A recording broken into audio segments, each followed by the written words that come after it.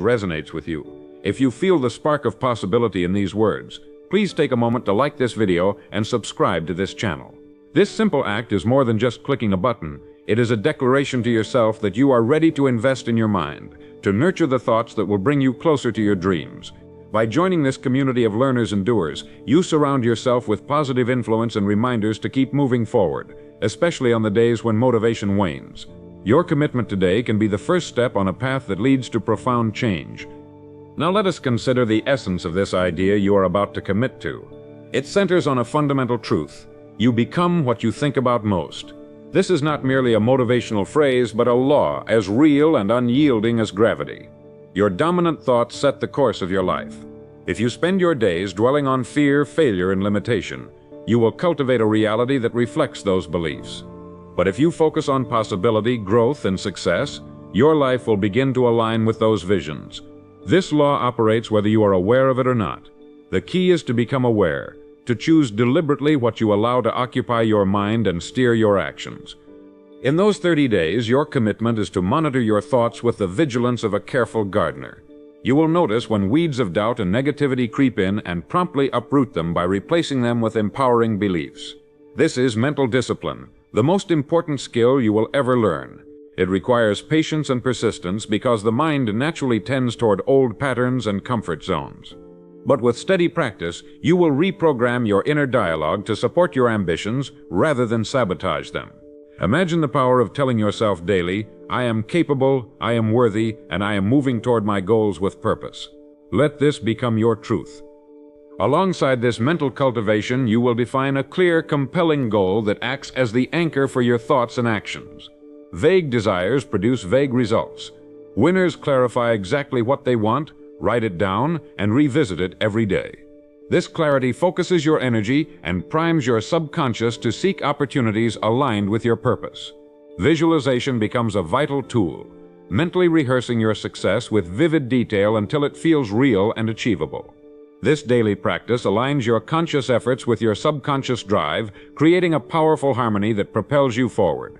It is the bridge between intention and reality. Action is the indispensable partner to thought. Without action, even the most positive mindset remains potential unrealized. During these 30 days, you will take consistent, deliberate steps toward your goal, no matter how small. Each action reinforces your belief and builds momentum. Remember, motivation often follows action, not the other way around.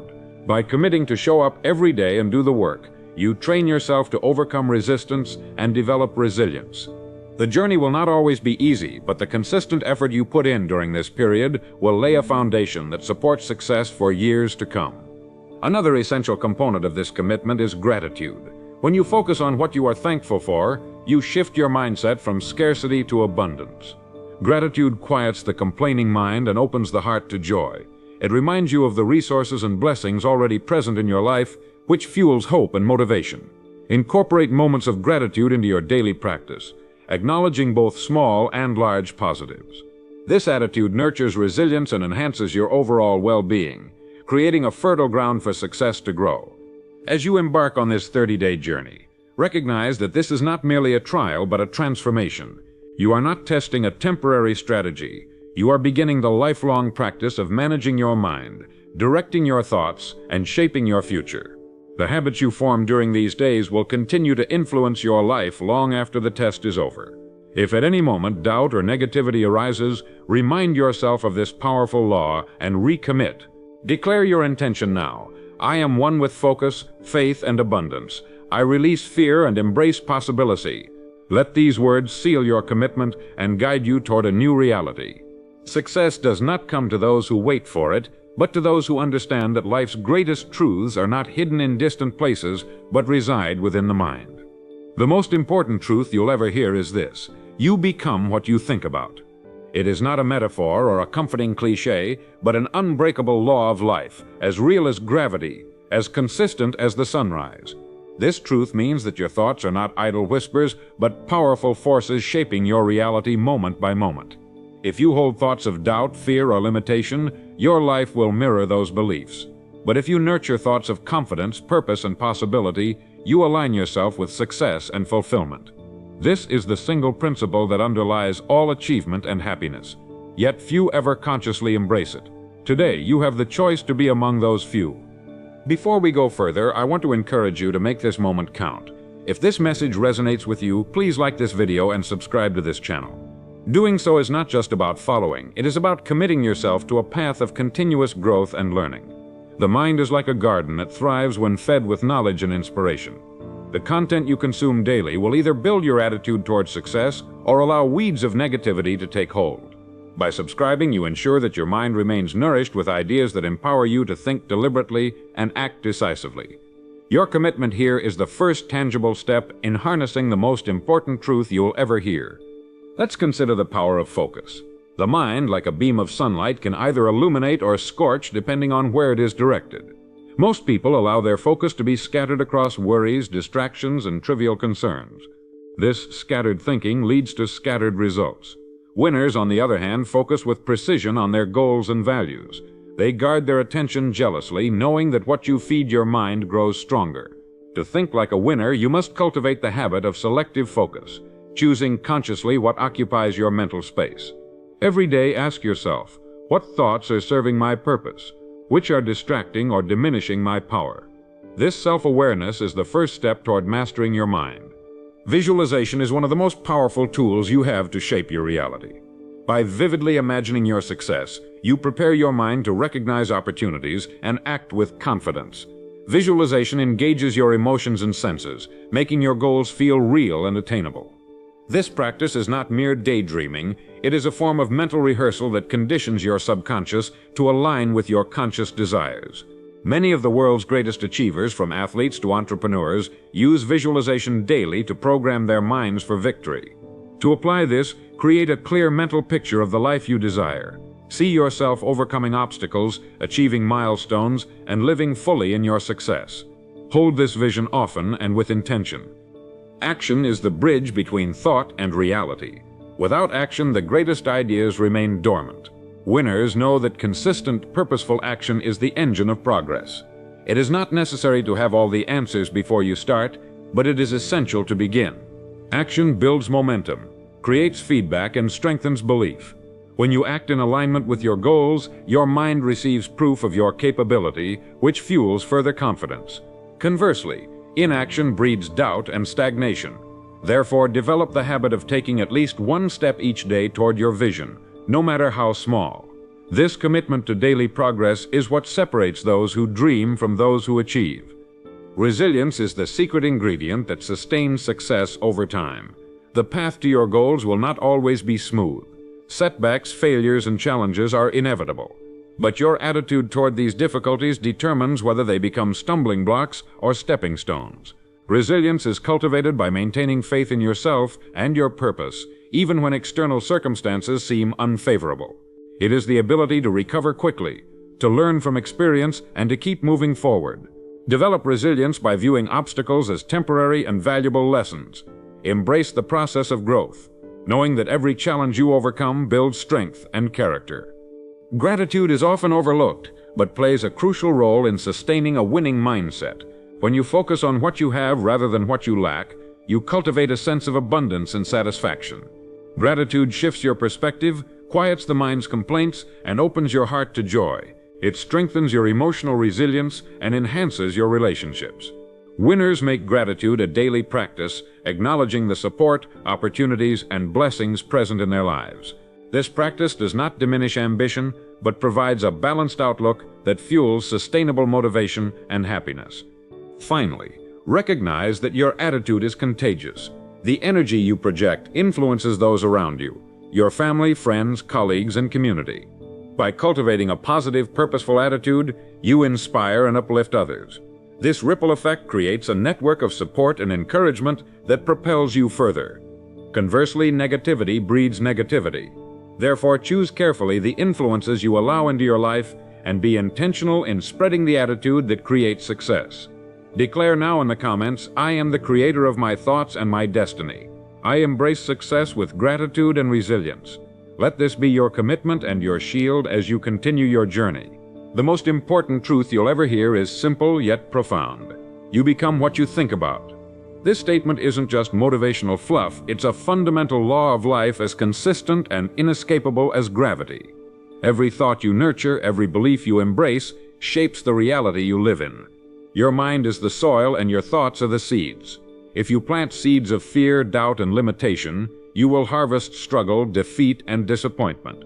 But if you plant seeds of faith, purpose, and possibility, you will cultivate success, peace, and abundance. This is the truth that underlies every great achievement and every fulfilled life. No matter your circumstances, your age, or your background, this law holds true. I want you to imagine for a moment the power locked within your mind. It is like a vast, fertile field, capable of growing anything you choose to plant. Yet many people wander through life unaware of this power. They let their minds be filled with weeds of negativity, worry, and complacency. They are content to drift, reacting to life rather than creating it. But you listening now have the opportunity to break free from that cycle. You can begin to cultivate your mind with care, deliberately choosing the thoughts that will serve your highest goals.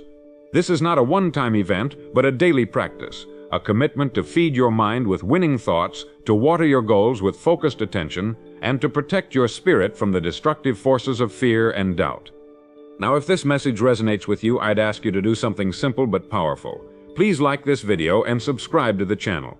It's not just a click, it's a declaration that you are ready to take control of your thoughts, to nurture a mindset of success and resilience. By subscribing, you ensure that these powerful truths continue to nourish your mind, helping you stay focused on the path of growth and achievement. Remember, the company you keep, even digitally, influences your mindset. Surround yourself with ideas and voices that uplift and empower you. Make this commitment to yourself today, and watch how it transforms your approach to life. The path to thinking like a winner begins with clarity. You must know precisely what you want, not vaguely or in general terms, but with sharp focus and detailed intention. Vague desires produce vague results. Clear goals act like a beacon, guiding your thoughts and actions each day. Write your goals down, carry them with you. Visualize them regularly until they become part of your mental landscape. This practice aligns your subconscious with your conscious intent, setting powerful forces in motion. You will begin to notice opportunities and ideas that support your goals appearing in your life.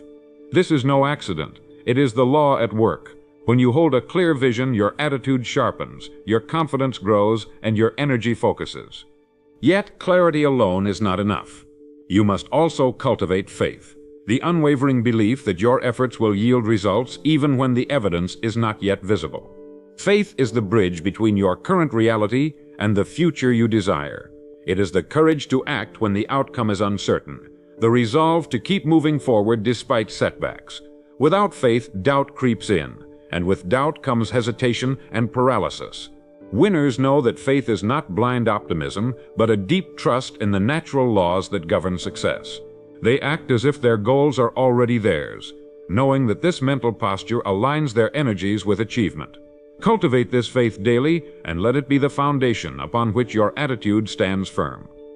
Discipline is the engine that powers this process. It is easy to feel motivated in moments of excitement or inspiration, but true winners maintain their attitude through discipline, especially when motivation wanes. Discipline means showing up every day to feed your mind with positive thoughts, to review your goals, to take purposeful action, and to guard against negativity. It transforms intention into habit and habit into character. Without discipline, even the clearest vision and strongest faith can falter. Build routines that support your growth. Protect your time and energy. Say no to distractions and negativity. This steady, consistent effort is what separates those who dream from those who achieve. Another vital aspect is resilience, the ability to bounce back from failure and keep going. Life will test you. You will encounter obstacles and disappointments. Your attitude will be challenged. But resilience is not an innate trait. It is a learned skill cultivated through experience and choice.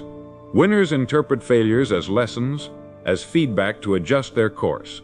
They do not see setbacks as signs to quit, but as necessary steps on the journey.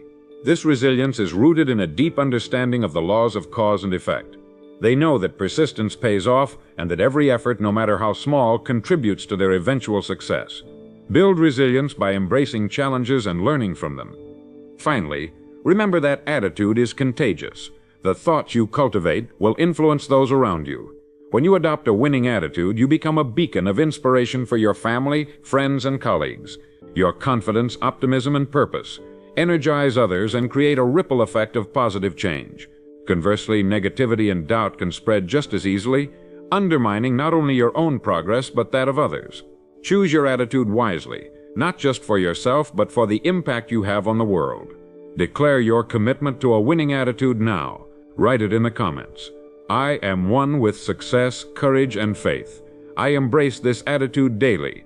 Let this be your affirmation, your guiding truth as you move forward. The most important truth you'll ever hear begins with a simple yet profound realization. Your life is shaped by your thoughts. This is not a mere suggestion or an inspiring idea to be filed away and forgotten. It is a universal law as constant and reliable as the laws of physics. The very fabric of your reality is woven by the beliefs you hold and the thoughts you nurture daily. When you grasp this truth, it becomes the cornerstone of every decision you make and every action you take. Your mind is the fertile soil from which all your experiences grow. If you plant thoughts of fear, doubt, and limitation, you will harvest a life constrained by those very things. But if you plant thoughts of courage, faith, and purpose, you will reap a life filled with opportunity and success. This is the law that governs human experience, and understanding it fully is the key to unlocking your potential. This law demands that you become vigilant over your mental landscape. Just as a gardener must tend carefully to the plants he cultivates, you must watch closely what thoughts you allow to take root in your mind. Negative and destructive thoughts are like weeds. They spread quickly and choke out the life of your ambitions. It requires daily discipline to uproot these weeds and replace them with empowering beliefs. You must become the master of your mind, the captain of your ship, steering it away from the rocks of despair and toward the shores of hope. This mental vigilance is not a burden but a privilege. The greatest power you have as a human being is the ability to choose what you think about and consequently what you become. Cultivating this powerful mindset involves more than awareness. It requires action.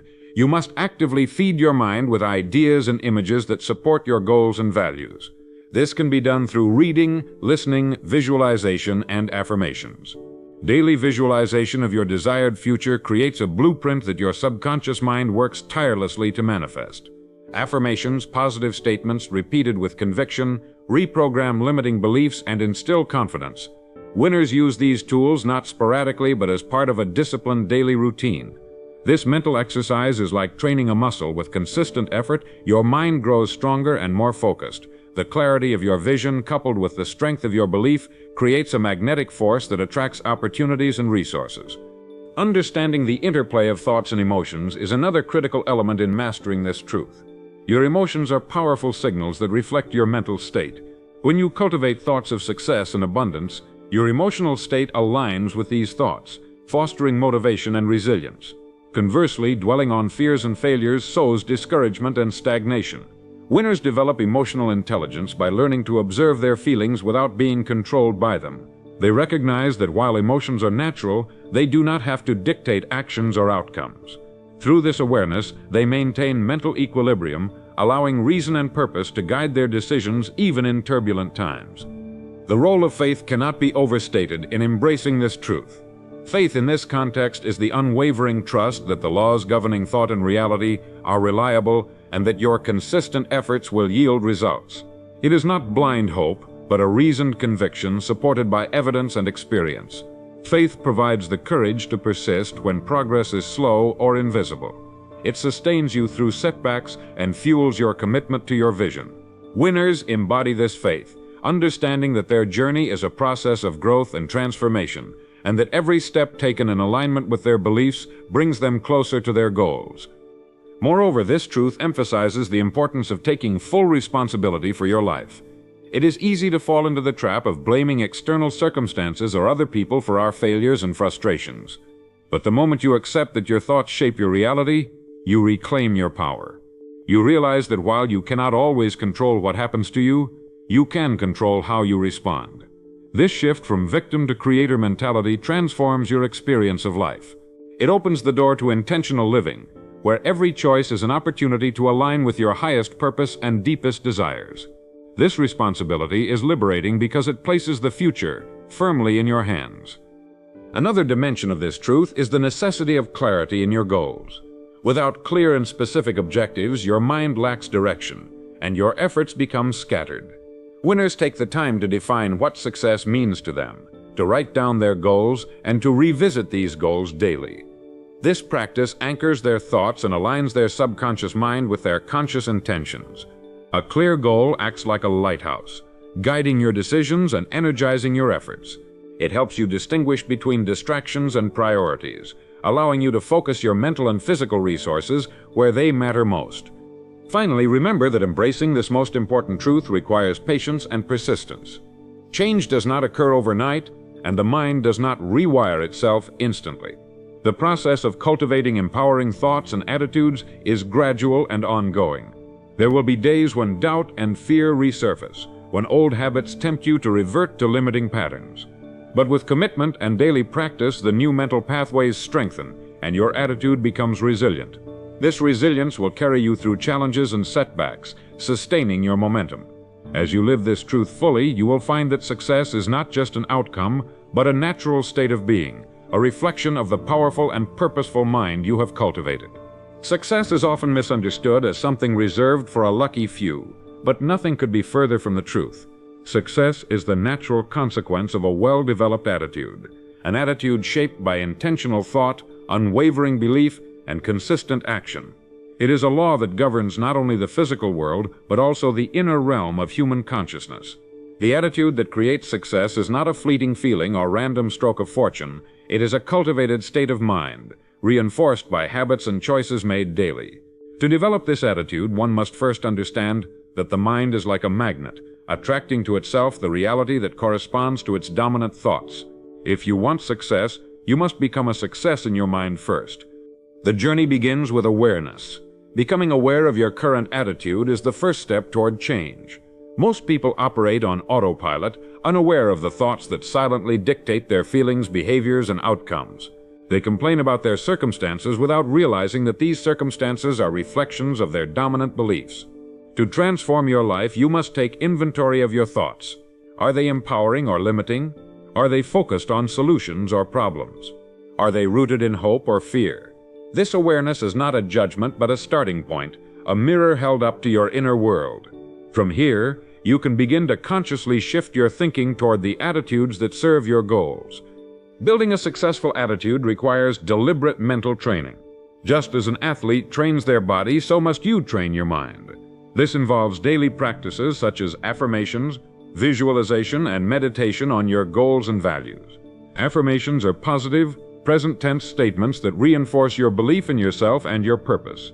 Visualization involves vividly imagining the achievement of your goals, engaging all your senses to create a compelling mental image. Meditation calms the mind and creates space for clarity and focus.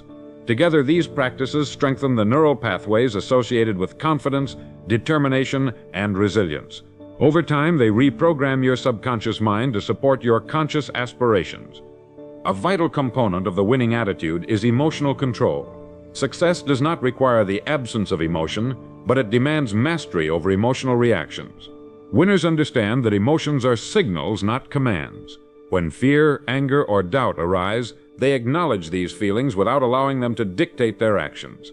They develop the habit of responding thoughtfully rather than reacting impulsively. This emotional discipline creates mental stability and resilience, enabling consistent progress despite setbacks. It also fosters better relationships and decision-making, as clear thinking prevails over emotional turbulence.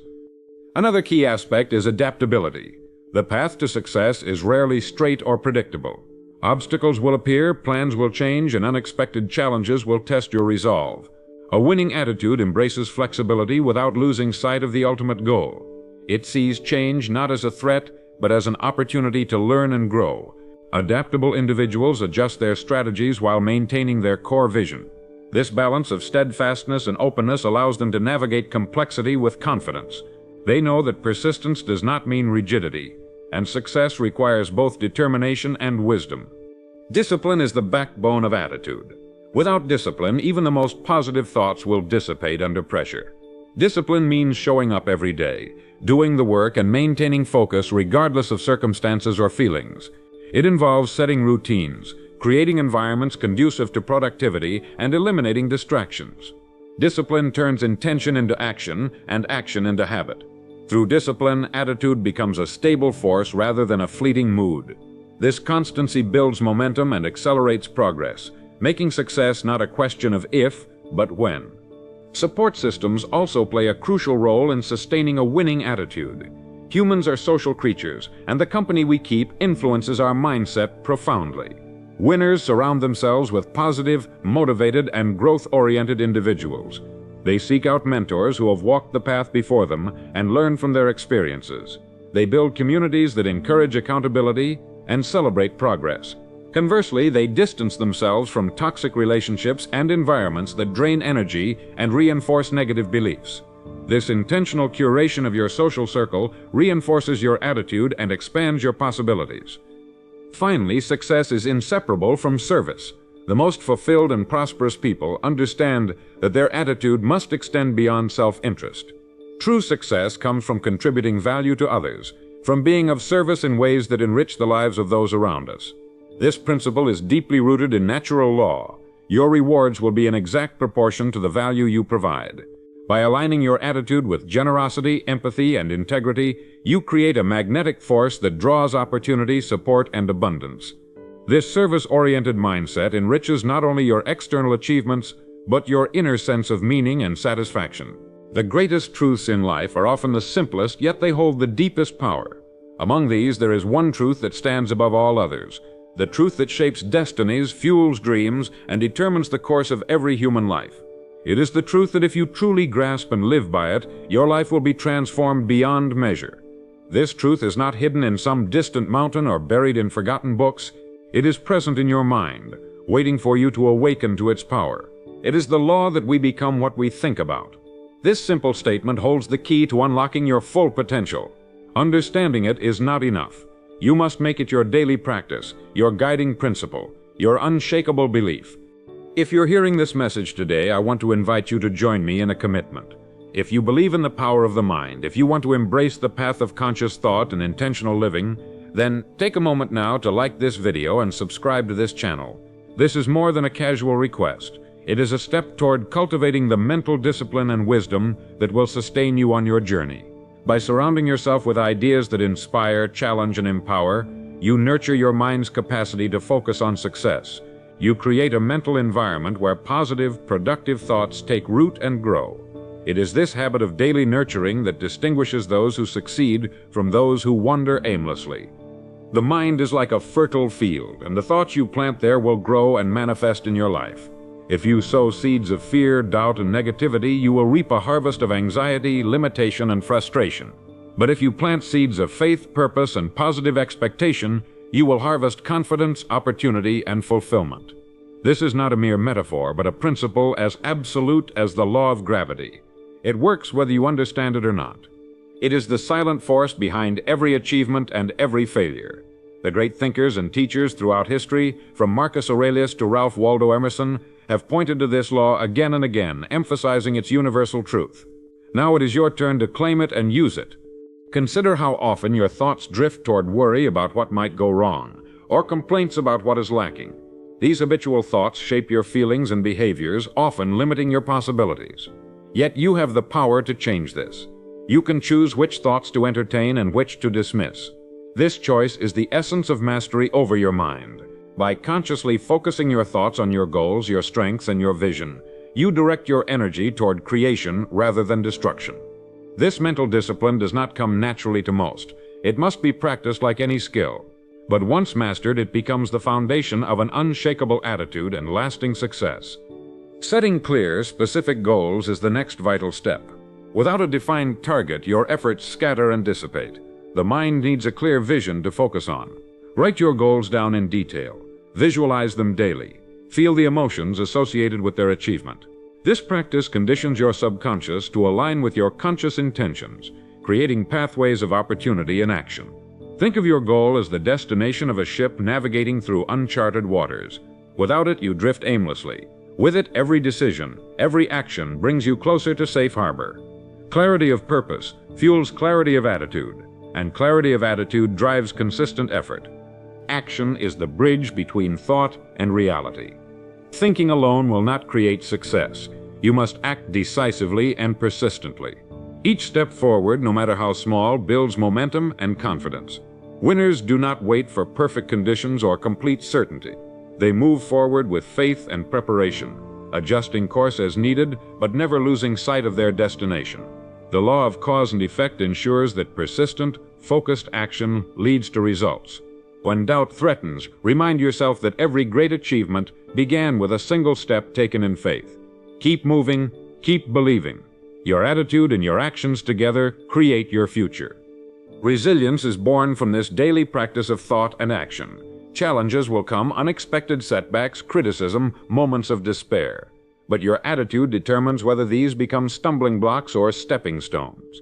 Winners view adversity as a test of character and an opportunity for growth.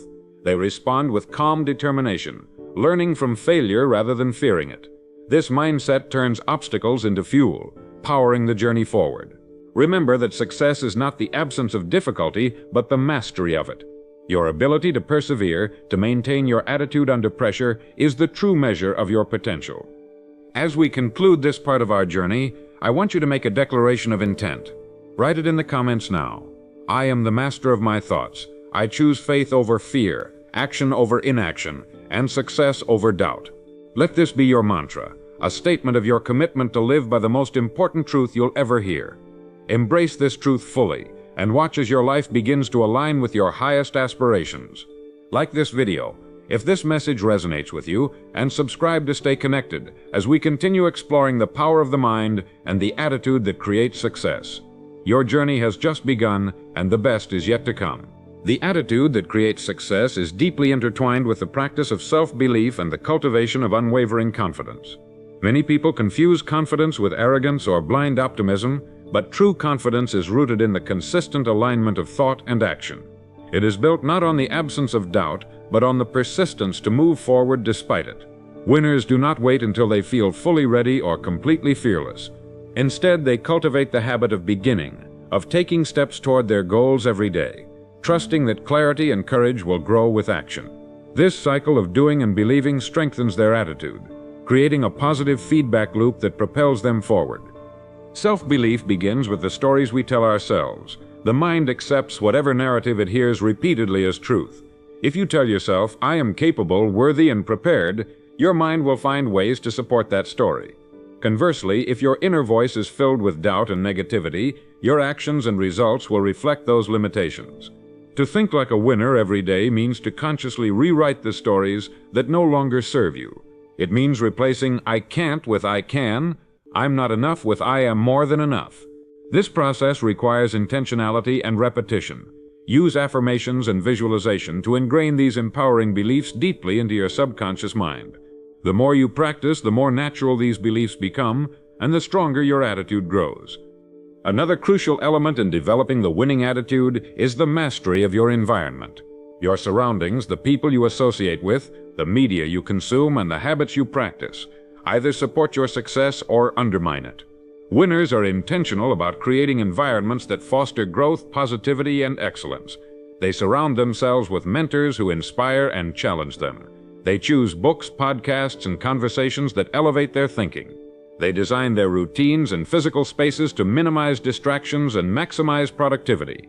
By managing your environment, you create a fertile ground where your winning attitude can thrive and your goals can flourish. Discipline plays a central role in sustaining the attitude that creates success. It is easy to feel motivated on a good day, but true winners maintain their attitude through discipline even when motivation wanes. Discipline is the bridge between goals and accomplishment. It ensures that consistent effort is applied over time, turning ideas into reality.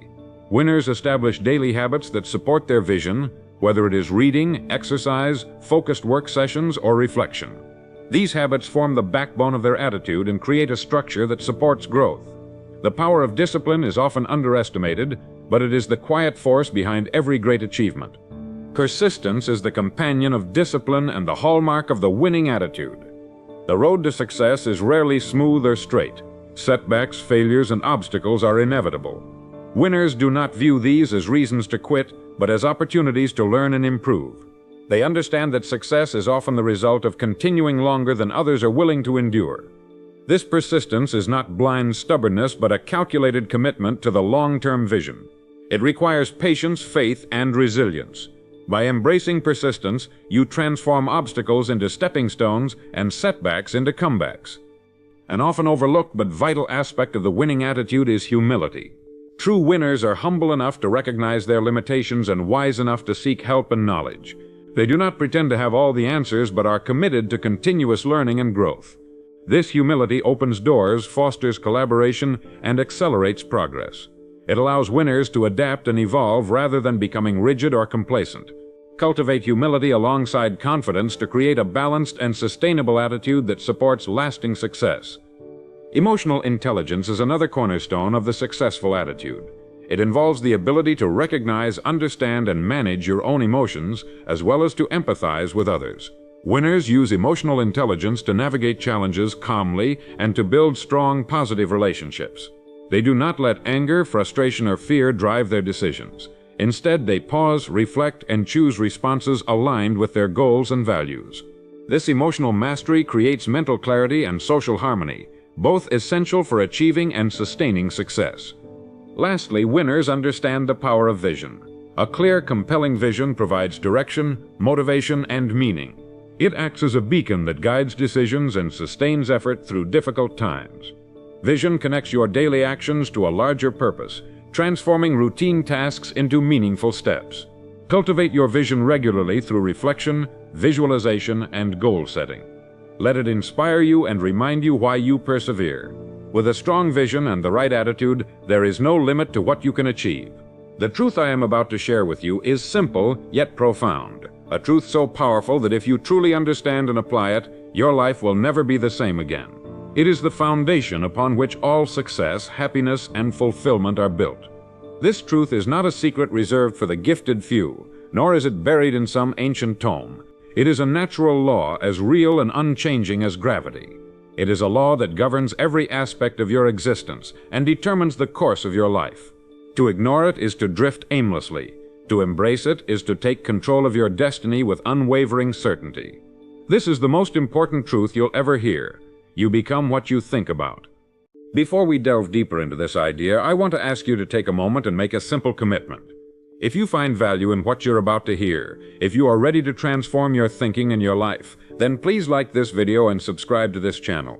Not merely as a formality, but as a declaration that you are serious about nurturing your mind with ideas that empower and uplift. Surround yourself with wisdom that feeds your soul and fuels your purpose. Remember, your thoughts shape your reality. If you neglect the mind's garden, weeds of doubt, fear, and limitation will choke out your potential. But when you feed it with knowledge and faith, it blossoms with opportunity and success. This is the first step in embracing this truth fully. Now consider the incredible power that resides within your mind. Every invention, every great achievement, every moment of joy began as a thought. The mind is the original creator. It can build empires or destroy them. It can inspire greatness or foster despair. This is not mere philosophy. It is backed by countless examples throughout history. Men and women who dared to believe in their vision, who cultivated thoughts of success and possibility, changed the course of their lives and often the world. On the other hand, those who allowed their minds to be dominated by fear and doubt seldom rose above their circumstances. You hold in your mind the power to shape your world. But like any power, it requires direction, discipline, and understanding. We become what we think about. This is a law, and it is unbreakable. When you think about failure, you set yourself up to experience failure. When you dwell on limitation, you create a life bounded by those limits. But when you think about success, about growth, about service to others, you open yourself to those very things. This is why it is so important to guard your thoughts vigilantly. Just as a farmer tends his crops, we must tend our thoughts, pull out the weeds of negativity, and plant seeds of faith and determination. This requires conscious effort, especially in a world full of distractions and negative influences. But the rewards are immense. Your attitude, your beliefs, and your expectations become the blueprint for your future.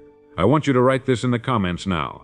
I am one with wealth and wisdom, free of fear and doubts. Make it your mantra. The next step in embracing this truth is clarity of purpose. Winners know exactly what they want. They set clear, specific goals that guide their thinking and actions. Vague desires produce vague results. If you want to achieve greatness, you must define it precisely. Write your goals down, review them every day. Visualize yourself achieving them in vivid detail. This practice programs your subconscious to work toward those ends, aligning your thoughts, emotions, and behaviors. It creates a magnetic force that draws opportunities and resources to you. Without clear purpose, your mind wanders, energy dissipates, and momentum stalls. With it, your life takes on direction, focus, and meaning. The power of positive thinking is not just about repeating affirmations or pretending everything is perfect. It is about training your mind to recognize possibilities rather than obstacles. It is about choosing faith over fear, hope over despair, and action over procrastination. Winners are not immune to negative thoughts or difficult emotions, but they do not allow these to dominate their consciousness. They acknowledge them briefly and then return their focus to their goals and their vision. This mental discipline creates resilience and determination, enabling them to persist through setbacks and challenges. Every moment spent thinking positively strengthens the foundation of your success. Understanding and applying this truth also means taking full responsibility for your life. You cannot control every event, but you can control your reaction to those events. Winners accept this responsibility and refuse to blame others or circumstances for their failures. They look inward for solutions and take action to change their situations. This shift from victimhood to ownership empowers you and releases you from the chains of self-pity and excuses. By embracing responsibility, you take control of your attitude and therefore your future. This is the hallmark of those who succeed where others falter. Finally, embrace this truth as a daily practice. Every morning, choose the thoughts that will define your day.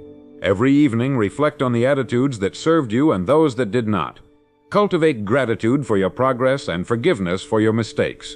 Surround yourself with people and environments that support your winning mindset. Keep your goals clear and your faith strong. Remember that this is not a one-time realization but a lifelong commitment. The law is clear. You become what you think about. Choose your thoughts with care, and you will shape a life of abundance, joy, and success beyond your greatest dreams. How you think today decides who you'll be tomorrow. This is not merely a catchy phrase or a motivational platitude. It is a profound and unchanging truth, one that has been echoed by sages, philosophers, and successful people across all ages. Your thoughts are the seeds you plant in the fertile soil of your mind. Just as a farmer who plants corn cannot expect to harvest weeds, the nature of your thoughts inevitably determines the harvest of your life. If you feed your mind with doubt, fear, and negativity, you will find yourself trapped in cycles of frustration and defeat. But if you nourish your mind with faith, clarity, and purpose, you will build a foundation for success and fulfillment. This is the fundamental law of personal transformation, and understanding it is the most important step you can take toward shaping your destiny. If you're hearing this message today and find it resonating within you, I want to invite you to take a moment to like this video and subscribe to this channel. Not as a favor, but as a deliberate commitment to yourself, a commitment to cultivate your mind daily with ideas that empower and elevate. Surround yourself with voices and teachings that encourage growth and positive action. The environment in which your mind lives is as important as the thoughts you choose to nurture. By engaging with content like this regularly, you build the mental habits that sustain a winning attitude. So take this simple action now, and let it mark the beginning of a new chapter in how you think and live. Let me share with you a truth so powerful that it has shaped the lives of the world's greatest achievers. You become what you think about most of the time. This is not speculation or wishful thinking. It is a natural, universal law. Your dominant thoughts shape your character, your actions, and ultimately your results. This law applies equally to all of us, regardless of our background, education, or circumstance. Whether you are consciously aware of it or not, your mind is continuously molding your reality in alignment with your thoughts. This is why those who cultivate a positive, determined, and focused mindset rise above adversity and achieve extraordinary things. They think about their goals, their values, and their purpose consistently, and their lives reflect that focus. But how often do we allow our minds to wander into negativity? How often do we feed it with worry, doubt, and fear? These are the weeds that choke the garden of the mind. To succeed, you must become vigilant in guarding your thoughts. The moment you notice a negative thought, replace it with one of strength and possibility. For example, instead of saying, "I can't do this," Affirm, "I am capable and prepared." Instead of, "This is too hard," say, "Every challenge brings me closer to my goal." This is the discipline of the mind, and it requires daily practice. The more you do it, the more automatic it becomes. You train your mind to favor thoughts that serve your highest good, creating a powerful internal environment for success. To further strengthen your mental foundation, you must set clear and specific goals. The mind cannot direct itself effectively without a target. Think of a ship without a destination. It will drift aimlessly, vulnerable to the winds and currents. But a ship with a fixed course will navigate safely to port. Write down your goals in detail. Review them morning and night. Visualize yourself already in possession of what you desire. This daily focus conditions your subconscious to work relentlessly toward your success. It sharpens your decisions, aligns your actions, and sustains your motivation even in difficult times. Clear goals are the compass that guides the attitude that creates success. I want to emphasize that cultivating this mindset is not about ignoring reality or pretending difficulties do not exist. It is about interpreting those difficulties through the lens of possibility. Winners do not deny setbacks, they welcome them as teachers. They ask, "What can I learn from this? How can I adapt?" This mindset transforms obstacles into opportunities. It fosters resilience, the ability to persist and thrive despite challenges. When your attitude embraces this perspective, you become unstoppable. You develop the emotional strength to face uncertainty with calm confidence, knowing that every step is part of your growth. Another cornerstone of success is service, the willingness to provide value to others. The attitude that creates success understands that prosperity is not a solitary achievement, but a shared one. The more you serve, the more you receive. This is a universal law, as sure as the law of gravity. Those who seek only to take will find their efforts unsustainable. Those who give generously, who create value and uplift others, build lasting success. Align your attitude with generosity and integrity. Let your goals be intertwined with the desire to improve the lives of others. This service mindset opens doors, builds trust, and creates opportunities beyond what you could achieve alone. Before closing this part, I want you to make a declaration. Write it in the comments below. I am one with purpose, wisdom, and faith, free of fear and doubt. Let these words be the banner you carry forward. This declaration is more than words, it is an activation of the law that you become what you think about. Choose your thoughts wisely. Tend the garden of your mind with care and diligence, and watch as your life transforms in harmony with the powerful truth you have embraced. Remember, how you think today decides who you'll be tomorrow. Visualization is a powerful tool to strengthen your attitude and focus. Imagine yourself already living the life you desire. See the details, the sights, sounds, emotions, and actions involved. Picture yourself succeeding with confidence, overcoming obstacles with grace, and enjoying the fruits of your labor. This mental rehearsal programs your subconscious to align with your conscious goals. It prepares your mind to recognize opportunities and act decisively. Winners make visualization a daily practice, knowing that what the mind vividly imagines, it begins to realize. It bridges the gap between where you are and where you want to be. Finally, embrace the responsibility and power you hold over your own mind. No external force can dictate your thoughts unless you allow it. The attitude that creates success is yours to cultivate and maintain. It requires daily effort, patience, and persistence. It means choosing to think like a winner every day, no matter the circumstances. And it means understanding the profound truth that your thoughts today decide who you will be tomorrow. I invite you now to make your commitment known. Write in the comments, "I choose to think like a winner today and every day." Let these words be the foundation of your new mindset and a beacon that guides your journey forward. How you think today decides who you'll be tomorrow. It's a statement so simple yet so profound that it has echoed through the teachings of every great mind and spirit throughout history. Your thoughts are the architects of your destiny. They build the foundation upon which your life is constructed. Yet most people give this incredible power away, allowing their minds to drift like leaves in the wind, buffeted by circumstances and opinions. But you and I know better. We understand that to master your life, you must first master your mind. This means becoming deeply aware of your daily thoughts and consciously choosing those that will serve your highest good and greatest potential. It means rejecting the doubts and fears that have held you back and replacing them with faith, clarity, and purpose. Now, before we dive deeper, I want to ask a simple favor. If this message resonates with you, if you're ready to take control of your thoughts and begin shaping your future, please take a moment to like this video and subscribe to this channel. It may seem small, but it is an act of commitment to yourself. You are telling your mind that you value wisdom and that you are ready to nurture your thoughts with the kind of content that fuels growth and success. Surround yourself with ideas that inspire and instruct. This is the first step toward changing your mental landscape and, consequently, your life. You are not alone on this journey. We walk it together, fueled by the power of deliberate thought.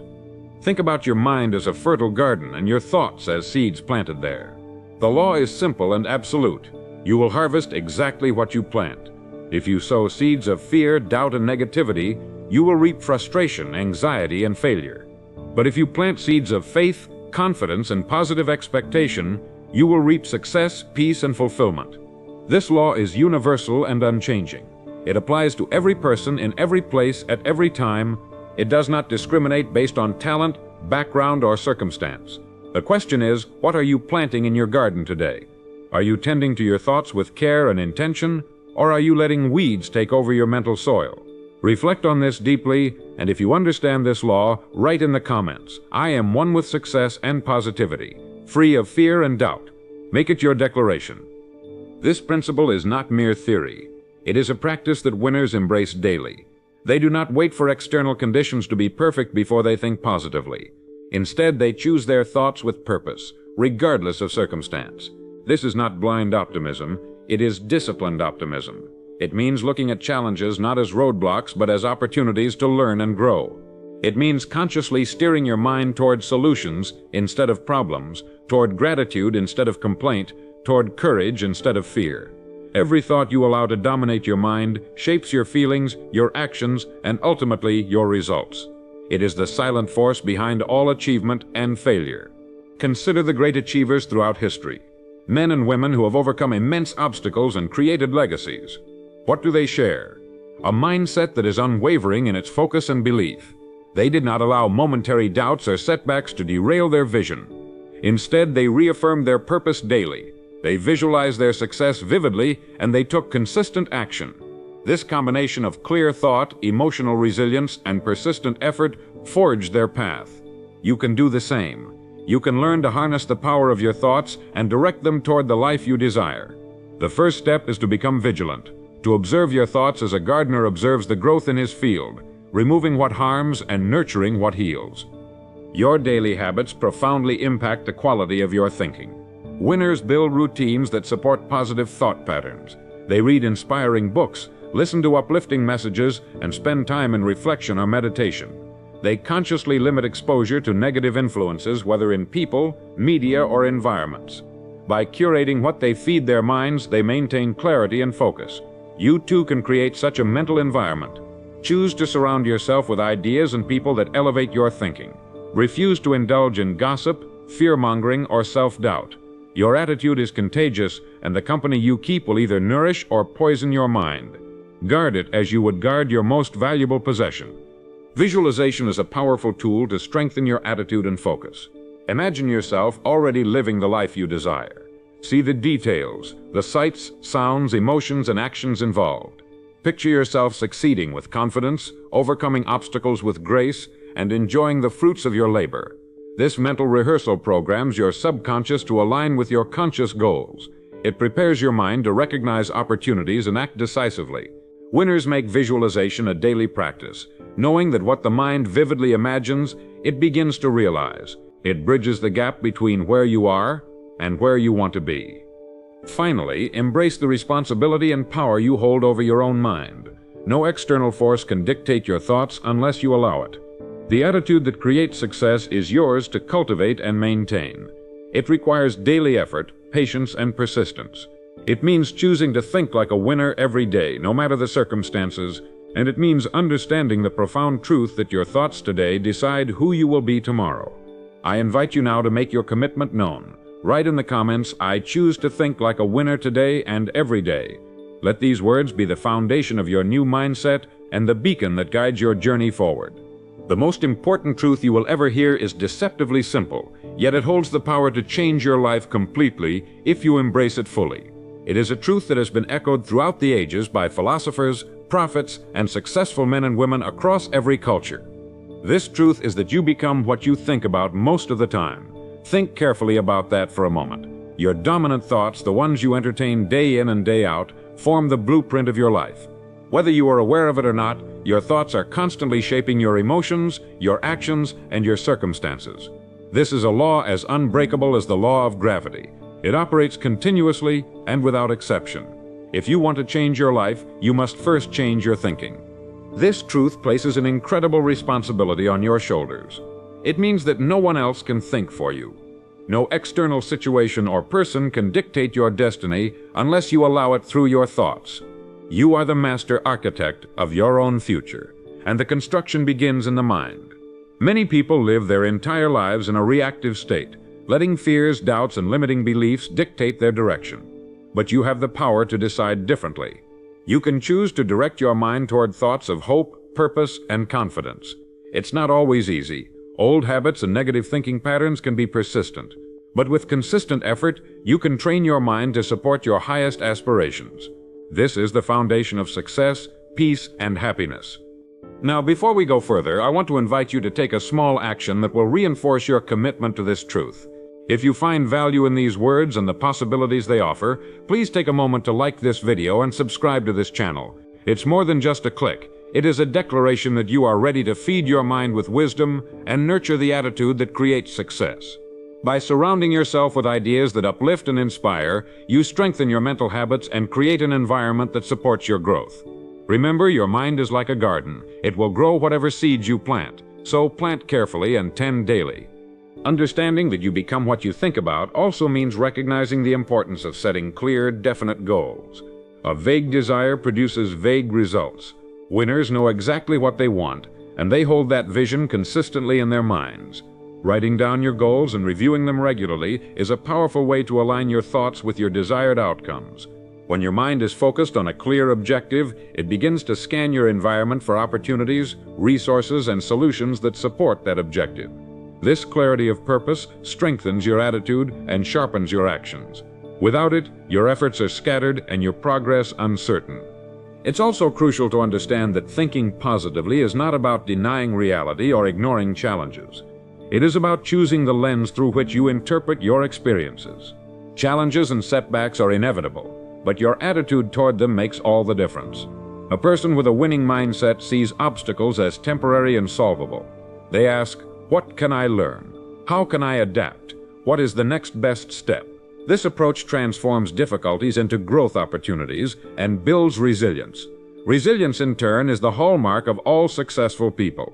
It allows you to maintain your focus and motivation even when the path becomes difficult. Another vital element in cultivating this truth is the power of visualization. Winners vividly imagine their success before it manifests. They picture themselves achieving their goals, engaging all their senses to create a mental experience that feels real and attainable. This practice programs the subconscious mind, aligns emotions with purpose, and boosts confidence. Visualization is not wishful thinking. It is a rehearsal for reality. It prepares your mind and body to act in ways that support your vision. Make visualization a daily habit and watch as your actions become more aligned with your desires. Gratitude is a subtle but transformative companion to this truth. When you focus on what you already have and appreciate the good in your life, you create a mindset of abundance. Gratitude quiets complaints and fosters optimism, which energizes your efforts and attracts positive experiences. It balances ambition with contentment, creating a sustainable attitude that nurtures both peace and progress. Incorporate gratitude into your daily practice, and you will find your outlook and results improving in tandem. Finally, I want to leave you with a call to action that will cement this truth in your life. Declare aloud or write in the comments, "I am the master of my thoughts. I choose to think about success, abundance, and purpose. I release fear, doubt, and limitation." This is not mere words, but a powerful affirmation that engages your mind and spirit. Repeat it daily as you begin to build the attitude that creates success. Remember, this truth is not just something to understand intellectually, but something to live by. You become what you think about most, so think with intention, act with purpose, and embrace the life you are destined to create. The most important truth you'll ever hear is simple yet profound. You become what you think about most of the time. This isn't a theory or a suggestion. It is a law as immutable and reliable as the laws of physics. From the moment you wake up to the moment you close your eyes, your thoughts shape your reality. The quality of your thoughts determines the quality of your life. If your mind is filled with doubt, fear, and limitation, your life will mirror those feelings in ways both subtle and obvious. But if you choose to focus on success, faith, and possibility, your life will begin to transform accordingly. This truth is the foundation upon which all achievement rests. It is the hidden power behind every act of creation, every breakthrough, every victory. Understanding and embracing this law is the first step toward mastery of your destiny. Now, as we begin this journey, I want you to take a moment and do something important for yourself. If you find value in this message, if these ideas resonate with you even a little, I encourage you to like this video and subscribe to this channel. This small action is more than just a click. It is a commitment to feeding your mind with wisdom and truth. You see, the company we keep, even the information we consume, plays a critical role in shaping our thoughts and attitudes. By choosing to engage with content that uplifts and instructs, you are planting seeds in your mind that will bear fruit in your life. So if you are ready to take control of your thoughts and your future, join this community of seekers, and do not let this be a one-time encounter, but a daily habit of growth. Let me share with you why so many people fail to realize their potential. It is not because they lack ability or opportunity, but because they do not understand this law. They drift through life, their minds cluttered with doubts, fears, and conflicting desires. Their thoughts are like a ship without a rudder, tossed by every passing wave. Without a clear direction, their energy is scattered, and their efforts become ineffective. They expect success to come by chance or external aid, unaware that the power to create that success resides within their own minds. This lack of understanding leaves them vulnerable to circumstance and undermines their confidence. But the moment you grasp that you become what you think about, everything changes. You move from victim to victor. You become the captain of your own fate. Consider the mind as fertile soil. What you plant there, whether seeds of fear, doubt, and limitation, or seeds of courage, faith, and vision, will grow and multiply. The land does not choose what to nurture, it simply returns what is sown. In the same way, your mind cannot distinguish between positive and negative thoughts. It will nurture whatever you repeat and focus on most consistently. This is why mental discipline is so crucial. Winners understand that it is not enough to hope for success. They must consciously plant the seeds of success daily. They feed their minds with affirmations, visualizations, and the study of ideas that empower. They reject negativity and cultivate resilience. They know that their mental garden determines the harvest they reap. Many great teachers throughout history have recognized this truth.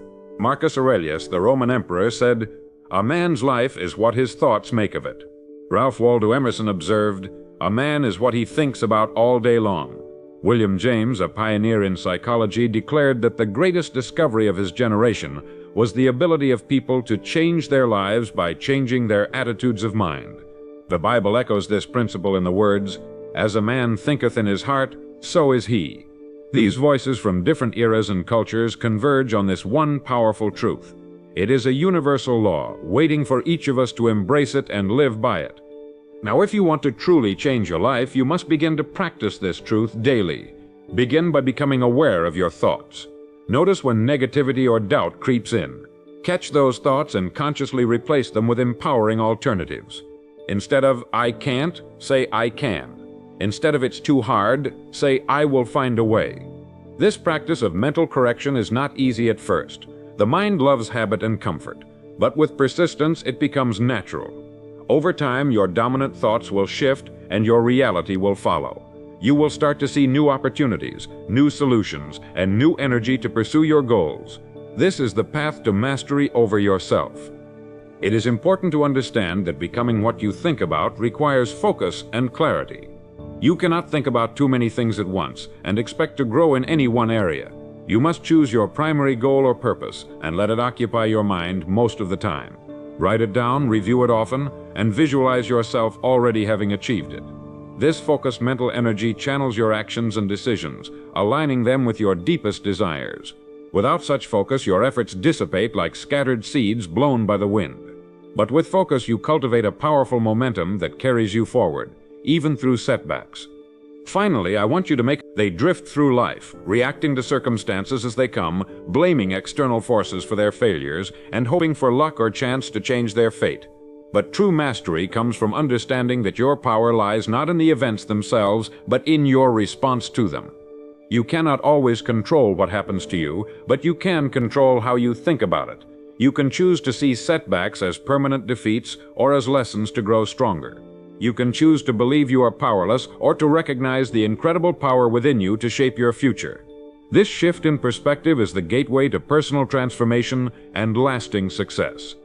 To harness this truth, you must become vigilant over your thoughts. Begin to observe them without judgment, as a scientist would observe a phenomenon. Notice the recurring patterns. Are they thoughts of hope and possibility, or are they filled with fear and limitation? This awareness is the first step to change. You cannot change what you do not see. Once you recognize the thoughts that hold you back, you can begin to replace them with thoughts that serve your highest good. This process takes time and patience, but it is the most valuable investment you will ever make. Your thoughts are the architects of your future. Choose their blueprint wisely. A powerful way to reinforce this truth is through affirmation.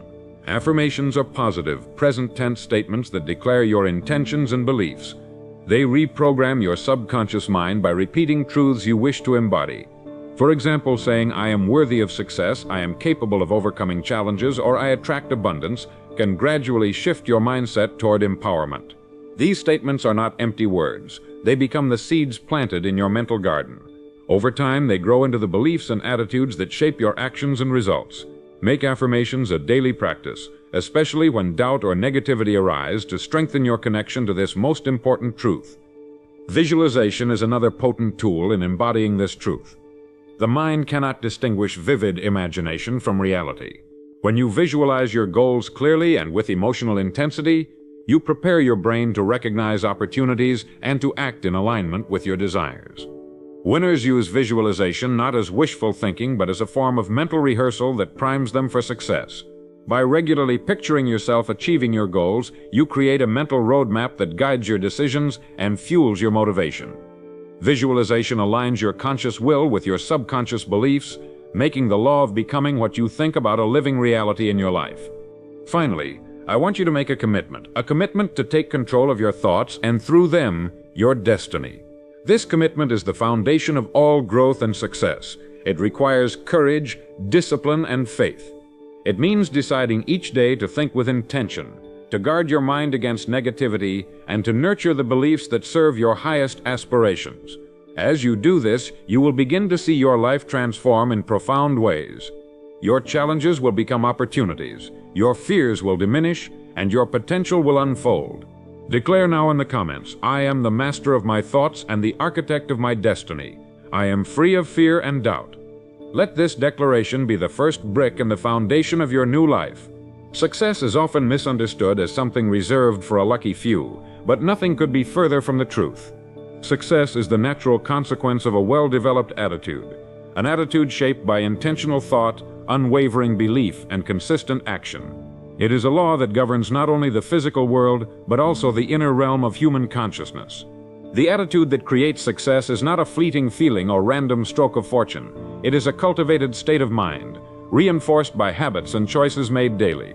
To develop this attitude, one must first understand that the mind is like a magnet, attracting to itself the reality that corresponds to its dominant thoughts. If you want success, you must become a success in your mind first. The journey begins with awareness. Becoming aware of your current attitude is the first step toward change.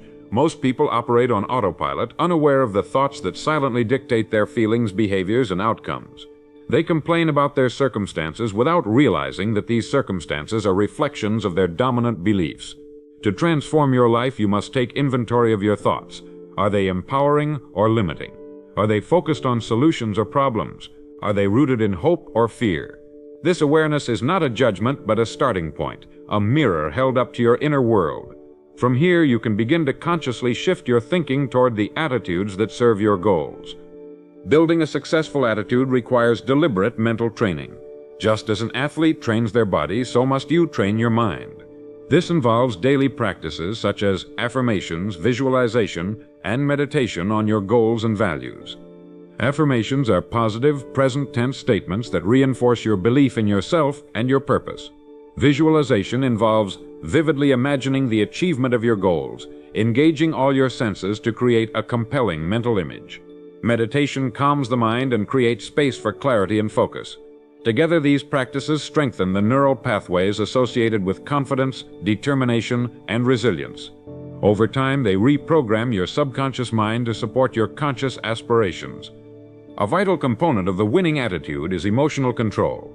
Success does not require the absence of emotion, but it demands mastery over emotional reactions. Winners understand that emotions are signals, not commands. When fear, anger, or doubt arise, they acknowledge these feelings without allowing them to dictate their actions. They develop the habit of responding thoughtfully rather than reacting impulsively. This emotional discipline creates mental stability and resilience, enabling consistent progress despite setbacks.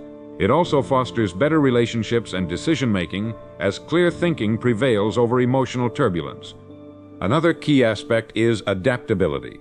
The path to success is rarely straight or predictable. Obstacles will appear, plans will change, and unexpected challenges will test your resolve. A winning attitude embraces flexibility without losing sight of the ultimate goal. It sees change not as a threat, but as an opportunity to learn and grow. Adaptable individuals adjust their strategies while maintaining their core vision. This balance of steadfastness and openness allows them to navigate complexity with confidence. They know that persistence does not mean rigidity, and success requires both determination and wisdom. Discipline is the backbone of attitude. Without discipline, even the most positive thoughts will dissipate under pressure. Discipline means showing up every day, doing the work, and maintaining focus regardless of circumstances or feelings. It involves setting routines, creating environments conducive to productivity, and eliminating distractions. Discipline turns intention into action, and action into habit. Through discipline, attitude becomes a stable force rather than a fleeting mood. This constancy builds momentum and accelerates progress, making success not a question of if, but when. Support systems also play a crucial role in sustaining a winning attitude.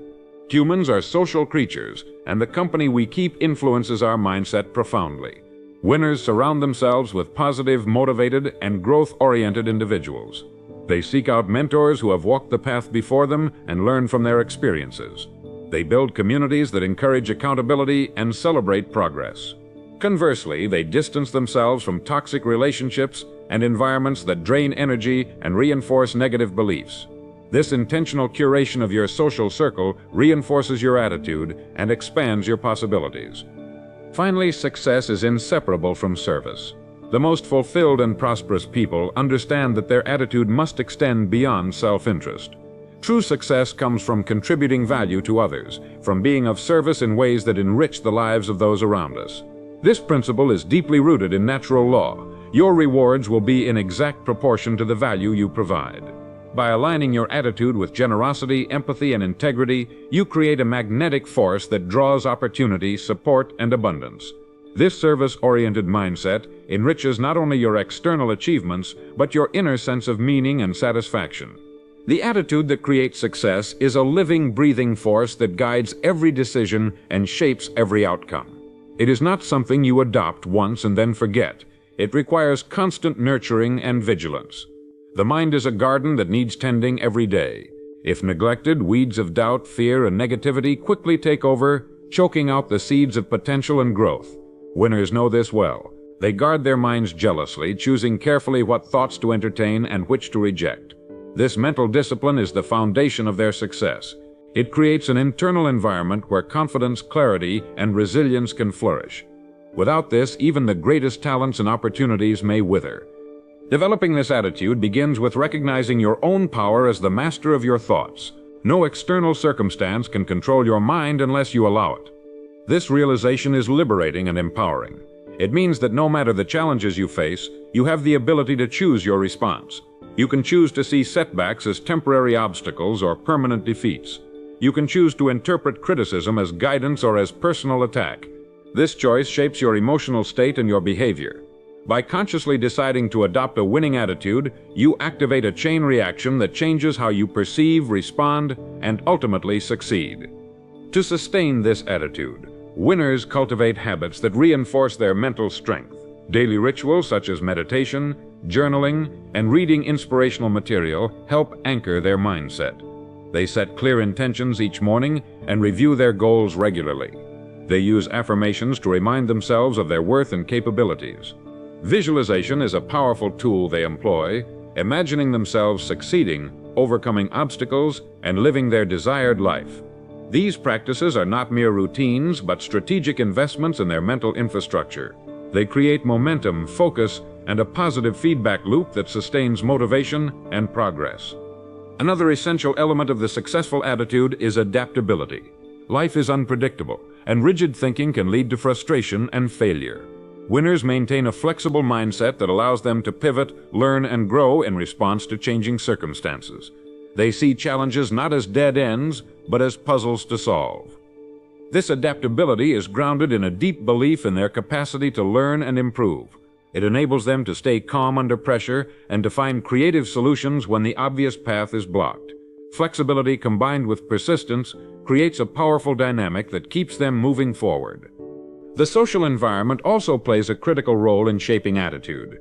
Winners surround themselves with positive influences, mentors, peers, and communities that support growth and excellence. They seek out feedback and accountability, recognizing that isolation breeds complacency. Conversely, they avoid toxic relationships and environments that drain energy and reinforce negative beliefs. By intentionally choosing their company and inputs, they create a supportive context that amplifies their attitude and achievements. Remember, your mindset is contagious. The people you associate with will either uplift or undermine your winning attitude. Emotional regulation is a further cornerstone of the successful attitude. Winners acknowledge their emotions but refuse to be ruled by them. They develop the capacity to pause, reflect, and choose their response rather than reacting impulsively. This emotional intelligence fosters resilience and clarity, enabling better decision-making and healthier relationships. It prevents minor setbacks from escalating into destructive cycles of doubt and despair. Instead, winners treat emotions as data, valuable signals that guide but do not control. This mastery of emotion strengthens the foundation of their attitude and sustains their journey toward success. Finally, winners embrace service as a principle integral to success. They understand that true prosperity is not about accumulation but contribution. Their attitude is oriented toward creating value for others, whether through their work, their relationships, or their community. This service mindset aligns them with a universal law. The more you give, the more you receive. It opens doors, builds trust, and creates lasting impact. Service enriches not only the receiver but the giver, fostering a sense of purpose and fulfillment that transcends material gain. By embedding service in their attitude, winners cultivate a legacy that endures beyond their individual achievements. The truth that will change your life is simple but profound. Your mind is the master key to everything you desire. Everything you are, everything you will become, is first created in the fertile soil of your thoughts. This is not an abstract idea, but a universal law as constant and unyielding as the law of gravity. What you think about most of the time is what you will become. If your mind dwells on failure, fear, or limitation, you will attract those very things into your life. But if you choose to think of success, confidence, and abundance, you will create a future rich with opportunity and fulfillment.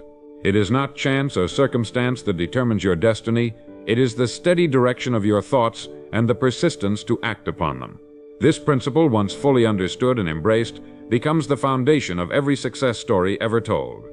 Confidence is not born of circumstance, but of belief. Belief in your ability to learn, adapt, and overcome. Winners are not those who are never afraid. They are those who face fear and move forward anyway. They understand that courage is a choice, one made repeatedly with each step taken toward their goals. This courage grows through action. Each time you push beyond doubt, you reinforce the mindset that you are capable and worthy.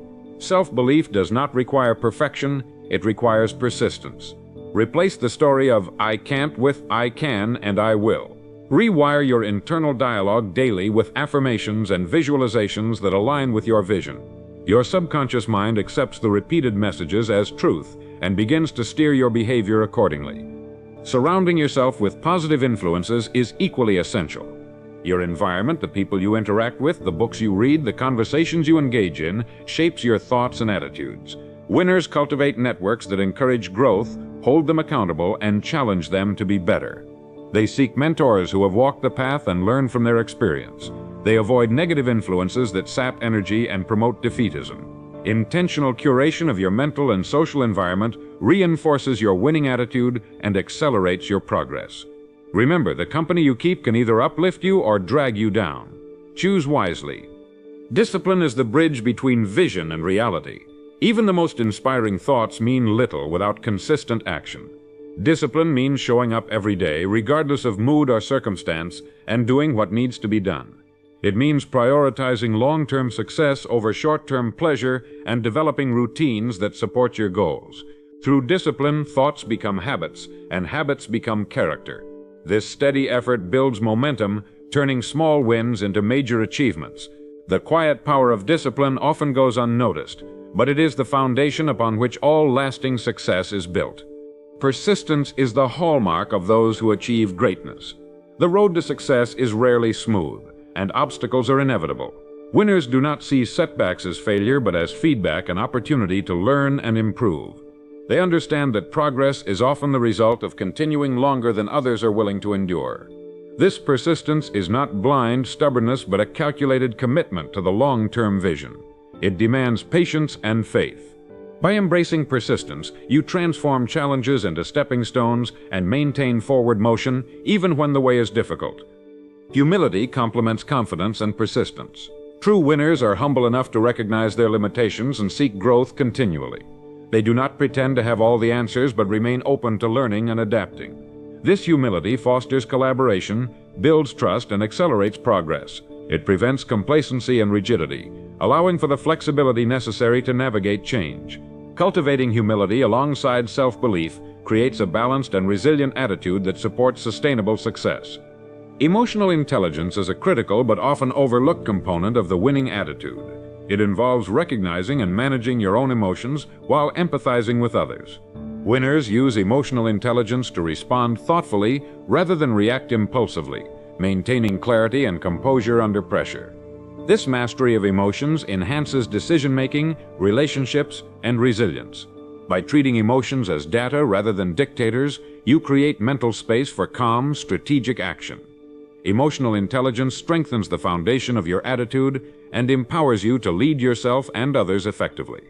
Vision provides direction and meaning. A clear, compelling vision connects your daily actions to a larger purpose, transforming routine tasks into meaningful steps. It sustains motivation and focus through challenges and delays.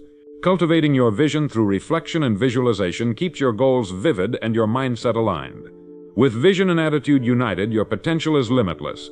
Your journey toward success becomes not just a series of achievements, but a purposeful and fulfilling life. The attitude that creates success is not a one-time achievement, but a lifelong commitment to growth, resilience, and purposeful action. It is a choice renewed daily, sometimes moment by moment, as life tests our resolve and challenges our beliefs. Success is not reserved for those who never face hardship, but for those who cultivate an attitude that allows them to persevere and thrive despite it. This attitude is grounded in faith, in the belief that no matter how difficult the circumstances, you have the power within to shape your destiny. It is a faith that is not blind, but tested and proven through action. To live this way is to embrace a calling far greater than personal gain. It is to dedicate yourself to becoming the best version of yourself every day. As we come to the close of this part of our journey, I want to leave you with a powerful truth. Your attitude shapes your reality. It colors your perceptions, influences your choices, and determines your results. To think like a winner every day is to live intentionally, to harness the full power of your mind, and to navigate life with clarity and courage. But more than that, it is to inspire others by the example you set. Your attitude is contagious. It influences your family, your friends, your colleagues, and your community. When you choose to embody strength, hope, and determination, you light a path that others will want to follow. This is the legacy of the winning attitude, not just success for yourself, but empowerment for those around you. I encourage you now, as you reflect on everything we have explored, to make a public declaration of your commitment. Write in the comments below, "I choose to live with a winning attitude. I am focused, resilient, and purpose-driven. I inspire success in myself and others." Let these words be a banner you carry throughout your days, a reminder of the mindset that will guide you through every challenge and triumph. Remember, the law is absolute. We become what we think about. Choose your thoughts carefully. Cultivate your attitude diligently, and watch as your life transforms in ways beyond your imagination. Before we part, I invite you to like this video, subscribe to the channel, and share this message with someone who needs to hear it. Engagement is not just a metric, it is a commitment to building a community of winners who uplift each other. By sharing, you become part of a movement that spreads hope, wisdom, and empowerment. Together, we can cultivate the attitudes that create success, not just for ourselves, but for generations to come. Remember, your attitude is the wind in your sails. Set your course and sail boldly into the future you deserve. Now, as you prepare to continue your journey, remember that the process of cultivating a winning attitude is ongoing. It requires vigilance, self-reflection, and a willingness to confront and overcome internal obstacles. You will face moments of doubt, fatigue, and temptation to revert to old patterns. These moments are tests of your commitment, opportunities to strengthen your resolve. When you stumble, remind yourself why you started. Reconnect with your purpose and your vision. Draw strength from the knowledge that every challenge you overcome builds the character and resilience necessary for lasting success.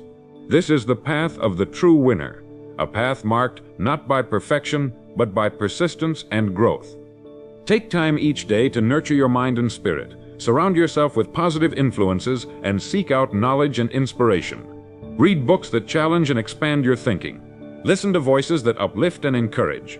Engage in practices such as meditation, journaling, or prayer that cultivate inner peace and focus. These habits create a fertile environment for your attitude to flourish and your goals to manifest. Remember, success is a journey of small, consistent actions aligned with a clear vision. Each day you invest in your attitude is a day you build a foundation for your future.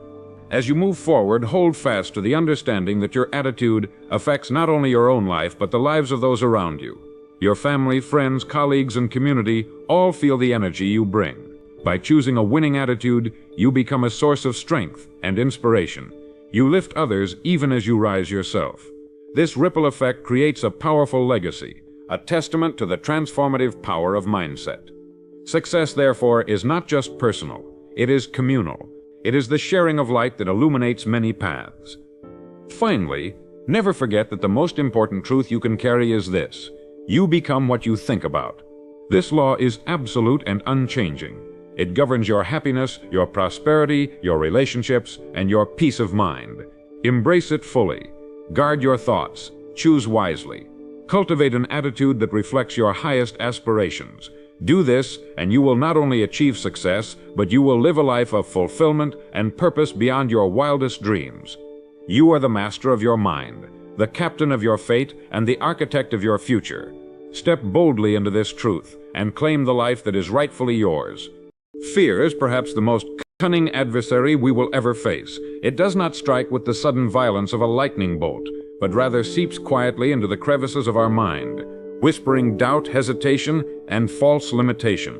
It's invisible, intangible, and yet left unchecked, it will rule your life more completely than any dictator or tyrant could ever dream of.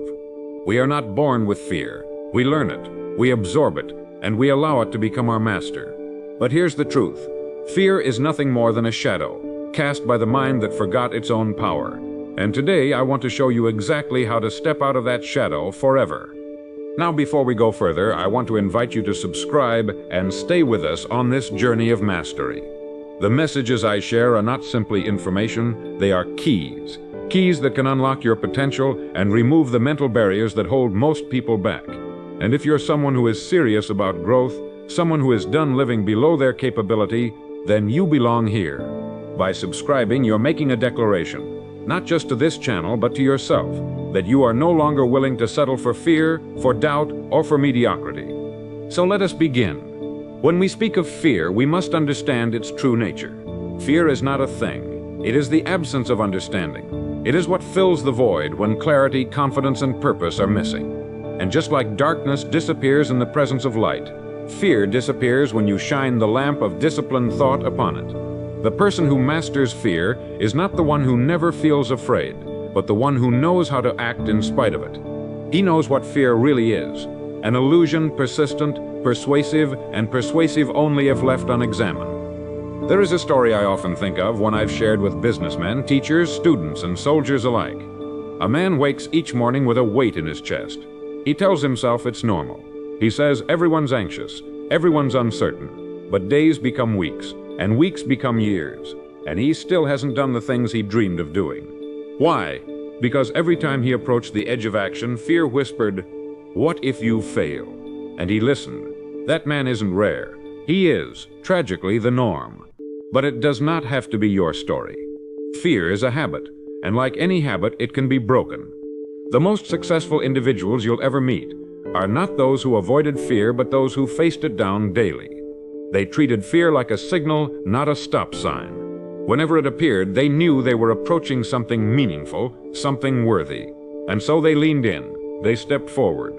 You see, fear protects nothing. It only postpones. It postpones the life you were meant to live. It stalls your talents. It delays your mission.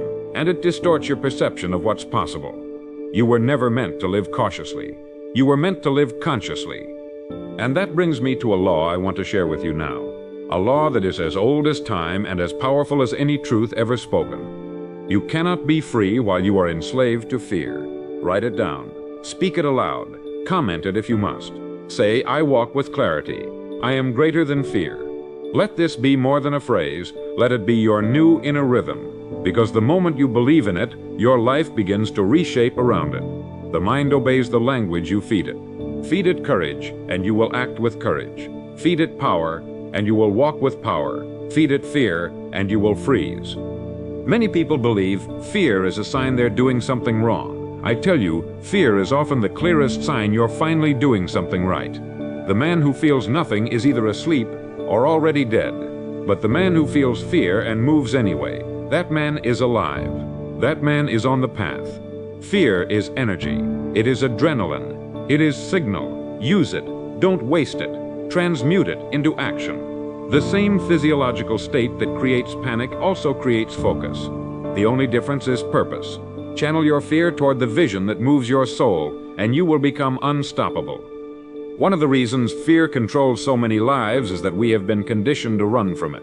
But think of a storm. It gathers above, dark and ominous. Most will seek shelter. But the eagle rises. It does not fight the storm. It uses the wind to lift itself higher. So must you. Don't fight fear. Rise above it. Use its pressure as the force that catapults you to a higher level of action, discipline, and clarity. Every time you feel fear and act anyway, you build the habit of resilience. And habit, not talent, is what ultimately defines the victorious life. You cannot wait for fear to disappear. You must walk through it. Action is the antidote. Movement defeats hesitation. Clarity comes through doing. When you feel uncertain, take a step. Any step. Fear lives in stillness. But in forward motion, it suffocates. The longer you wait to act, the louder fear becomes. So, start now. Not tomorrow. Not after the plan is perfect. Now, the world makes way for the man who knows where he's going. And that path is cleared not by hope, but by movement. The mind will believe what you prove to it through repetition. Tell it daily, "I am not afraid. I act with purpose. I am built to overcome." These are not just affirmations, they are commands, and your life, like a faithful servant, will follow. Remember, fear will always visit, but it does not have to unpack its bags. You can let it knock and still not open the door. That's your power. That's your choice. So here is your first test. Write down a fear you've been tolerating. Name it. Then decide what one action you can take today to move through it. And do it. Just one. It may be small, but it's not about scale, it's about direction. Mastery begins in motion. Let this be the day you declare with clarity and courage, "I am one with wealth and wisdom." Free of fear and doubts. Say it. Believe it. And then move as though it were true, because it is. Fear, once understood, begins to lose its power. But understanding alone is not enough. You must study fear as a mechanic studies his engine, not with superstition, but with precision. Fear thrives on vagueness. It multiplies in the unknown. But the moment you give it shape, the moment you define it, you begin to reclaim control.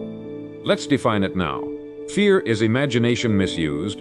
It is your greatest gift, your creative mind turned against you. You are the author of the story, yet fear tricks you into believing you are only a character. But the truth is, the same mind that creates fear can destroy it. The same imagination that builds castles of doubt can just as quickly construct a fortress of faith. The key is in your awareness. If you can see fear, you can face it. And if you can face it, you can defeat it. Let me ask you a question. How many opportunities have you allowed to pass simply because you feared discomfort? How many moments of greatness have slipped by because fear told you it wasn't the right time, or that you weren't ready, or that others would laugh? The reality is this: fear doesn't protect you. It only preserves your current limitations. It keeps you where you are. It builds a cage and paints the bars with just enough logic that you think you're being reasonable. But it's still a cage. It doesn't matter if it's gold-plated. If it limits your potential, it's a prison. And no man was born to live imprisoned by his own thoughts. If you truly want to master fear, you must first acknowledge that it will never fully leave you. And that's not a weakness, that's a gift. Fear is not to be destroyed, but redirected. Think of fire. In the wild, it consumes, but when harnessed, it warms your home. The same is true of fear. Unchecked, it ruins lives. Controlled, it sharpens them. The man who runs from fear remains its victim, but the man who turns and walks into it becomes its master. He begins to understand that fear is a compass pointing directly to the next level of his evolution. What you fear most often hides what you desire most. We live in a world where most people will spend their entire lives trying to avoid fear. They play it safe. They do what's expected. They never question the narrative. And at the end of it all, they regret not the things they did, but the things they didn't. Because the truth always catches up, that they were capable of more, that they listened to the wrong voice, and so they settle for comfort over courage, for safety over significance. But you, if you are still listening, you are not most people. You are one of the few who will walk toward the discomfort, not away from it. There is a great law that governs this. You will grow in direct proportion to the fear you are willing to face. Make it your declaration today. Write it, speak it, and comment it below. Say, I expand through fear. I advance through discomfort. This is the law of conscious expansion. Avoid what frightens you and you remain small. Face it and you become vast. That is how the few rise above the many. That is how the extraordinary emerge from the ordinary. Not by avoiding fear, but by forging their character through it. Take a look at the most respected people in history, the ones who changed the course of nations, ideas, and industries. None of them were without fear, but all of them chose not to serve it. Instead, they served purpose. They knew their mission was greater than their emotions, and so they acted anyway. Action in the face of fear is what builds legacy. It's what separates those who speak about dreams from those who manifest them. The man who acts despite fear builds confidence, and confidence, once built, becomes a silent force that moves mountains. If you want to increase your confidence, stop seeking comfort. Comfort does not grow courage, only tension does.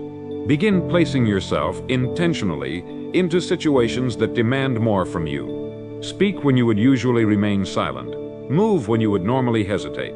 Take the shot, make the ask, start the project. Not for perfection, but for proof. Proof that you are not bound by fear.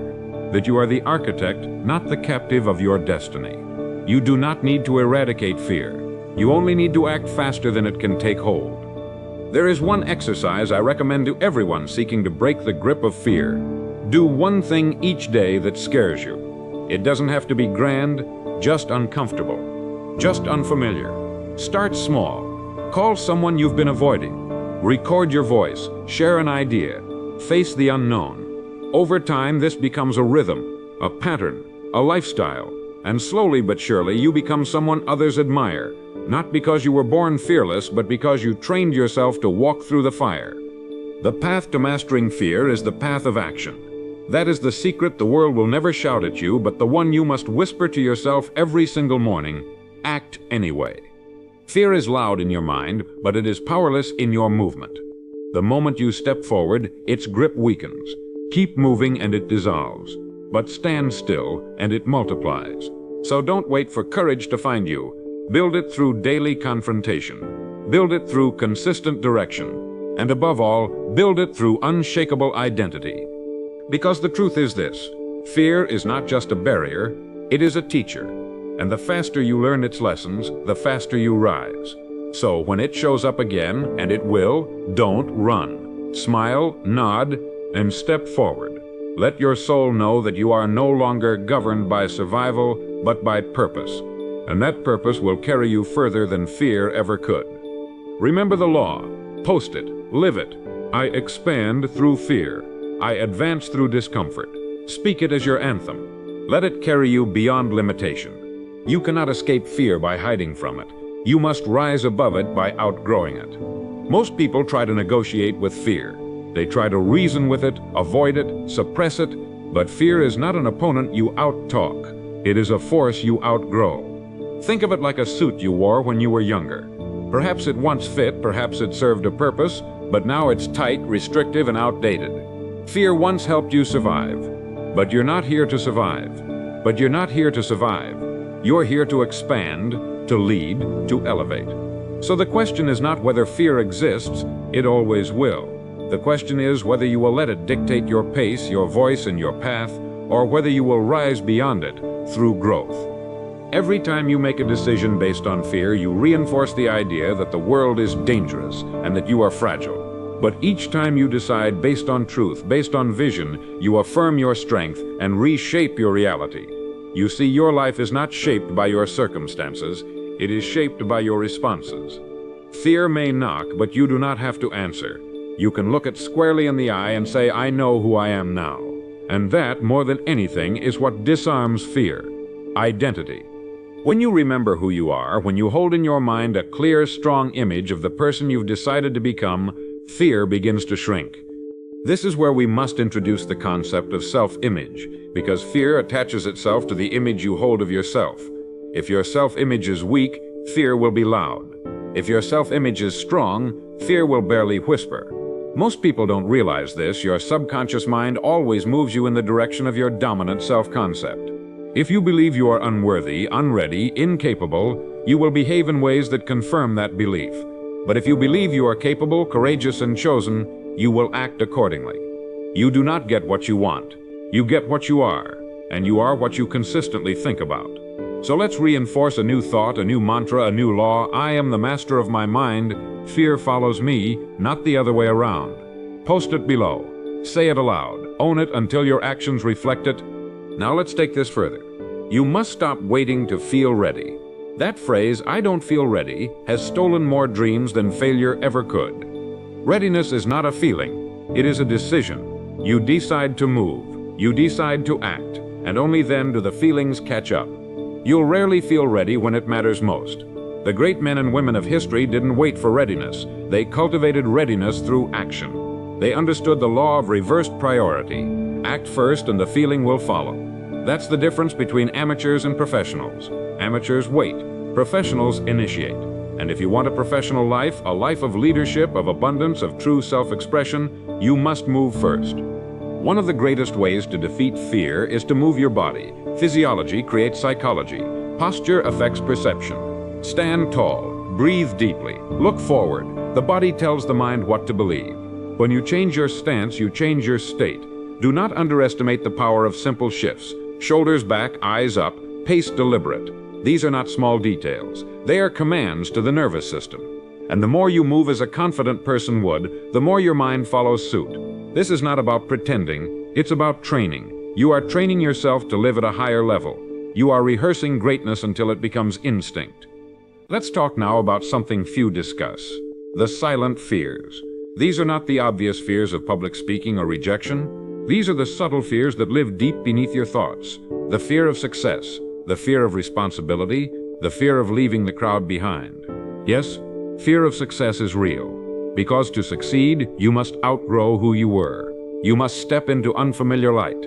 And that light exposes every doubt, every crack in your identity. It demands more of you. That's why people unconsciously sabotage themselves. Not because they're weak, but because they haven't yet built the self-concept strong enough to carry the weight of success. And so I challenge you today to take inventory. Ask yourself not what you're afraid of, but what fear is protecting. Often fear guards the threshold to your next level. It says, stay here, it's safe, you know this place, but you must ask, is safety worth the price of greatness? And is familiarity worth the cost of your calling? Most will say yes, and remain where they are. But a few, those who truly live, will say no. They'll burn the ships. They'll walk forward with no map, only a mission. They'll trade safety for significance, and to them, life reveals its treasures. There is another law I want you to remember, one that has proven itself across every generation, every field, every life. Your external life will never outpace your internal vision. If you cannot see yourself as bold, you will never act boldly. If you cannot see yourself as powerful, you will always act with hesitation. Vision is not luxury, it is requirement. So take a moment, close your eyes, and ask, who do I see when I picture myself successful? What is his posture, her pace, their presence? Get clear, because clarity cuts fear in half, and the clearer your identity becomes, the quieter fear becomes. Let me leave you with this. Fear is loudest at the edge of transformation. It senses change, it senses breakthrough, and so it howls. But that is not a warning. It is a welcome. It is the sound of your former self giving way to your future self. So do not turn back. Lean in. This is the moment, this is the signal. And when the mind resists, respond with action. When fear whispers, move louder than its voice. And when all else feels uncertain, hold to this law and repeat it until it becomes your truth. I am the master of my mind. Fear follows me, not the other way around. This is how greatness is forged, not in comfort, but in the fire. Mastery over fear is not achieved in a single moment. It is earned through repetition, through habit, through the deliberate crafting of one's inner world. It is not enough to understand fear intellectually. You must rewire the nervous system to respond to fear with clarity, not collapse. And this, like anything worth mastering, takes daily effort. You would not expect to lift a heavy weight if you've never trained your muscles. Why then expect to carry the burdens of destiny if you've never trained your will? Each day you must enter the arena of your mind and lift the weights of courage, intention, and conscious thought. For fear, like rust, eats most easily at an unpolished tool, and you were never meant to be anything less than sharpened steel. The brain, magnificent as it is, defaults to protection, not progression. Its primal instinct is safety. But safety and greatness are rarely found on the same road. The mind says, stay small, stay hidden, stay known. But the soul says, rise, risk, reveal. And so you are called to become the bridge between the two. The person who learns to override the fear-based impulse with a purpose-driven decision. You must not wait until fear disappears. You must act while it shouts. You must walk while it trembles. And you must speak while your voice shakes. Because the reward is not the absence of fear, it is the presence of power. Consider this. Every single breakthrough you've had in life was preceded by discomfort. You were afraid the first time you spoke up, the first time you applied, the first time you tried something new. But you did it anyway. And what happened? Growth, expansion, new identity. That was not a coincidence, that was a pattern. Fear marks the boundary between who you are and who you could be. And each time you cross that boundary, you don't just win, you evolve. But if you let fear stop you, you don't just stay the same, you shrink. Because the mind learns from inaction too. It says, every time I feel fear, I retreat. And soon it becomes a reflex. But that can be reversed, that can be retrained. The next time fear appears, and it will, I want you to pause and say, there it is, my signal, my compass, and then move. Not because the fear is gone, but because the purpose is stronger. This simple act of movement, of advancing while afraid, is the seed of every great transformation. It is not heroic in the beginning. It feels awkward. It feels unsure. But like a muscle, it strengthens. Like fire, it spreads, and soon it becomes who you are. You no longer need to hype yourself up. Courage becomes default. Confidence becomes baseline, and action becomes instinct. Now let me give you a powerful law, one that if lived will separate you from 95% of the world. Fear is a liar, but action reveals the truth. Let me say it again, because this is the hinge on which transformation swings. Fear is a liar, but action reveals the truth. Post it, speak it, engrave it into your being. Say, I reveal truth through action. I no longer listen to fear. The world is full of people paralyzed by lies. Lies about what could happen, what might fail, what others may say. But the few, the brave, the uncommon, they act. And in doing so, they discover. They discover that the monster was made of paper, that the wall was just a shadow, and that the fear was only as powerful as their belief in it.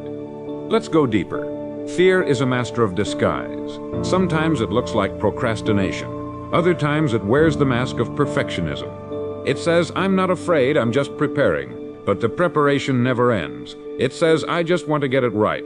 But what it really means is, I'm afraid to be seen getting it wrong. Strip back the language and you'll often find that fear is the real author behind the script. But once you recognize it, once you see through the costume, you can rewrite the part. You can fire fear as your director and hire purpose instead. We must become conscious of our language, because words are the software that programs our internal world. If you constantly say, I'm scared, I'm nervous, or I can't, your subconscious takes those as commands. But if you begin saying, I'm ready, I'm built for this, I am choosing courage, your subconscious aligns with that identity. You do not need to feel brave to speak brave. Speak first. The feelings will follow. The subconscious is loyal. It follows the voice that speaks with the most repetition and the most certainty. Make sure that voice is yours. Here's something practical. The next time fear rises up, do not analyze it. Do not debate it. Label it. Name it. Say this is fear. Then act. Train the mind to see fear as a trigger for motion, not a cue to pause. In time, the brain rewires itself. The response to fear becomes action. The signal becomes your strength. And what once paralyzed you becomes your path. This is how leaders are made, not in moments of ease, but in the forge of decision under pressure. This is how you become dangerous, in the best possible way. Dangerous to doubt. Dangerous to fear. Unshakable. Not because you never shake, but because you shake and still choose to rise. To all who are listening now, understand this. Fear will always knock. But with practice, it stops being the guest you entertain. It becomes background noise. Something you hear but do not heed. Something you feel but do not follow. And in that moment, you are free. Free not from fear, but from its control. And in that freedom, there is power. The power to become who you were always meant to be. The power to walk, speak, lead, and serve from a higher place. Not because you've never been afraid, but because you chose something greater. So once again, let this be your declaration. Let this be your code. I reveal truth through action. I reveal truth through action.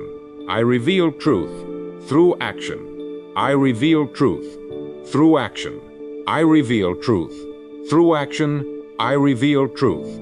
Downey Smope, Downey Doctor. Wary 7 Emission. I reveal truth reveal key. What was to was doubt it is truth reveal. I reveal truth reveal teeth down. One of the most misunderstood aspects of fear is its role in shaping identity. You see, fear doesn't just stop actions, it forms identities. A man avoids confrontation once, then twice, then 10 times. Eventually, he doesn't just act afraid, he believes he is someone who cannot face pressure. A woman hesitates to speak her mind. Over time, she stops even forming opinions. Fear creates repetition, and repetition creates identity. But here's the truth, your identity is not fixed. It is not fate. It is programmable. And fear only wins when you stop writing your own code. The moment you become aware that fear is shaping who you are, you reclaim the pen. You begin rewriting the story, not from the outside in, but from the inside out. Think of fear as a sculptor. It carves away parts of your potential unless you stop its hand. But if you interrupt the pattern, if you disrupt the script, you can reverse the process. You can sculpt yourself deliberately, consciously, powerfully. The first step is awareness. You must ask, who have I become because of fear? What thoughts, actions, or words have I abandoned to avoid discomfort? What version of myself is trapped behind the bars of fear-induced limitation? These are not easy questions, but they are necessary, because every moment you delay answering them, the more solidified that false identity becomes. And I say false because it is not who you truly are, it is who fear has made you pretend to be. Let me give you a principle that has the power to shake the foundation of fear. Nothing that fear tells you is final. It may sound convincing, it may echo with authority, but fear has no final word. It only has volume, and volume is not truth. Fear shouts to silence your intuition. It projects worst-case scenarios to keep you stuck in place. But the person who learns to pause, to listen deeper, hears something else, a whisper from within, that says, you were made for more. That whisper is often drowned by fear's noise.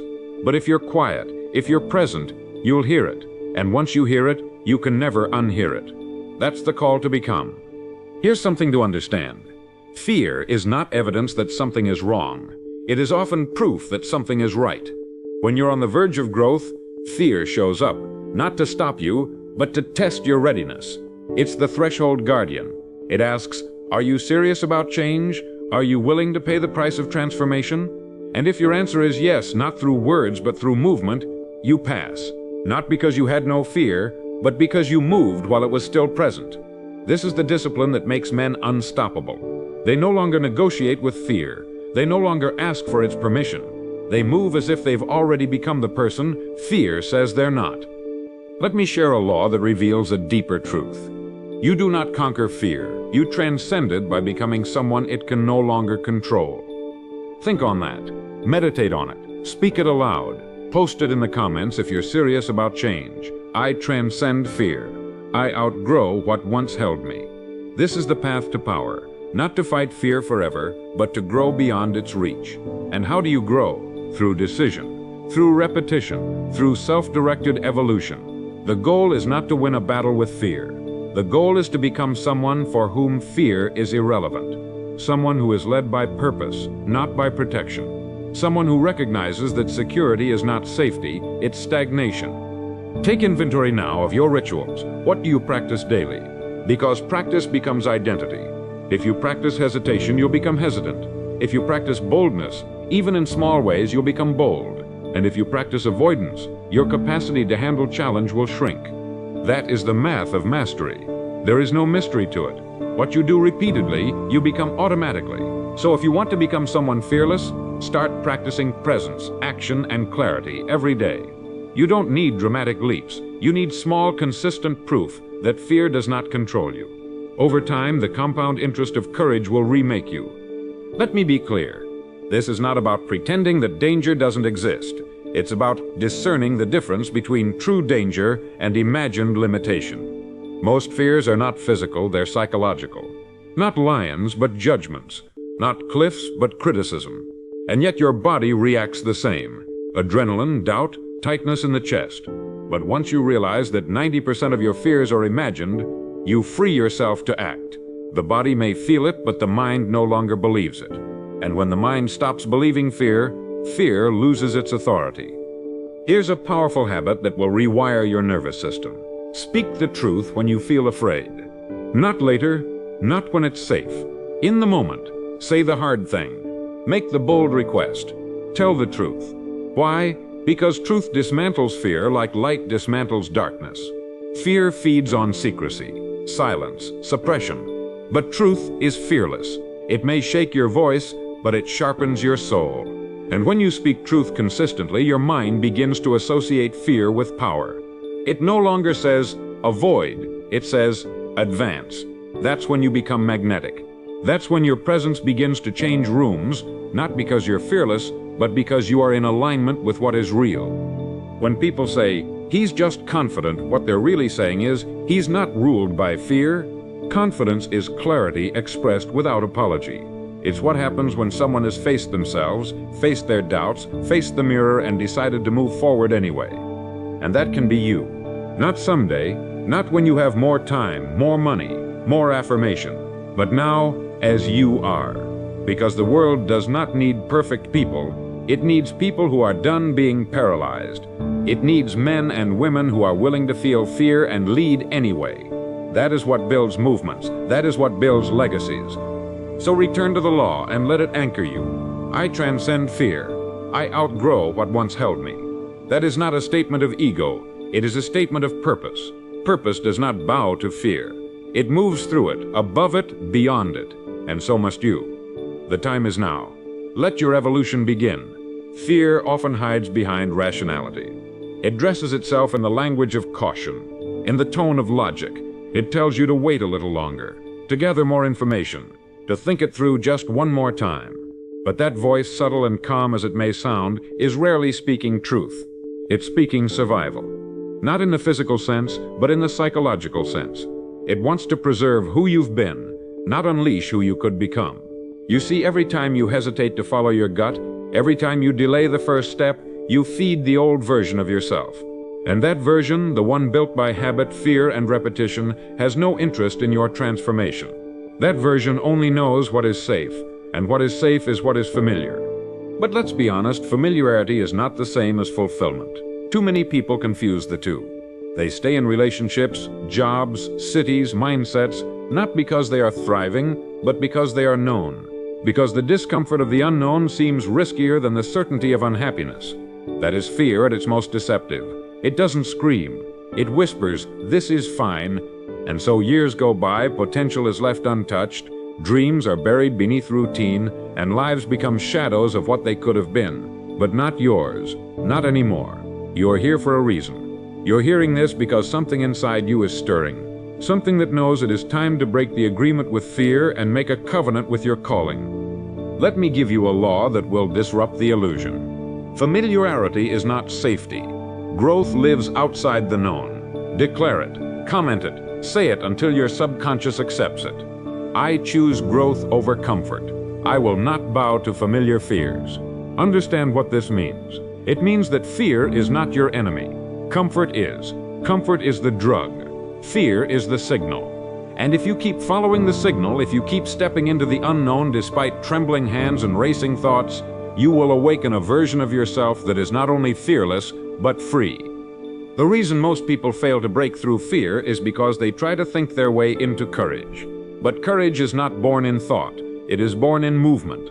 Thought is useful, but only to a point. Once the decision is made, thinking becomes avoidance, planning becomes paralysis, and fear grows stronger. So instead of asking, "What if I never try?" Instead of thinking of all the ways it could fail, visualize all the ways it could change your life, and then act. Even if it's messy, even if it's imperfect, because messy action is worth more than perfect hesitation. Let me paint a picture for you. Imagine yourself 5 years from now, stronger, wiser, braver. That version of you exists. He's already built. She's already alive. But that version is locked behind the decisions you make today. Every act of courage is a vote for that future. Every step through fear is a handshake with the self you were meant to be. But if you continue to wait, to stall, to defer, you will not meet them. You will meet a watered-down reflection, a faint echo of your potential. So ask yourself, which version of you are you committed to meeting? There's a rule I live by that I want to share with you now. It's simple, and it's changed the trajectory of many lives. Move fast on fear. When something scares you, an opportunity, a leap, a conversation, move toward it within seconds. Don't sit, don't analyze, don't wait. The mind is a genius at constructing reasons to wait. But when you move fast, you override the mind and lead from the soul. That is leadership. That is self-command. And that is how legacies are built. Not from cautious contemplation, but from immediate alignment. One of the most powerful tools you can carry is a bias toward boldness. In every decision, choose the bold option. Not the reckless one, but the courageous one. The one that requires you to stretch. The one that makes your hands sweat. The one that demands more of you than you've given before. Because the moment you start choosing boldness, you start building a track record of bravery. And soon your identity shifts. You no longer see yourself as someone who is trying. You see yourself as someone who acts, who leads, who moves, and the world responds accordingly. You might be wondering, what if I act and still feel afraid? What if I move and it still shakes me? That's the point. Mastery is not the absence of fear, it is the refusal to obey it. Even the most powerful men and women feel fear. They just don't serve it. They've built a muscle stronger than fear. A muscle called discipline. Discipline to follow through. Discipline to stay the course. Discipline to honor their vision more than their emotions. You can build that too. And it begins now in this moment, with this choice, to keep going. So what will you do with the fear you feel right now? Will you avoid it, entertain it, rationalize it, or will you face it, challenge it, override it? The answer defines your future. Because every future is built on the bones of fear conquered. The question is never, will fear come? It will. The real question is, who will I be when it does? And your answer must be loud, clear, and absolute. Say it again. I choose growth over comfort. I will not bow to familiar fears. That is your new baseline. That is your new language. Speak it with force, with certainty, with identity, because from this point on, fear no longer decides. You do. Mastering fear does not happen once, it happens daily. Each morning presents a new decision. Will I bow to fear, or will I move in truth? And each night your results will answer that question. What we achieve, what we avoid, what we tolerate, all trace back to how we related to fear in that day. Most people never think this way. They see fear as some external enemy, something to fight or run from. But fear is internal. It is not out there. It's in here, in our thoughts, our stories, our past conditioning. And that means it is within our control. Not easy, no, but possible. And when something is possible, it becomes your responsibility. The question is, will you rise to that responsibility, or retreat into the comfort of old habits? There's a line you must draw, and it's not between you and fear, it's between who you are now and who you refuse to remain. Because if you don't decide who you will be, fear will decide for you. It will tell you what to say, what not to say, where to go, what to avoid, who to trust, who to doubt. And if you follow that voice long enough, you'll wake up one day a stranger to your own soul. That's what fear does. It erodes the edges of your identity until nothing sharp remains. But you were not made for erosion. You were made for elevation, for strength, for fire. And fire doesn't beg fear to leave. It burns so brightly that fear cannot stay. Let me share with you one of the most brutal truths I've ever learned. Most fear is not about failure, it's about judgment. It's not the fall we fear, it's being seen falling. It's the moment we miss the shot and they laugh. The moment we try and someone rolls their eyes. That's what keeps most people small. Not failure, perception. But here's the reality, the people who mock you are not building anything. The people who judge you are not risking anything. And the people who doubt you are not meant to define you. So why give them the power? Why let their opinions become your prison? This is where your power begins, when you stop fearing failure and start fearing regret. Because failure is feedback. It sharpens, it teaches. But regret is a weight with no form. It lingers, it haunts, it asks, what if? Until the end of your days. And if you let fear stop you, you are not avoiding pain. You are choosing a slower, quieter, more permanent kind. One that builds in silence and settles into your bones. But when you face fear, when you walk into the room, speak the truth, launch the thing, say the words, you trade regret for revelation. You discover who you are, and that discovery is worth everything. I want you to write this law down. It may be the most important yet. Fear is loudest at the door of purpose. Push it open, walk through, say it, post it, breathe it in until your cells believe it. I walk through the door of purpose. Fear does not get to decide. When fear grows loud, that is your cue. That's not a red light, it's green. It means you are near something sacred. It means you're brushing up against the edge of your old self and your new self is waiting just beyond. Let's look at your environment now. Who are the people around you? Do they encourage courage or reward comfort?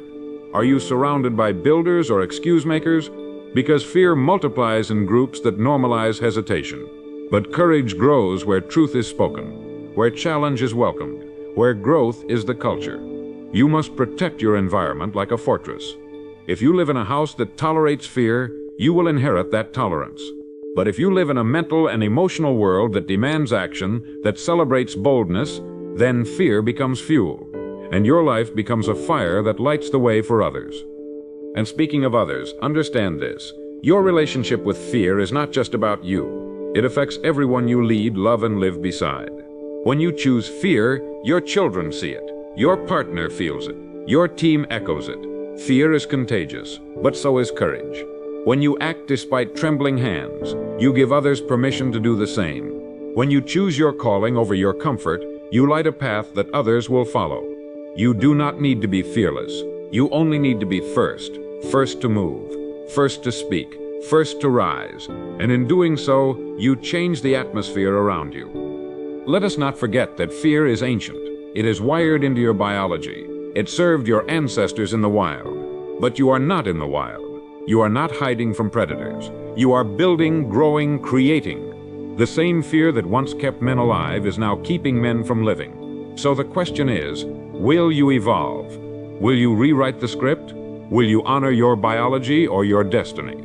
You cannot serve both. One will keep you safe. The other will make you significant. And only you can decide which path to walk.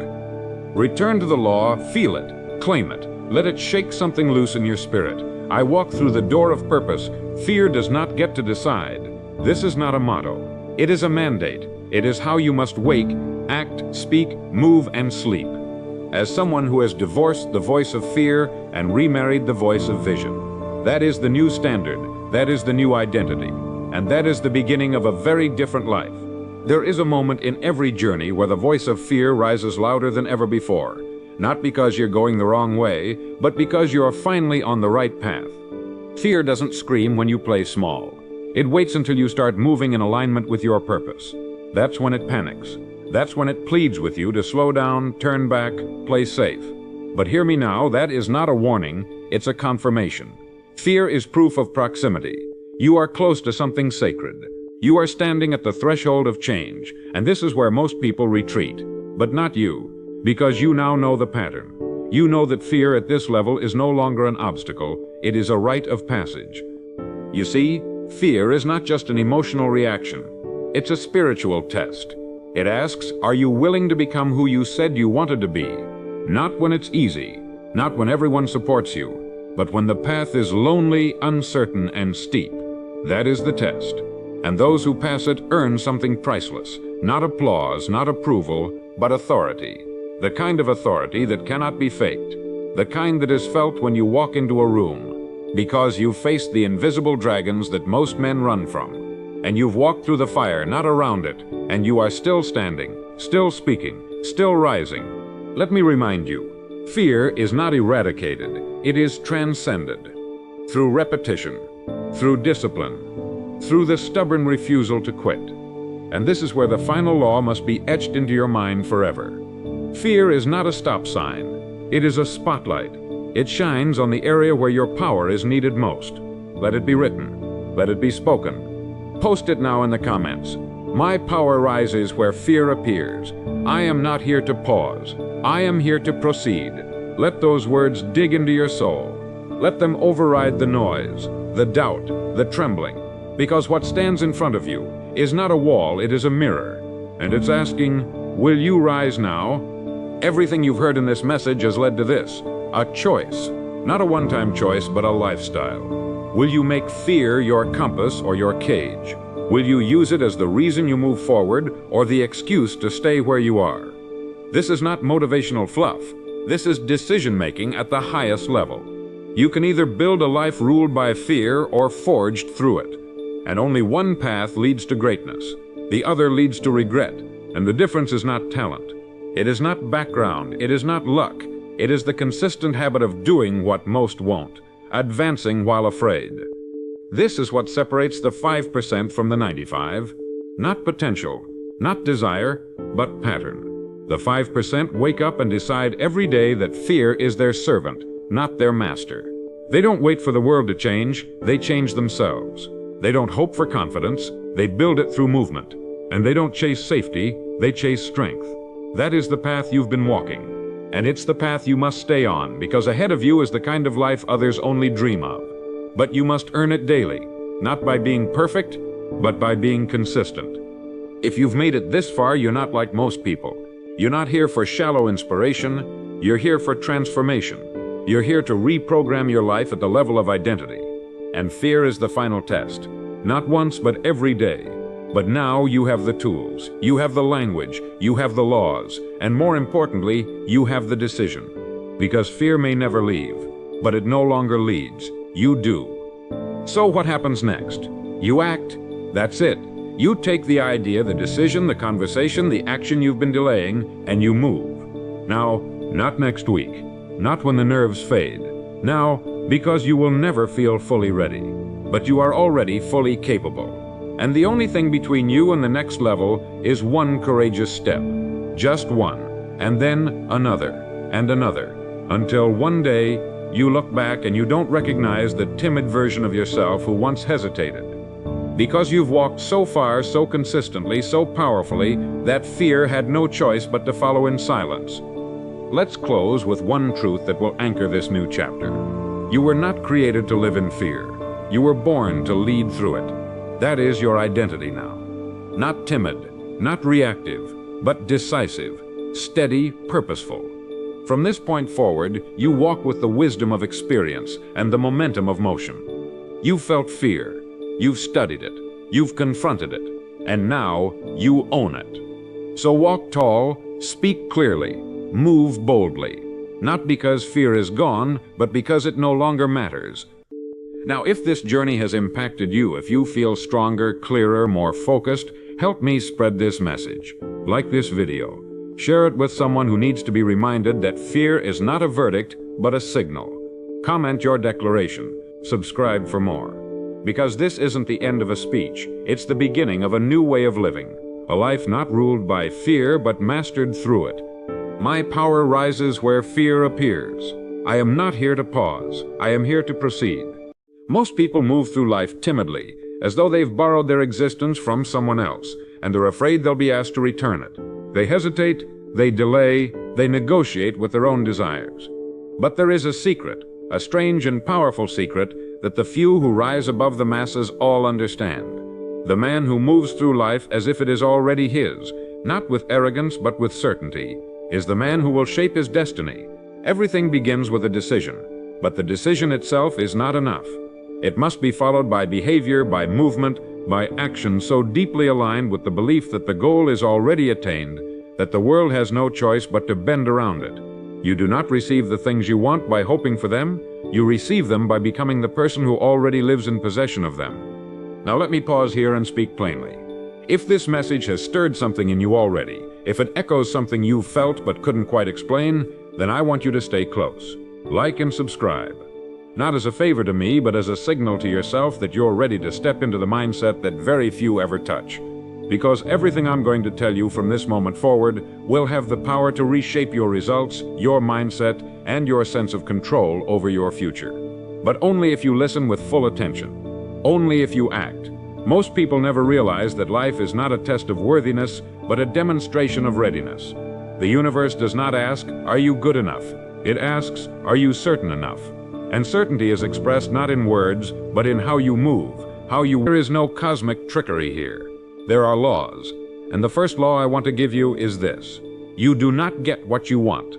You get what you are. The person you are being is either in alignment with your desire or in contradiction to it.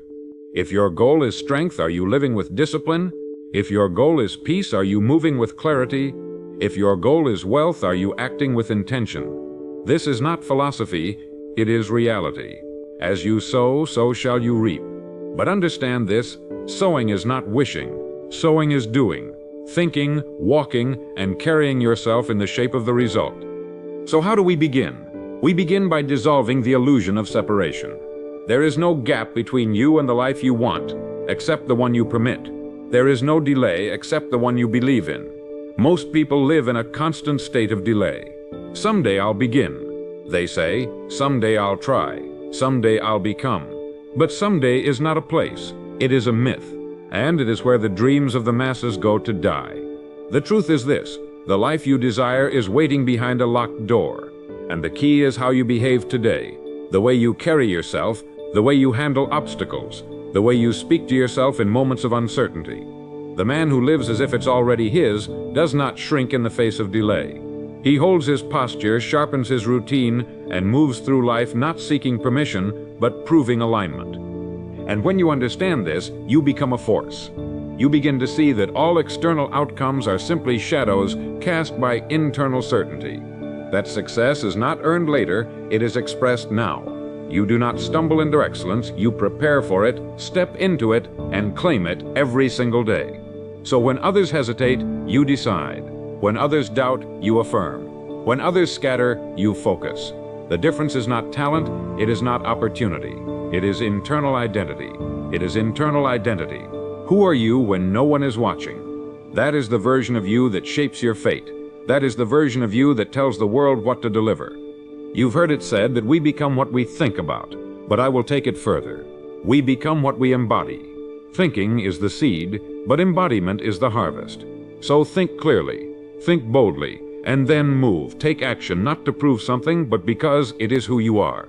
When a man aligns his thoughts, words, and actions with a single ideal, he becomes unstoppable. The world may delay him, but it cannot deny him. because he is no longer living for a future he hopes to deserve. He is living in a present he has already claimed. And I want you to claim something now. I want you to comment this law below so that it becomes cemented in your identity. Write this: I move through life as if it's already mine. I am certain, I am worthy, and I am undeniable. Let those words be more than affirmation. Let them be identity. Let them be your truth from this day forward. Because the only difference between the man who arrives and the man who never leaves the dock is not the ship, not the sea, not the wind, but the decision to move. Most will never know this truth. They will wait. They will hesitate. They will beg for signs and cry for luck. But not you. You've already begun. You're already in motion. And as we continue, I'm going to show you exactly how to deepen that motion, how to build unstoppable inner momentum, how to move not with force but with presence, with calm, with conviction. The kind of movement that opens doors before you even knock. The kind of movement that makes the world whisper, "He was meant for this." And you were. You are. So don't stop here. This is only the beginning. The map is in your hands now, and the path is beneath your feet. All that's left is to walk it. Because once you walk as if it's yours, the world begins to reflect that truth back to you in 1,000 quiet ways. The opportunities change. The conversations shift. The energy you carry magnetizes the next level. This is not magic, it's alignment. You don't chase what belongs to you. You move toward it with calm, confident steps, and you trust that it will meet you halfway. It always does, because this is the law. You do not attract what you beg for, you attract what you embody.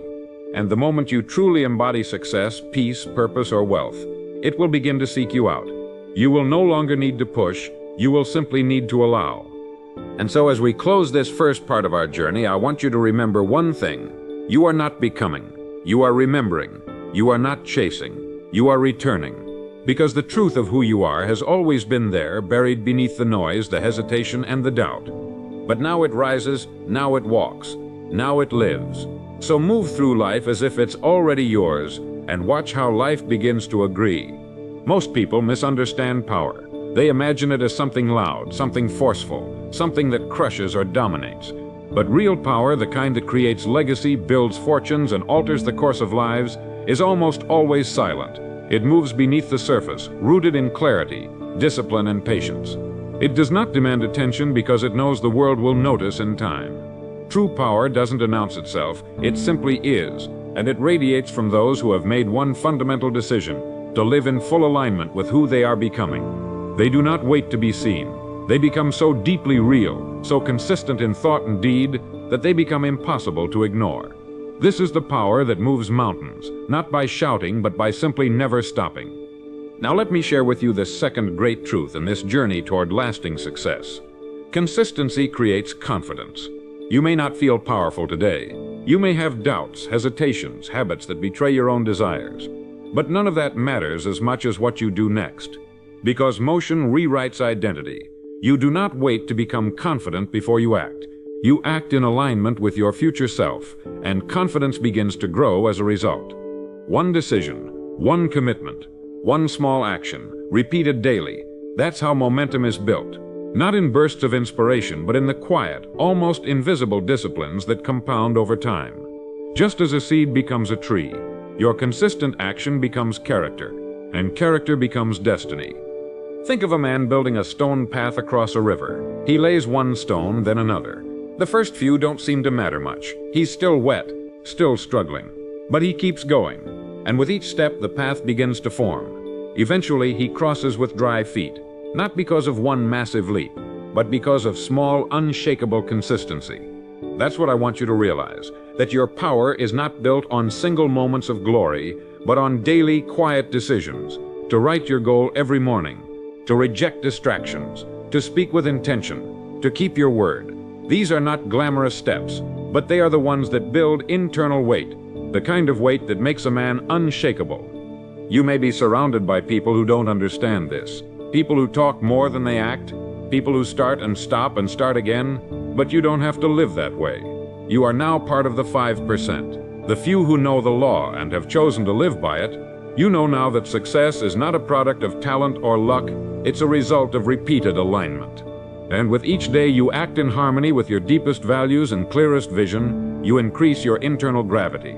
Opportunities begin to come to you. People begin to respect you without fully knowing why. They feel something, and that something is consistency. Let me give you a practical pattern. Each morning, write your goal at the top of a fresh sheet of paper. Speak it aloud. Read it with clarity. Then take one meaningful step toward it, big or small. That's it. Simple, yes, but transformative. Because by doing this, you tell your mind, this is what we do now. And the mind, loyal to its master, begins to shape the world around that intention. The actions you take may feel insignificant at first, but they are not. They are votes for the man or woman you are becoming. Every time you honor that vote, you strengthen the neural path that leads to destiny. And every time you betray it, you weaken that path. So choose wisely. You may wonder, what if I fail? What if I break the pattern? The answer is simple. Return. That's all. Power is not in perfection. Power is in return. The man who never misses is rare, but the man who never quits, that man becomes legendary. The strength lies not in never falling, but in rising quickly and with more wisdom. The world does not reward the perfect, it rewards the persistent. So do not worry if you stumble. Just do not stop. Real confidence comes not from being flawless, but from knowing you will always come back stronger. Now let's talk about identity. Your behavior is a reflection of the person you believe yourself to be, and every action is a chance to vote for that identity. If you want to be strong, act with discipline. If you want to be wealthy, make decisions as a steward of wealth. If you want to be wise, ask better questions. Each time you do, you reinforce that identity. Eventually, you don't need to convince yourself, you simply become, and others begin to feel that in your presence, you walk differently, speak differently. You no longer ask for validation because you've already validated yourself through action. The man who builds internal confidence becomes immune to external noise. He no longer reacts to opinion. He doesn't chase approval. He doesn't flinch at resistance, because he knows who he is. That's what I want for you. A life where your foundation is so strong no storm can shake it. That foundation is not built in public. It is built in the early hours, in the quiet moments, in the days when you feel tired but show up anyway, when you keep your promises to yourself, not because anyone is watching, but because you are. And if you do this long enough, you will become something far more powerful than successful. You will become unbreakable. So now I ask you to claim this second law. Comment it below. Write it, speak it, own it. I am consistent. I am grounded. I am unbreakable. Let that be your compass. Let it guide your actions this week. Don't look for results too soon. Focus only on rhythm, and results will follow like shadows, because the man who stays in rhythm becomes unstoppable, not because he is the fastest, but because he never stops moving forward. You are now in motion. You are building weight, internal weight. And as we continue in this series, I'm going to show you how to take that weight and transform it into outward leadership, into magnetism, influence, and momentum that can shift not just your life, but the lives of those around you. You are becoming a lighthouse, a fixed, unwavering signal of strength in a world full of drifting ships. So stay on course, keep your focus sharp. This is how empires are built. Not in a day, but with one clear decision. Repeat it until the world has no choice but to catch up. There comes a moment in every person's life when they must decide whether they will be governed by reaction or guided by intention. Most people spend their days reacting to bills, to opinions, to pressure, to distractions. Their entire identity becomes a product of external stimulus. But the man who builds lasting success understands a higher principle, the power of vision. Vision is not just a picture of the future, it is a command to the present. It is the gravitational force that pulls discipline into alignment and brings chaos under control. The man with vision wakes up with purpose. He is not moved by the weather, the news, or the noise. He is moved by the image of who he is becoming. This vision is not fantasy, it is structure. It gives meaning to pain, clarity to sacrifice, and fire to daily action. The third law is this: without vision, discipline dies. You may be consistent for a while, but if you don't have a picture in your mind that inspires and stretches you, you will plateau. You will grow tired. You will revert to comfort. But the man with vision is fueled by something deeper. He has already walked the halls of his dream and his imagination. He has seen the outcome before the world ever does, and because of that, he moves differently. Every action becomes sacred. every hour accounted for, every setback redefined as part of the plan. This is the internal engine of greatness. Not willpower, but vision. Not force, but clarity. And clarity gives birth to energy. You don't burn out when you're aligned with a future that excites your soul. You burn out when you've forgotten what you're moving toward. Now let me ask you, do you have a vision? Not just a vague idea or a list of goals, but a living picture of the life you are building. Can you close your eyes and feel it, taste it, walk through it in detail? That is what separates those who arrive from those who wander. The mind cannot follow what the heart has not been shown. So you must show it daily, and not just once in a while, but often. This is not an exercise in motivation. It's an act of alignment. Because when you see it clearly, you start to behave differently. You stop chasing everything and start moving toward one thing, and that's when power begins to gather. The man with divided focus has no strength. The man with a singular vision becomes a force of nature. Think of the most iconic individuals in history.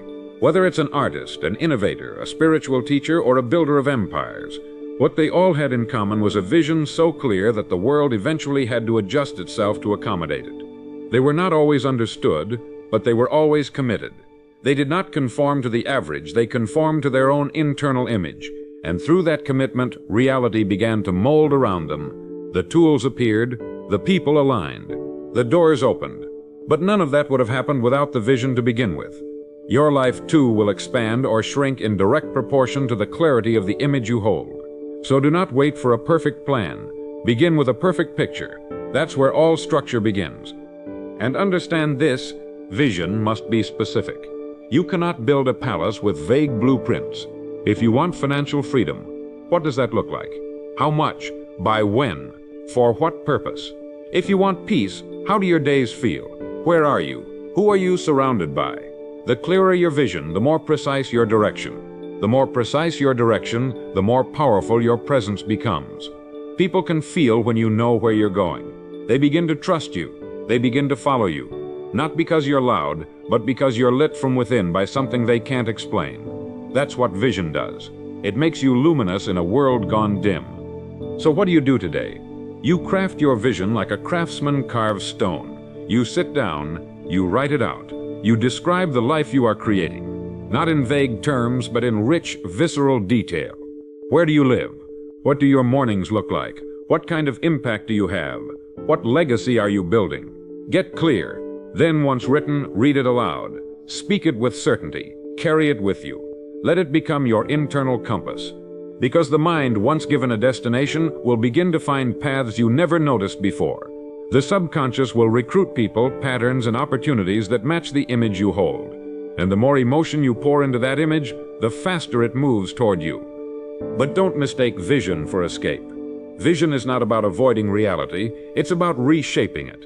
You're not running from the present, you're giving the present direction. That's what separates daydreamers from leaders. The dreamer wishes, the leader commands. He commands his time, his energy, his focus, and eventually the results begin to mirror his image. This is where most people get lost. They think dreaming is enough, but vision must be followed by structure. The dream is the blueprint, the discipline is the construction crew. Together, they create legacy. And legacy, my friend, is not built by accident. It is built on purpose. Let me give you a challenge. For the next 7 days, begin your morning by visualizing the highest version of your life. Walk through it in your mind. Speak it out loud, then ask yourself, what would that version of me do today? And do that. One action, one decision, one alignment. If you do this, you will begin to build a bridge between imagination and manifestation. And that bridge is called integrity. Doing what you said you would do, because it aligns with who you say you are. That is the bridge that carries you from where you are to where you were always meant to be. So now I want you to claim this law below. Write it, declare it, own it. My vision is clear. My actions are aligned. My future is guaranteed. Let this be your signal to the world and, more importantly, to yourself, that you are no longer drifting. You are building, that every word you speak, every decision you make, every habit you enforce is in service to the vision you have seen. And the clearer that vision becomes, the faster your results will chase you down. Because you're no longer chasing, you're attracting. You're no longer wondering, you're walking. The path is not paved by others, it is carved by your clarity. And with every step forward, that path gets stronger. Soon others will walk it too. They will ask how you did it, and you will know the answer. You saw it first. You believed it when no one else could see, and you moved in alignment long before the world applauded. That is the mark of the 5%. That is the path of the visionary, and it now belongs to you. There is a fundamental difference between knowing a principle and living by it. The world is filled with people who have heard great truths, read powerful books, and nodded their heads in agreement, but still remain stuck in the same cycles of fear, distraction, and delay. Why? Because the bridge between knowledge and transformation is not awareness. It's courage. That is the fourth law of lasting success. You must have the courage to act on what you already know. Courage to move while afraid. Courage to speak when your voice trembles. Courage to stand alone in your convictions when the crowd demands conformity. You do not need more information. You need more application. And application begins where comfort ends. Most people fail not because they are incapable, but because they are unwilling to be uncomfortable. And yet every breakthrough you seek lives on the other side of temporary discomfort. Let me be direct. Success is not found in the safe zones. You cannot build an extraordinary life while avoiding all tension. Growth demands pressure, not chaos, but tension. The good kind, the stretching kind, the kind that tears old limitations and replaces them with strength. Look at your life right now. Where are you hesitating? Where are you delaying the very thing you know you must do? Perhaps it's a conversation you've been avoiding, a decision you've been postponing, a move you've been planning for months but haven't taken. Ask yourself this: if I knew success was certain, what would I do today? That is the path courage asks you to walk. And the great irony is this: once you walk it, success becomes more certain, because reality begins to respond to the energy of decisive action. We must stop worshiping fear. Most people treat fear as truth.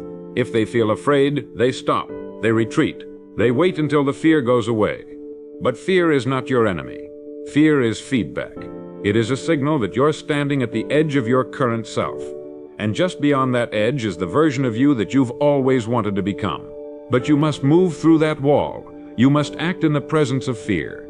That is what courage means. Not the absence of fear, but the mastery of it. The great achievers in every field did not move without fear. They moved anyway, and by doing so they transformed their fear into fuel. The trembling hand became a steady one. The racing heart became rhythm. The doubt was replaced by experience. Understand this: your nervous system cannot tell the difference between a real threat and a perceived one. That presentation you're afraid to give, that investment you hesitate to make, that dream you postpone, all feel like danger. But they are not lions. They are thresholds. You must train your body to move in spite of its alarm. And the only way to do that is through repetition. Decide, act, reflect. Decide, act, reflect. Decide, act, reflect. That is how courage becomes character. You don't wait for it, you build it. One decision at a time, one risk at a time, and with each step the fear shrinks while your capacity grows. There's a saying I want you to remember: fear is a liar with a loud voice. It speaks with certainty, but it is rarely telling the truth. It predicts disaster where there is opportunity. It tells you you're not ready when the act of doing would make you ready.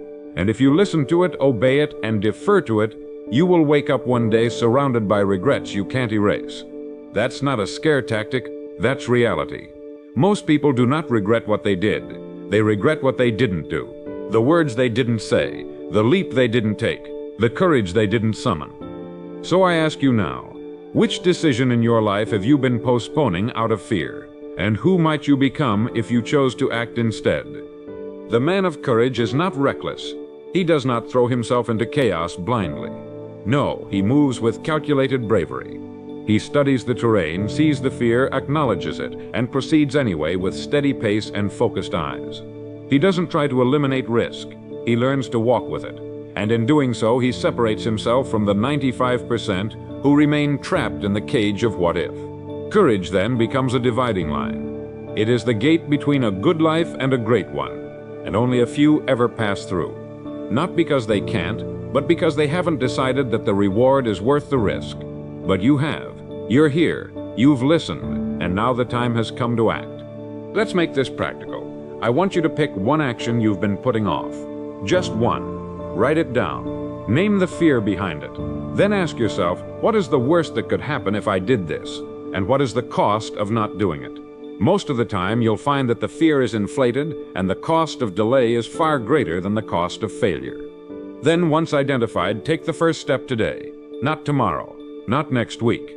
Today. The first phone call, the first email, the first conversation. Do not delay, because every time you delay courage, you strengthen fear.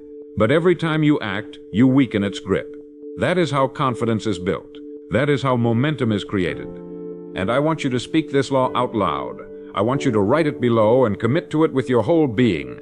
I move through fear. I act with courage. I am becoming unstoppable. Let that be the voice in your mind when hesitation tries to return. When doubt rises, speak those words. When your old habits whisper, wait, respond with, act. This is how the warrior is born, not in a moment of perfection, but in 1,000 quiet victories over comfort. And each of those victories expands your power. As we continue this journey together, you will begin to notice something strange and beautiful. Your problems will not disappear, but your strength will grow so large that they no longer control you. Your life will still have challenges, but your identity will no longer be defined by them. You will become someone who others look to, not because you are fearless, but because you've mastered fear. You will be a lighthouse standing firm while the storm rages, and you will do this not for applause, but because it is who you are now. So do not wait for the fear to leave. Move while it stands beside you. That is the moment of separation. That is the path of greatness. The world was not shaped by the comfortable. It was shaped by the courageous, and now that same courage is being asked of you. Answer the call, act, and let your results echo the roar of your decision. There is a fifth force that separates those who merely hope from those who consistently win. That force is standards, not goals, not wishes, not motivation, standards.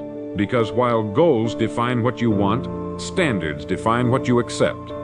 They are the invisible lines you refuse to cross, the quiet rules you live by when no one else is watching. And here's the truth most will never hear. Your life right now is a direct reflection of your standards, not your dreams, not your intentions, but the bare minimum you're willing to tolerate. Raise your standards, and everything around you begins to rise. Keep them low, and you will always find yourself circling the same frustrations, no matter how many times you set new goals or listen to new ideas. Look around at any elite performer in any domain, business, athletics, leadership, and you will find the same trait. Not just discipline, but a refusal to accept anything beneath a certain threshold. That's what separates the average from the exceptional. The average man shows up when it's convenient. The exceptional man shows up because not showing up is simply not an option. It's not about inspiration. It's about identity. Who you are when no one is keeping score. The man who leads himself with honor, when no applause is coming, is the man the world eventually honors with greatness. And that greatness doesn't come through force, it comes through alignment with personal code. Now let's be precise. A standard is not a wish, it's a rule. For example, I don't miss workouts, not I try to work out. Or I don't lie to myself, not I'll try to be honest. You see the difference? One is optional, the other is law. Standards are not what you do when you feel good. They are what you do no matter how you feel. And the more non-negotiable your standards become, the more powerful your results become. Because the world begins to notice that you are consistent. You become someone who can be counted on. And in a world full of maybes, that alone makes you invaluable. This is especially important in moments when no one is watching. Anyone can perform when the lights are on. But character is built in the shadows. When the alarm rings and you're tired, when the pressure mounts and you feel alone, when it's easier to lie than to speak truth. These are the proving grounds, and your response in these moments defines your destiny more than anything else. It is in these quiet battles that you set your trajectory, and the higher your standard in private, the stronger your power in public. This is the law of integrity, and it cannot be faked. You must also understand that standards are not just about performance, they shape your environment, your relationships, the conversations you allow, the energy you tolerate. You can't elevate your life if you're surrounded by low-standard energy. The man who wants excellence must first become excellent and then build a world that reflects it. That means setting boundaries. That means protecting your space. That means walking away from anything that does not align with your future. Yes, it's difficult, but so is being stuck. So is looking in the mirror and knowing you've betrayed your potential. You get to choose your pain. One leads to power. The other leads to regret. Let me give you a truth that will change your life. Raise your standards before you raise your results. Most people try to do more before they become more. But that's backward. First, you decide who you are. Then you act like it. Then the world catches up. This is the inside-out model. And it works every single time. Because when your standards are high and you enforce them without compromise, the external must adapt. You will attract better people, better opportunities, and better outcomes. Not because of luck, but because you've become a match for them. Here's something practical. Write down 3 standards today. 3 things you will no longer tolerate from yourself. They could be physical, emotional, spiritual, or behavioral. Then write the new standard. For example, I no longer hit snooze. I rise with discipline. Or I no longer complain. I create. Then act on it today. Not tomorrow. Not when it feels right. Act on it immediately. Because a standard that is not enforced becomes a suggestion. And suggestions never build greatness. Enforce it now, then again tomorrow, and again the next day, until it becomes who you are. Now understand this. People will resist your new standards, especially those who are comfortable with your old ones. You must be willing to stand alone if you want to rise above, not forever, but for long enough to establish your foundation. Because once your foundation is set, you begin to attract others who live the same way. And suddenly you're no longer alone. You're surrounded by a different kind of energy, a different kind of conversation, a different kind of life. But it begins with you. You are the thermostat, not the thermometer. You set the tone. And if you raise the temperature in your own mind, everything else eventually matches. So I want you to write this 5th law in the comments. Cement it into your consciousness. Declare it like a vow. I raise my standards. I enforce my code. I live above average. Let it ring in your head when temptation whispers. Let it echo in your mind when you want to quit. Because this code will become your compass. And this compass, followed with discipline, will lead you to a place most men never reach. Not because they can't, but because they won't demand more of themselves. In the next part, we'll explore a principle that builds on everything you've learned so far. Something that transforms time into a servant and chaos into order.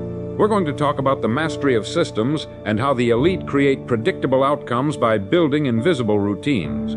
But for now, reflect on this. Your standards are the gatekeepers of your future. Raise them and the gate opens. Lower them and the path disappears. Choose wisely, because this is not just about success. It's about who you are when the world isn't looking. There is a force more powerful than talent, intelligence, or even motivation. It is belief.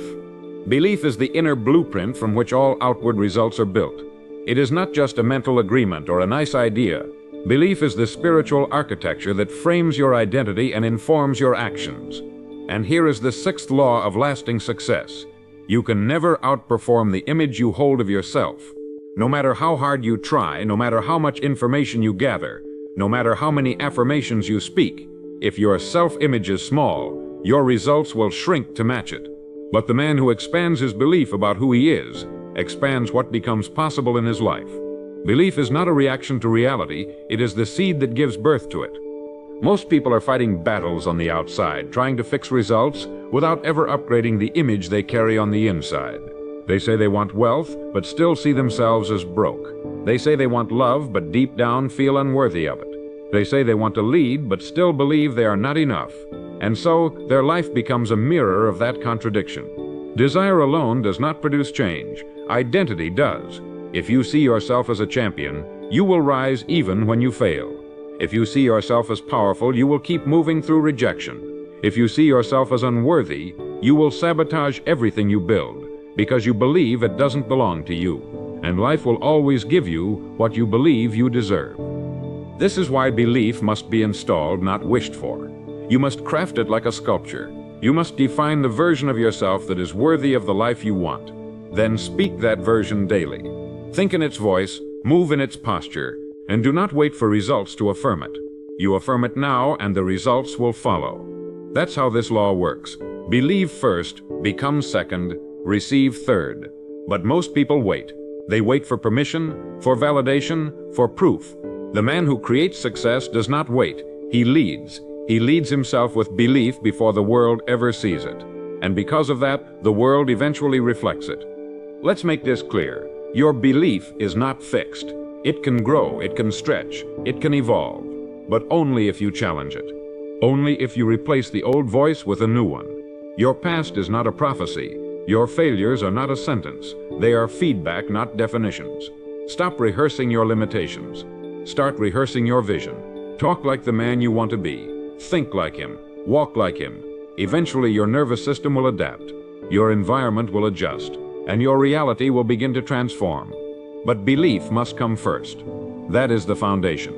Think about a thermostat in a room. You can bring in fans, open windows, light a fire. But if the thermostat is set to 70 degrees, the room will always return to 70. That thermostat is your self-image. You can take action, make moves, get excited, but if deep down you still believe you are limited, your life will revert to that setting. The only way to change the temperature permanently is to change the setting. And that setting is the image you carry of yourself. So raise it. Raise the setting. Elevate the identity, and watch your life adjust to match it. One of the most powerful tools to shift your belief is environment. Surround yourself with people, places, and inputs that reflect the future you want, not the past you've outgrown. If you want to believe you are a leader, study leaders. If you want to believe you are abundant, observe abundance. If you want to believe you are strong, spend time where strength is normal. Your mind will begin to adapt. What once felt impossible will become familiar. What once felt out of reach will become obvious. You don't rise to your goals, you fall to your patterns. So create patterns that reflect the future, not the past. Let's talk about practice. Every day I want you to spend 5 minutes visualizing the person you are becoming. Close your eyes, see him clearly. Feel his energy. Speak as he speaks, move as he moves. This is not fantasy. This is neurological programming. The brain does not distinguish vividly imagined reality from physical experience. When you practice belief, you prime your system to align. And when your system aligns, your actions follow. And when your actions follow, your results change. That's how belief becomes behavior, and behavior becomes destiny. It's not enough to believe once. You must believe daily. You must defend your self-image like a soldier guards a fortress. Every thought that contradicts it must be challenged. Every word that weakens it must be replaced. Every habit that insults it must be removed. You are not here to maintain an old story. You are here to write a new one. The pen is in your hand. The paper is blank. And belief is the ink that defines the lines. Write wisely, speak boldly. Think as if your life depends on it, because it does. So I ask you now to write this law in the comments. Affirm it, declare it, embody it. I believe in who I am becoming. I walk in alignment. I receive what I deserve. Say it out loud. Say it until it feels real. Say it until it becomes true. Because the man who repeats truth more often than doubt begins to rewire his reality. He no longer needs to prove who he is. He simply shows it. As we continue this journey together, remember this. Your results will never rise higher than your belief. So lift it, stretch it, feed it daily. Speak life over it. Your belief is not just an idea. It is the architect of everything you will ever build. And as it grows, so will your power, so will your peace, so will your life. There is a principle so deeply embedded in the foundation of every extraordinary life that without it, success collapses like a house built on sand. That principle is service. The seventh law of lasting success is this: your reward in life will always be in direct proportion to your contribution. Not sometimes, not occasionally, always. The man who gives more becomes more. The man who gives less receives less. And this is not a sentimental idea, it is a law every bit as real as gravity. You do not get what you want in life, you get what you give. And your worth in the marketplace, your influence in relationships, your peace in solitude will always echo the value you create for others. That's how nature works. That's how economies work. That's how life works. And to violate this law is to guarantee frustration. Look around you. Every product, every service, every dollar exchanged is built on one truth: value. The restaurant earns only because it feeds. The artist is rewarded because he moves people. The teacher is honored because she imparts something real. It doesn't matter what your field is, whether you're selling, leading, serving, creating, speaking, it all returns to one thing: how much better are you making the lives of others? And more importantly, how consistently are you doing it? The world does not pay you for time. It pays you for transformation. You can spend 40 hours doing nothing meaningful and still feel broke. Or you can spend 4 hours solving a real problem and wealth will chase you. Because time is not the currency, impact is. This is where most people go wrong. They think success is about getting. But the masters understand. Success is about giving strategically. It's about becoming irreplaceable through contribution. It's about showing up in such a way that people would feel your absence if you stopped. That is real leverage. And it doesn't require perfection. It requires intention. It requires that in every interaction, you bring something of value. Sometimes it's insight, sometimes it's encouragement, sometimes it's excellence. But you never show up empty. You don't ask, "What can I get?"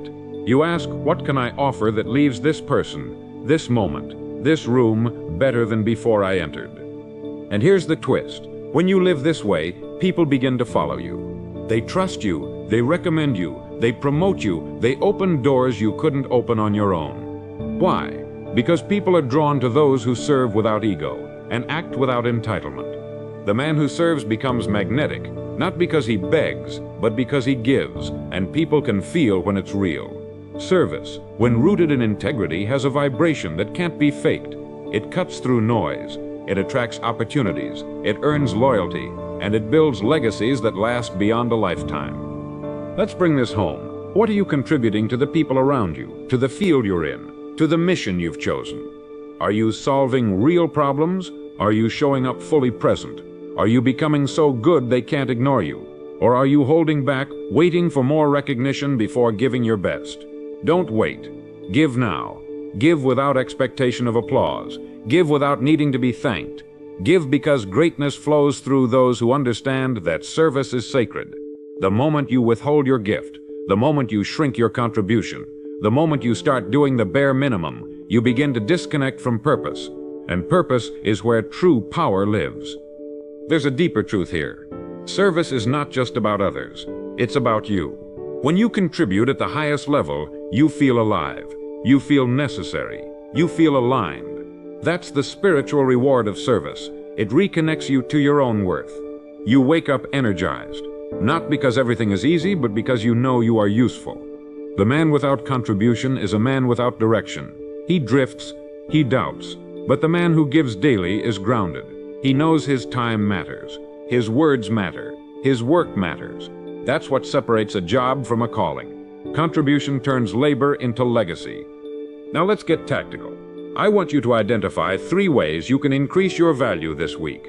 Not someday, this week. Can you improve your skills? Can you show up earlier? Can you solve a deeper problem for someone around you?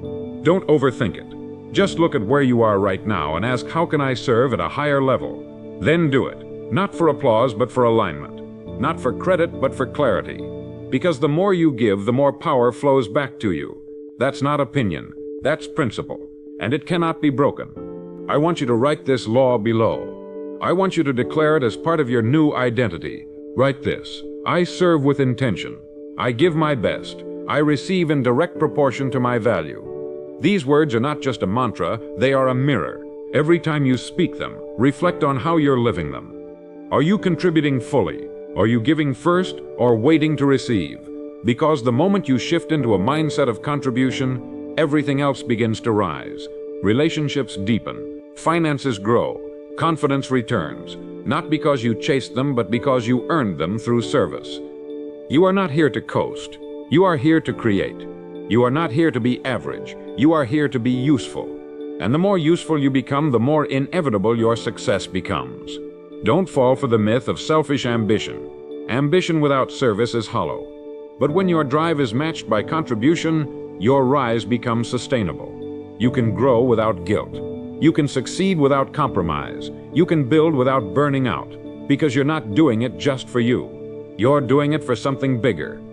So let today be the turning point. Decide that from this moment forward, you will not merely exist, you will contribute. You will not merely take up space, you will add value. You will not ask for more until you've given more. And when you live this way, you become unstoppable.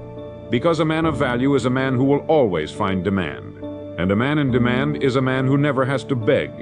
The world seeks him out. Doors open. Tables are prepared. Because he is no longer just successful. He is necessary. There is a final piece to this foundation, a closing law that binds everything we've covered into one living system. And it is this: success is not a single peak to reach. It is a rhythm to master. The eighth and final law is this: success is sustained only through alignment with timeless principles. Temporary achievement may come through intensity, force, or luck, but lasting success, that is reserved for those who have built their lives on rhythm, not reaction. You must live by principle, not pressure. You must lead with clarity, not chaos. Because when the spotlight fades and the applause quiets, what remains is the structure of your thinking. And if that structure is weak, your results will crumble. But if it is built on law, on order, discipline, vision, courage, belief, and service, it cannot be shaken. Let's revisit what you've built so far. You've discovered that you become what you think about. You've committed to consistency. You've forged vision. You've walked through fear. You've removed what no longer serves you. You've strengthened your belief. You've devoted yourself to service. Now the question becomes, will you continue? Will you hold the line when no one is watching? Will you return to these principles when life tests you, when seasons change, when energy dips? Because that is the final test, not to start with fire, but to endure with mastery. Anyone can rise in a moment of inspiration, but the man who lasts, the man who thrives decade after decade, is the one who has integrated these laws so deeply into his being that he no longer needs reminders. He simply lives them. It's like music. A single note, struck once, does nothing. But rhythm, played with patience, accuracy, and flow, becomes a symphony. Your life must be a symphony of principle, and to sustain that, you must protect the rituals that keep you grounded. Daily reflection, weekly evaluation, ongoing refinement. These are not extras, they are essentials. Just as an athlete trains in season and out, so must you rehearse truth whether you feel like it or not. Because emotion is fleeting, principle is permanent, and the man who builds on principle becomes indestructible. Let's be very practical now. As we close this series, I want you to codify your system. Take a moment this week to review each of these 8 laws. Write them, speak them, print them, live them. Build rituals around them. One by one, integrate them into your environment, your schedule, your conversations, your goals. Don't just admire the laws, align your life to them. If a habit breaks the law, replace it. If a belief contradicts the law, rewrite it. If a relationship distracts you from the law, reevaluate it. This is not fanaticism, it is wisdom. Because the more aligned you are, the less energy you waste and the faster you rise. What does alignment look like? It looks like clarity in the morning. It looks like presence in your work. It looks like peace in your evenings. It looks like excellence in your speech. It looks like generosity in your actions. It looks like discipline behind closed doors. Alignment is not perfection. It's integrity. It's walking your talk. It's choosing what is right over what is easy. And when you live that way long enough, you no longer chase results. They come to you. Not because you are lucky, but because you are consistent. The world moves for those who live in alignment. This is the season to solidify. No more experimenting, no more wondering, no more hesitation. You have the blueprint. Now you must live it. Don't add more goals. Strengthen the rhythm behind them. Don't chase complexity. Return to what is essential. Most people never become successful because they keep changing paths. They get bored. They chase novelty. But the wise know mastery is not built in variety. It is built in repetition. One core identity expressed daily until it reshapes reality. That is how empires are built. Quietly, consistently, unshakably. So what happens next? You decide. These words are only as powerful as the actions they inspire. But if you've made it this far, I believe something inside you is already changing. You're not here for noise.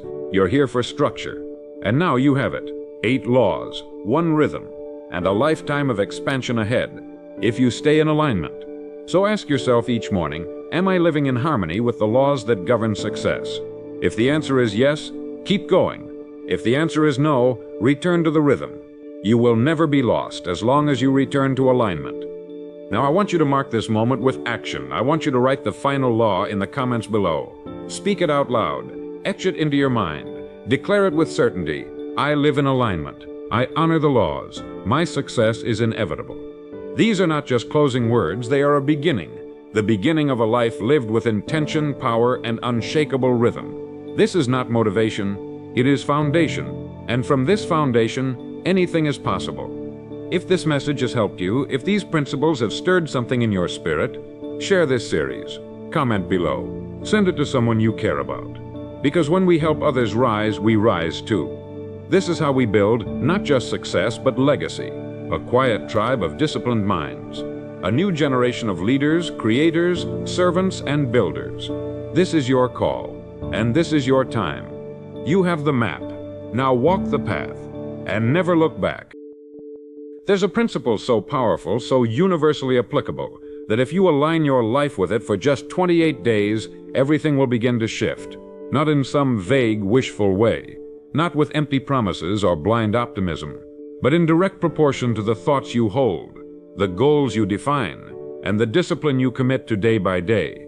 The law we'll explore together is not new. In fact, it's older than civilization. It's the same law that built empires, raised men from rags to riches, restored broken families, and gave weary souls a reason to rise again. But because it is simple, it is often ignored. And because it demands personal responsibility, it is often resisted. Yet those who embrace it fully, faithfully, and with quiet certainty walk into a life most only dream of. The truth I'm going to share with you today and in the days to come is not one I invented. It's not based on guesswork or motivational fluff. It's a distilled understanding of what every successful person, every fulfilled soul, every inspired teacher has taught in one way or another throughout history. It has been spoken by philosophers, confirmed by psychologists, and even echoed in Scripture. But we live in a world so noisy, so distracted, that these timeless truths are rarely heard and even more rarely practiced. That's why I encourage you right now to pause, and if you find even a glimmer of truth in what you hear today, take a moment to like and subscribe. Not as a favor to me, but as a commitment to yourself. A sign that you're choosing to walk the uncommon path, the path that leads to freedom, clarity, and deep inner success. Now let us begin with a question. What would your life look like if for 28 days you aligned every thought, every action, every word with the man or woman you were meant to be? Not the one who's anxious, not the one who's confused, but the one who is clear, the one who knows exactly what he or she wants, the one who wakes up with purpose, moves through the day with calm focus, and rests at night with satisfaction. Most people never meet that version of themselves, not because it doesn't exist, but because they never commit to meeting it. They drift, they react, they conform to whatever is loudest. But you have the opportunity, starting now, to do something extraordinary. To test one law, one shift, one focus, and let the results speak for themselves. Let's talk plainly. This experiment doesn't require money. It doesn't require luck. It doesn't even require talent. What it requires is intention. Intention is the quiet force that separates those who live deliberately from those who merely exist. For 28 days, you are going to live with intention. You're going to write down exactly what it is you want. You're going to look at it every day. Not because that piece of paper is magic, but because it will serve as your compass. And when the mind has a clear direction, it becomes a tool of miraculous precision. But the direction must be singular. You cannot sail to two ports at once. Choose one destination, one goal, one change, and fix your attention on it like a captain fixes his eyes on the horizon. As you begin this journey, understand this: you are not trying to force the universe. You are not manipulating events. You are aligning yourself with an unbreakable law. The law is this: we become what we think about, not what we wish about, not what we complain about, what we think about.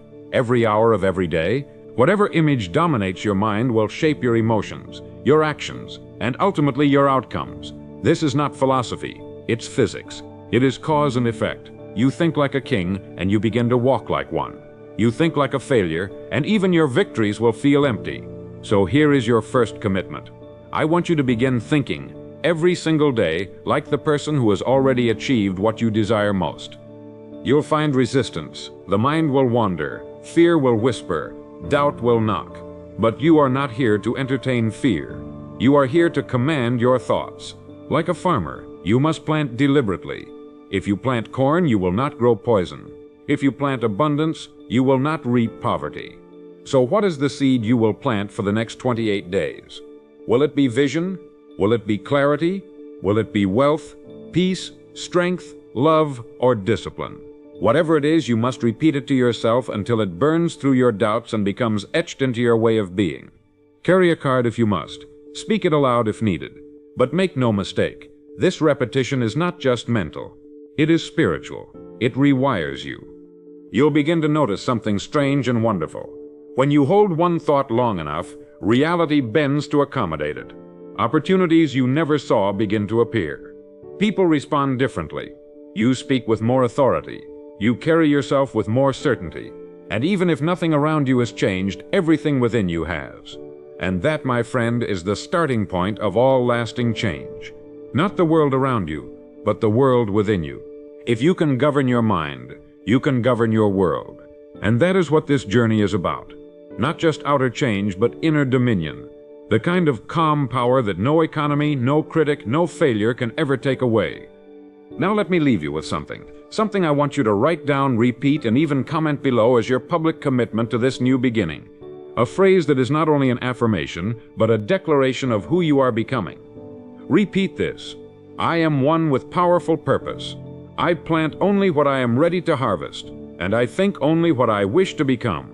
Say it once, then say it again, then live it, for 28 days, and when you return you'll realize this wasn't a speech, it was an awakening.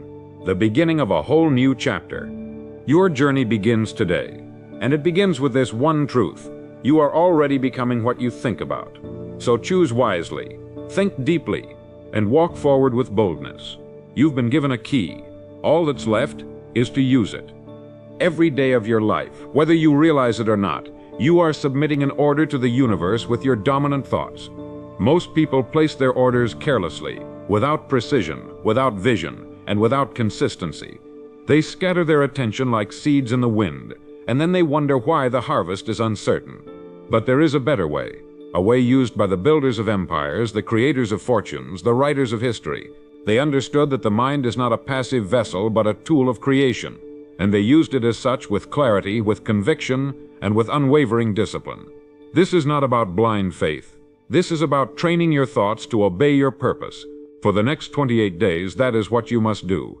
Every day is a brick. Every thought is mortar. You are building a future, so choose each piece deliberately. Now I want to give you something practical, something simple, but rarely practiced.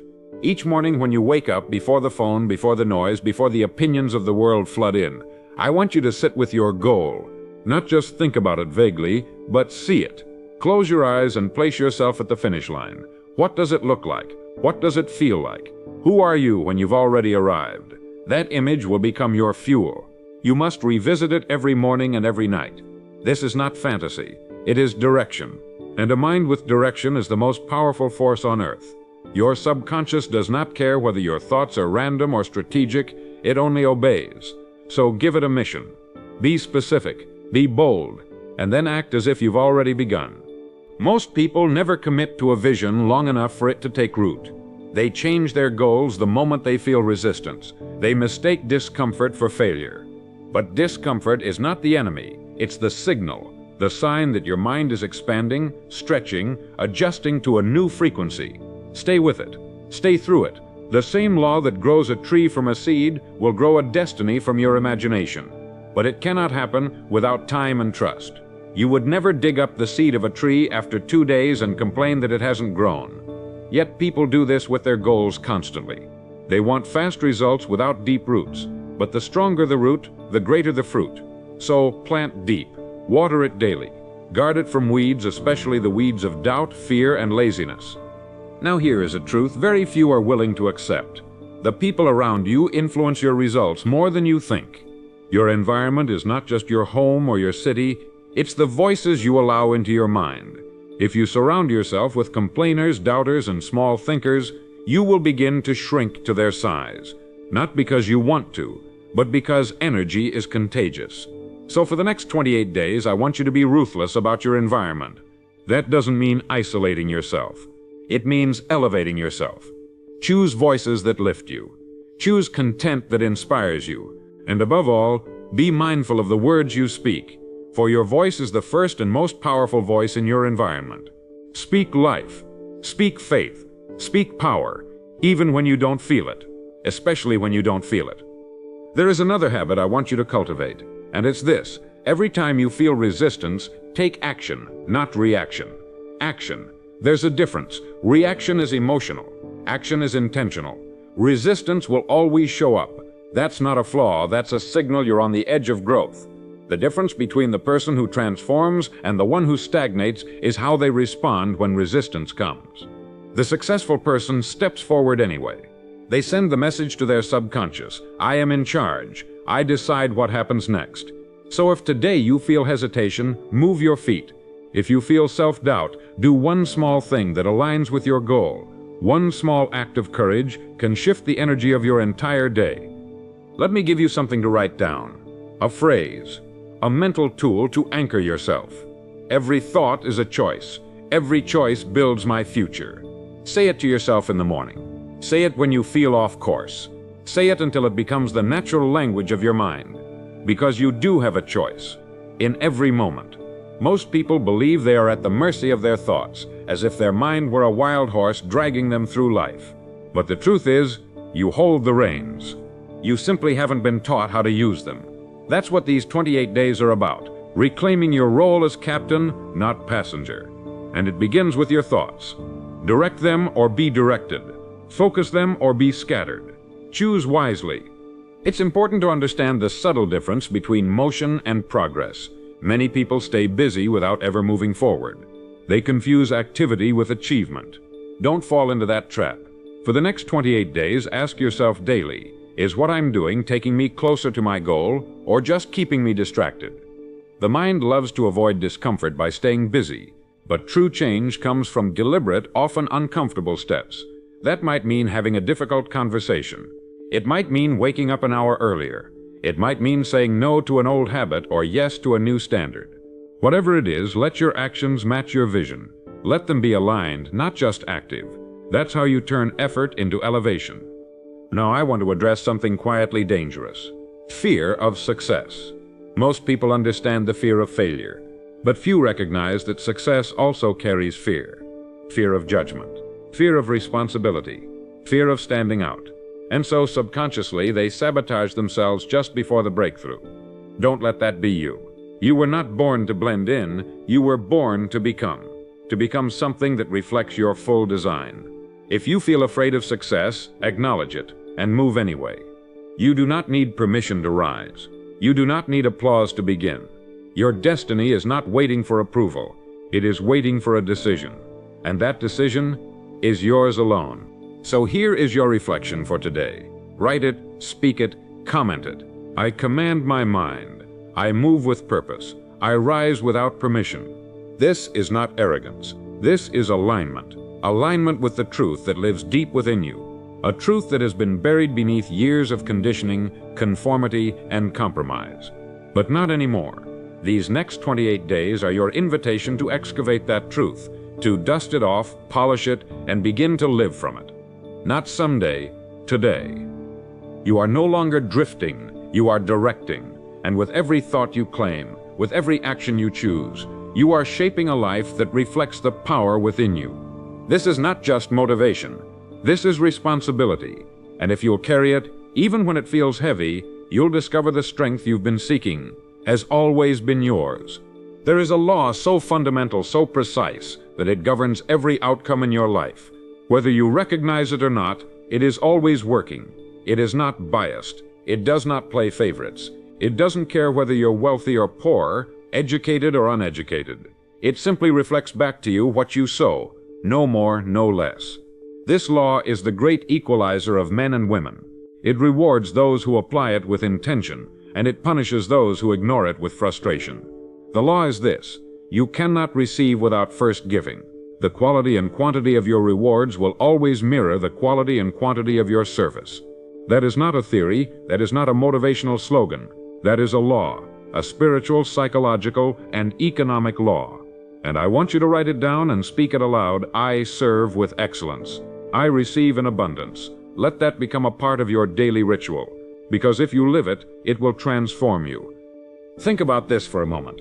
Everything you want, more income, deeper relationships, greater peace of mind, it all flows through one channel: your ability to serve others with purpose and integrity. If you want more, serve more. If you want deeper connection, bring deeper sincerity. If you want to be seen, learn to see others. The reason so many people struggle in life is not because they lack potential, it's because they're focused inward when life rewards the outward. You are not here to take, you are here to create, to contribute, to build. And as you do, life will mirror it back to you with perfect accuracy. For the next 28 days, I want you to ask yourself every day, whom can I serve? How can I make something better today? And then act. Don't wait. Don't overthink. Just serve. Watch what happens. The smallest act of value can ripple out further than you know. A kind word, a helpful hand, an honest effort. These things compound. They attract trust, they attract opportunity, they attract respect. You don't need to have it all figured out to make a difference. You just need to show up fully, right where you are. If you're selling, sell with conviction.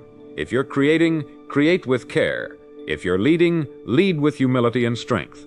The marketplace is always watching. Life is always responding. And you're never invisible to the law of return. It sees everything, and it repays everything. So give it something worth multiplying. I want to tell you something many people forget. The energy you bring into your work is more valuable than the work itself. People remember how you made them feel. They remember the confidence in your tone, the integrity in your actions, the care in your attention. You don't need to be loud or flashy. You need to be sincere. You need to give fully. And when you do, you'll rise. Not because of luck, but because of law. I want you to remember this. Effort alone isn't enough. It must be the right kind of effort. Thoughtful, consistent, service-driven effort. The kind that adds value, that lifts others, that improves what it touches. That kind of effort is never wasted. It always circles back. Always. Now let's talk about resistance again, but from another angle. Resistance often shows up not just as fear or doubt, but as laziness masked as comfort. It tells you to stay in bed. It tells you to coast. It tells you to settle. But nothing great has ever come from the comfort zone. And that's why I want you, for the rest of this test, to do something every day that stretches you. Not something reckless, but something that requires growth. A phone call you've been avoiding. A piece of work you've been delaying. A habit you've been postponing. Stretch yourself. That stretch is where the reward lives. And the more you stretch, the more you'll grow. Not just in results, but in identity. You'll start to see yourself differently. And that changes everything. Here is a phrase I want you to remember. The person I become is the person I reward. What does that mean? It means that life responds not to what you ask for, but to who you are. You can't fake alignment. You can't cheat identity. If you want to receive more, become more. If you want higher rewards, raise your standard. And not just once, not just when it's easy, but daily. That's the beauty of this test. It isn't about achieving something quickly. It's about becoming someone permanently. And that only happens through repeated action, consistent intention, and unwavering faith. Even when it's quiet, even when it's slow, especially then. A lot of people give up because they expect fireworks on day one. But greatness doesn't announce itself with a bang. It whispers, it builds, and then one day, it explodes. But only for those who kept walking when there was no applause. That's you. That's your job for these 28 days. Keep walking, keep building, keep sowing. Don't worry about the pace. Worry about the direction. The moment you're aligned with truth, time becomes your ally. You don't need to rush. You just need to stay. Stay in the work. Stay in the service. Stay in the vision. That's how you win. Not by sprinting, but by showing up when others stop. Now I want to challenge you with something simple but powerful. For the next 24 hours, give more than you take. In every conversation, in every transaction, in every interaction. Outgive the world, just for one day. Don't do it to impress. Do it because it's who you are becoming. Keep a mental note of how it feels. You'll notice something magical. The more you give, the more you expand. Not just in what you receive, but in who you are, and that expansion is what makes room for new blessings. Most people shrink to protect what they have, but expansion is the secret to more. So expand, fearlessly. Let's lock this in with a declaration. Speak it, write it, comment it. I give without limit. I grow without fear. I receive without guilt. This is a new identity you are stepping into, a mindset of abundance, a spirit of generosity, a rhythm of growth. Don't wait for life to give you permission. Don't wait for the right conditions. Be the right condition, and the rest will follow. This is the kind of work that builds unshakable success, not just in income, but in character, not just in lifestyle, but in legacy. And if you stay the course, if you finish what you started, you'll find that what you receive on day 28 is not just what you wanted, it's who you became in the process. Most people live their entire lives avoiding silence, afraid of what they'll hear if the noise ever stops. They surround themselves with distractions, constant motion, endless scrolling, shallow conversation, because they fear facing the truth that emerges in stillness. But silence is not the enemy. Silence is where clarity is born. It is where the deepest answers are found. It is where the self is revealed, not as the world defines you, but as you truly are, unfiltered, unshaken, undeniable. If you want to change your life in 28 days, you must begin by reclaiming your silence. Find a place each day, no matter how small, where no one speaks, no screens glow, and no voices but your own exist. In that place, speak only truth. Ask yourself, who am I becoming? And listen, really listen, because your mind already knows. But it won't scream, it will whisper, and only the still will hear it. The greatest breakthroughs in life do not come through noise or chaos. They come quietly, in the morning when you wake up early and commit to yourself before the world makes its demands. In the evening when you close your eyes and take full responsibility for how you showed up that day. In the small decisions, the invisible sacrifices, the moments no one sees. That is where the new version of you is being formed. This is why silence isn't just a preference, it's a practice, a daily reset, a sacred return to vision. Most people avoid silence because they are afraid they'll realize how far they've drifted. But you must not fear that realization. You must welcome it, because once you see where you are, you can finally choose where to go. We live in a world that confuses volume with truth. The loudest voices aren't always the wisest. The most followed people aren't always the most fulfilled. And the fastest paths are rarely the most rewarding. But in silence, all illusions dissolve. You no longer chase what you don't need. You no longer compare your timeline to someone else's. You no longer seek approval for decisions that were never theirs to validate. In silence, you remember that all lasting change is internal. External change is just the echo. So if you want new results, don't start with the world. Start with the inner chamber of your mind. What are you rehearsing? What are you repeating? What internal conversation has been playing on loop, unquestioned, unchallenged for years? Here's the truth. Every day you are being programmed by media, by algorithms, by marketing campaigns engineered to exploit your attention and hijack your desires. If you don't write your own code, someone else will. If you don't choose your thoughts, someone else will choose them for you. And that is why silence is not weakness, it is weaponry. It allows you to take back your programming, to uninstall doubt, to delete comparison, to rewrite your inner script with words that serve your future instead of sabotaging it. I am capable.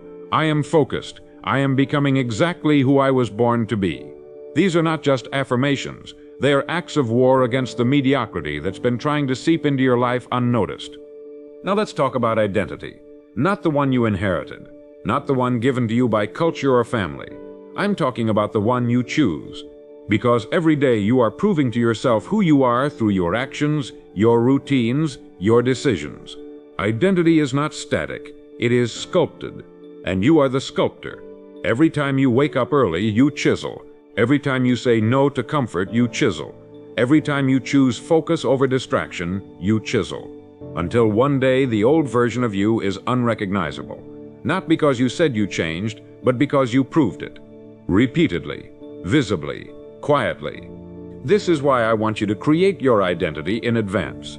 Don't wait to become, declare who you are now, and then back it up daily. Say it with me now and write it below as your new mental command. I am a builder of discipline. I am a master of focus. I am unmoved by distraction. Say it again. Let it echo in the silence. That's not ego, that's alignment, that's clarity. You see, the people who win in life aren't the loudest or the smartest or even the most talented. They are the clearest, and clarity is a product of solitude. You cannot think clearly in chaos. You cannot see your future in fog. Silence is the clearing, and inside it everything sharpens. Think of your mind like a sword. Every thought is either sharpening it or dulling it. Every input, every habit, every decision, either refinement or erosion. Most people dull their minds with distraction. You will sharpen yours with silence, with structure, with sacred focus. Over these 28 days, I want you to protect your focus the way a warrior protects his blade. Keep it clean, keep it aligned, keep it ready, because your focus is your power.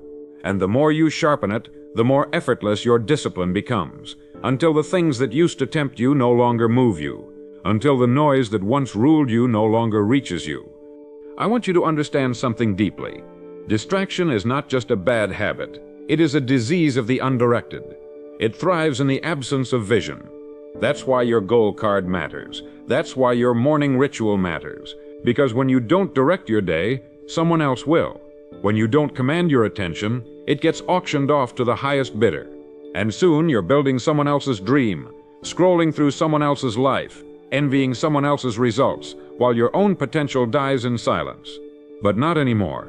Not now. Because you've chosen clarity. You've chosen structure. You've chosen the silence where your real voice returns. Let me leave you with today's anchor. Speak it aloud, make it your armor. I build in silence. I create with focus. I lead my mind to victory. This is your declaration. This is your pattern break. This is the phrase that resets your nervous system and sharpens your awareness. Every time the world pulls you back into noise, return to this. Every time your mind wanders, return to this. Every time your mind wanders, return to this. Every time you forget who you are becoming, return to this. There comes a point in every serious pursuit, whether it be in work, in personal transformation, or in the building of a new life, where fatigue sets in. Not the kind that lives in the muscles, but the kind that creeps into the mind. It's the moment where old patterns try to reclaim their ground, where your progress feels invisible, where the voice inside starts to ask, is this even working? And it's at that very moment that most people quit, not because they lack potential, but because they mistake resistance for failure. Let me tell you plainly, resistance is not failure.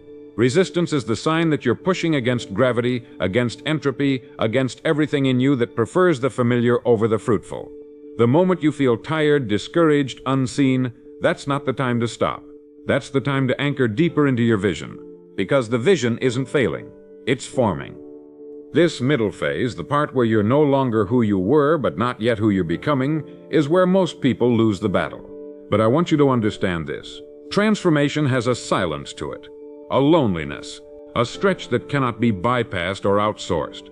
It's in this phase that the real work happens, not the visible work, but the inner restructuring. Old habits breaking, neural patterns rewiring, beliefs disintegrating. This is why it feels heavy. Because you're not just doing, you're becoming. You're metabolizing truth, burning the bridges behind you, and walking forward into a life that no longer allows you to hide in smallness. And that is not easy work, but it is sacred work. And if you persist, you will emerge. Stronger, clearer, ready. Now let me offer you something practical. When fatigue speaks, speak back. When doubt whispers, declare louder. Use language as your line in the sand. Because language isn't just expression, it's ignition.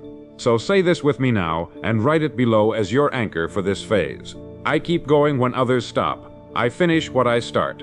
Let it ring in your ears. Let it become the default voice that responds every time the old identity shows up, asking you to slow down. You're not here to slow down. You're here to finish. And not just to finish, but to finish with excellence. Most people underestimate what they can accomplish with just a little more endurance.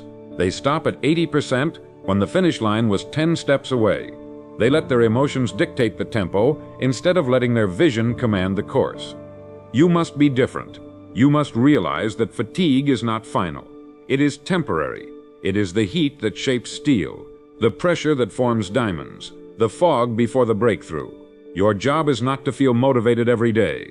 Your job is to act in alignment every day, whether the feeling shows up or not.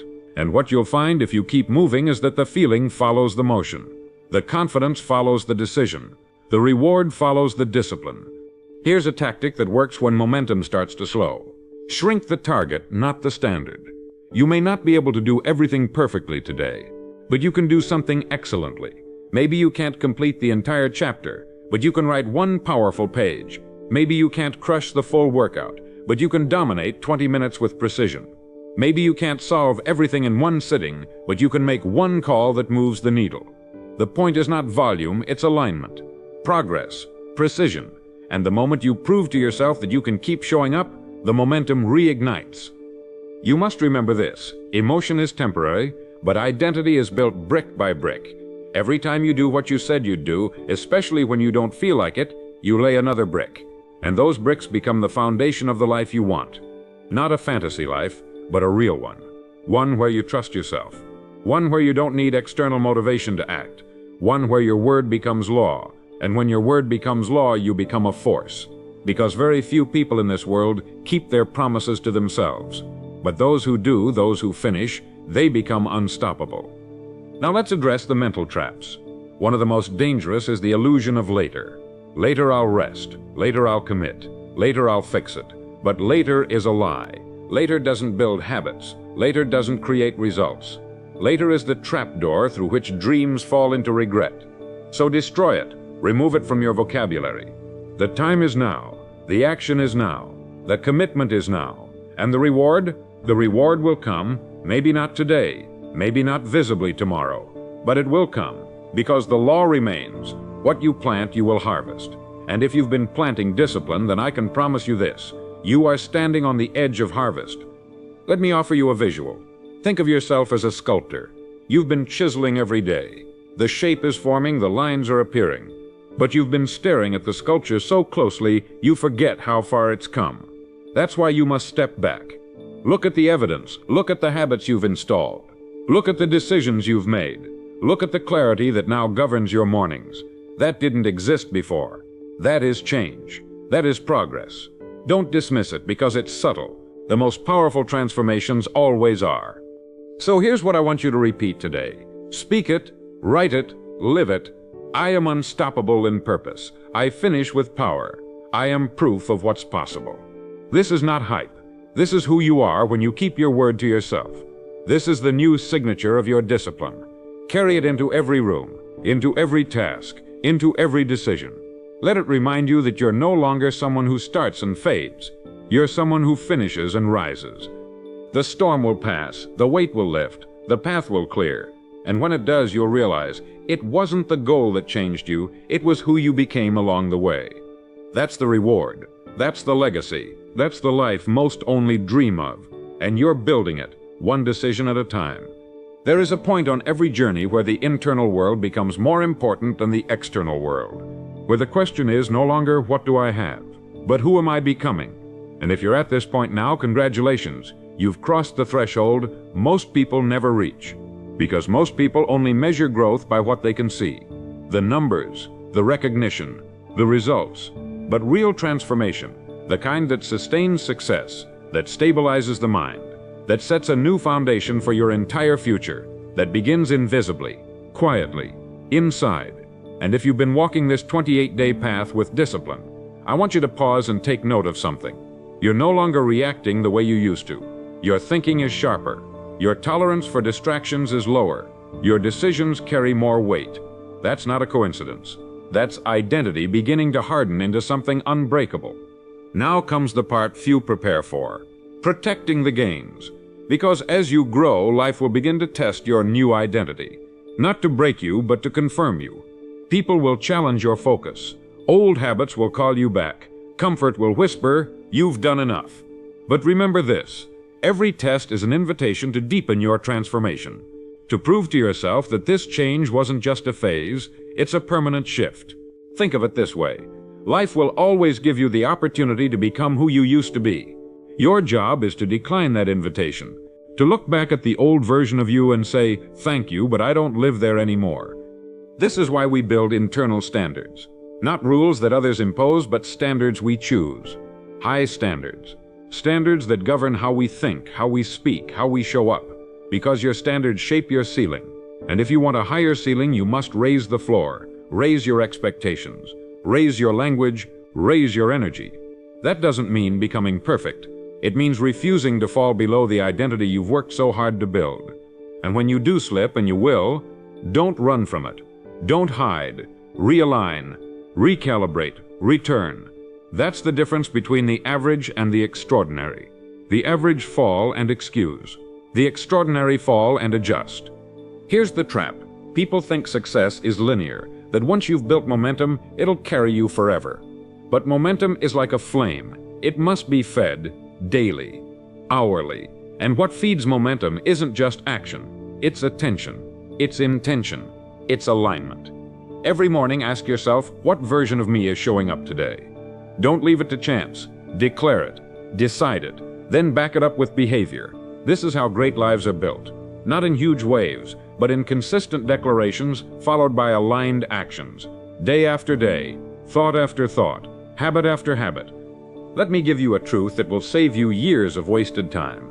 The goal is not the goal. The goal is the structure, the system, the rhythm that the goal requires. Because long after the goal is achieved, the structure remains. And it's that structure, the habits, the thoughts, the rituals that determine whether success becomes a peak or a platform, a one-time event or a permanent way of life. So I ask you now, what habits have you built over these past days? What structure is emerging in your mornings, your focus, your language? Are you still treating this like a 28-day test? Or are you beginning to realize this is who you are now? There's power in that realization. Because once you stop seeing discipline as a chore and start seeing it as a part of you, you no longer need to push, you begin to flow. Discipline becomes identity. Focus becomes instinct. Clarity becomes your default. And that's when you become dangerous, not because you're louder, but because you're more aligned than ever. The world cannot compete with a person who knows exactly who they are, where they're going, and why they're doing it. That kind of person radiates something rare. Certainty. Not arrogance. Not showmanship. Just quiet, immovable certainty. And the world responds to that energy. Let me speak to the part of you that still doubts. The voice that says, "What if this doesn't last?" That voice will always exist, and that's okay. You don't need to kill the voice, you just need to stop obeying it. That voice isn't truth, it's a reflex, a leftover echo of an old self who only knew how to protect, not pursue. But you've changed. You're not driven by fear anymore. You're driven by vision. You've tasted alignment. You've touched excellence. And once you've tasted it, there's no going back. You'll never again be satisfied with average. Not because someone told you to be more, but because you finally became more. And now mediocrity feels foreign. So let's set your new mantra. Speak it with confidence. Write it below as a public stand. Say, "I protect my peace. I preserve my standards. I walk as who I am, not who I was." Let that sentence guide your next 24 hours. Let it direct how you speak, how you respond, how you hold yourself. Because every day you're casting a vote for who you are becoming. And every decision, no matter how small, either strengthens or weakens the foundation. Now let me give you one final reminder. This isn't the middle of the journey. This is the shift. This is where the test becomes a lifestyle, where the discipline becomes identity, where the outer world begins to reflect what you've been building within. And when others ask what changed, you'll smile.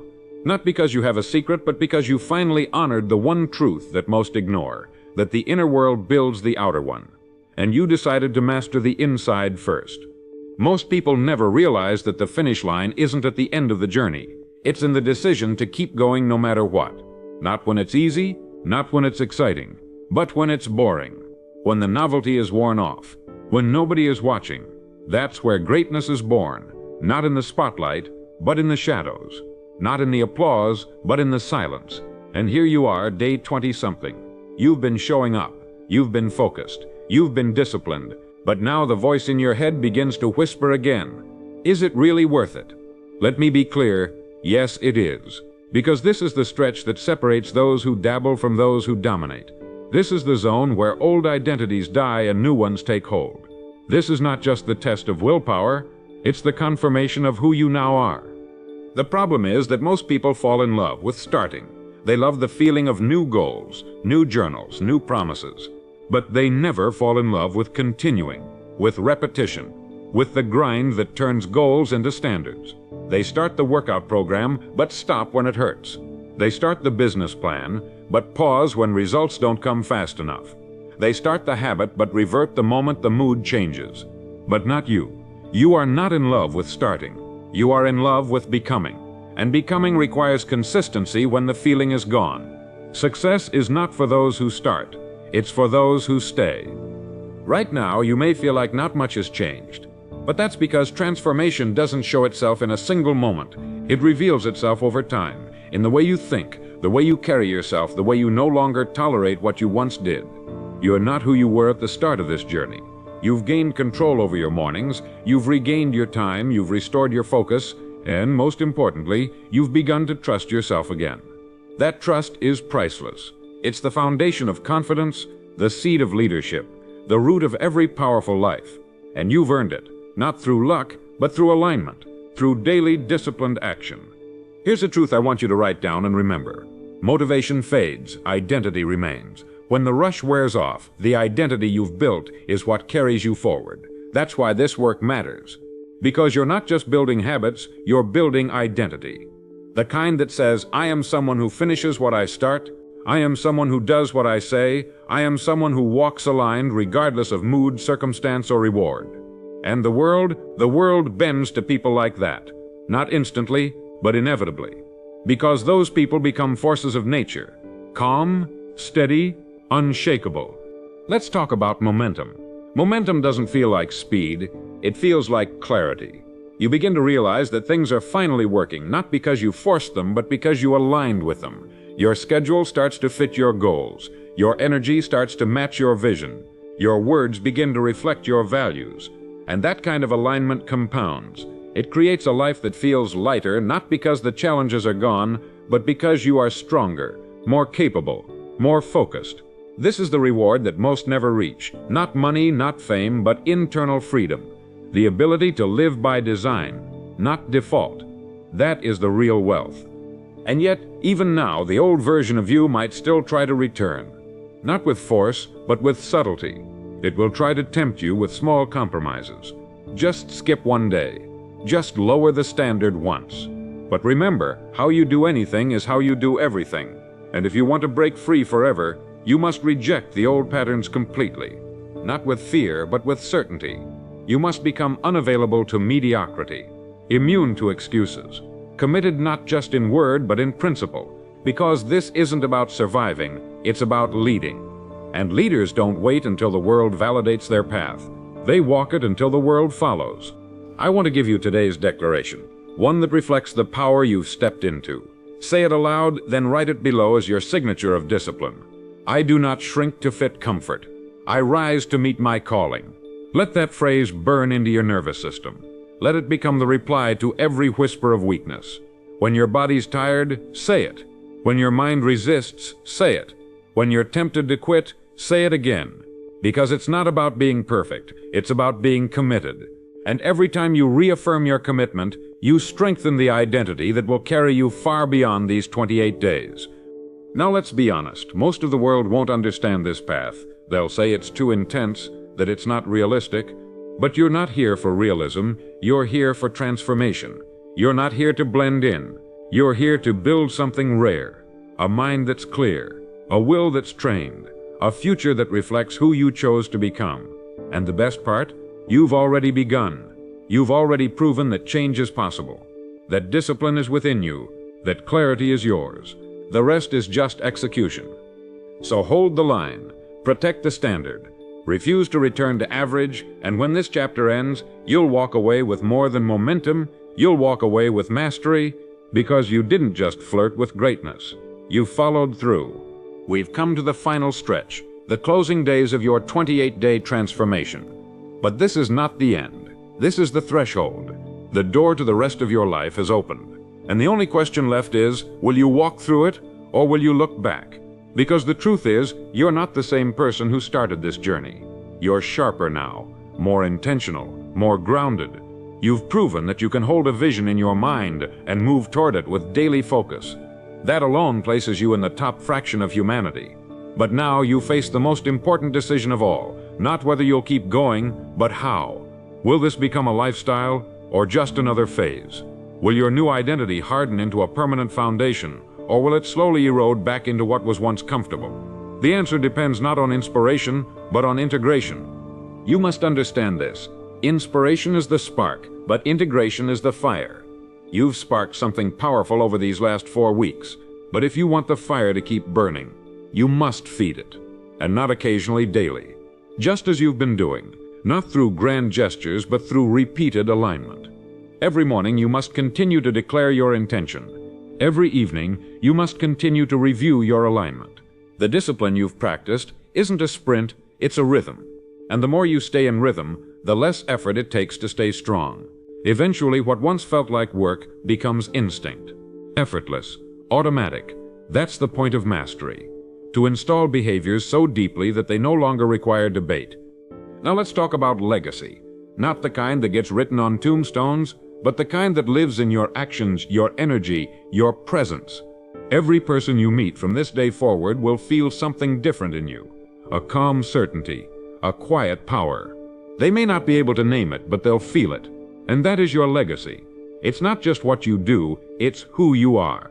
Because a man or woman who has mastered their thoughts, who walks in alignment with purpose, who no longer seeks permission to be great, that kind of person changes rooms just by entering.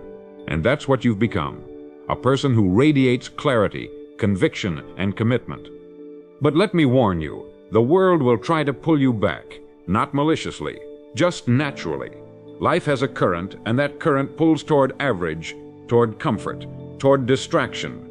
The only way to resist that current is to walk with intention every day, to stay aware, to stay committed. That's why I want you to recommit, not for another 28 days, but for life. Not to perfection, but to alignment. Because aligned living doesn't mean you never fail, it means you never abandon. You never forget who you are becoming. You never let a moment of weakness rewrite the story of strength you've already written. So what now? Now you amplify. You take the habits you've installed and bring them into every area of life. Into your finances, into your relationships, into your health, into your influence. You turn focus into legacy. You turn discipline into impact. You walk as a builder, not a seeker, not a wanderer, a builder.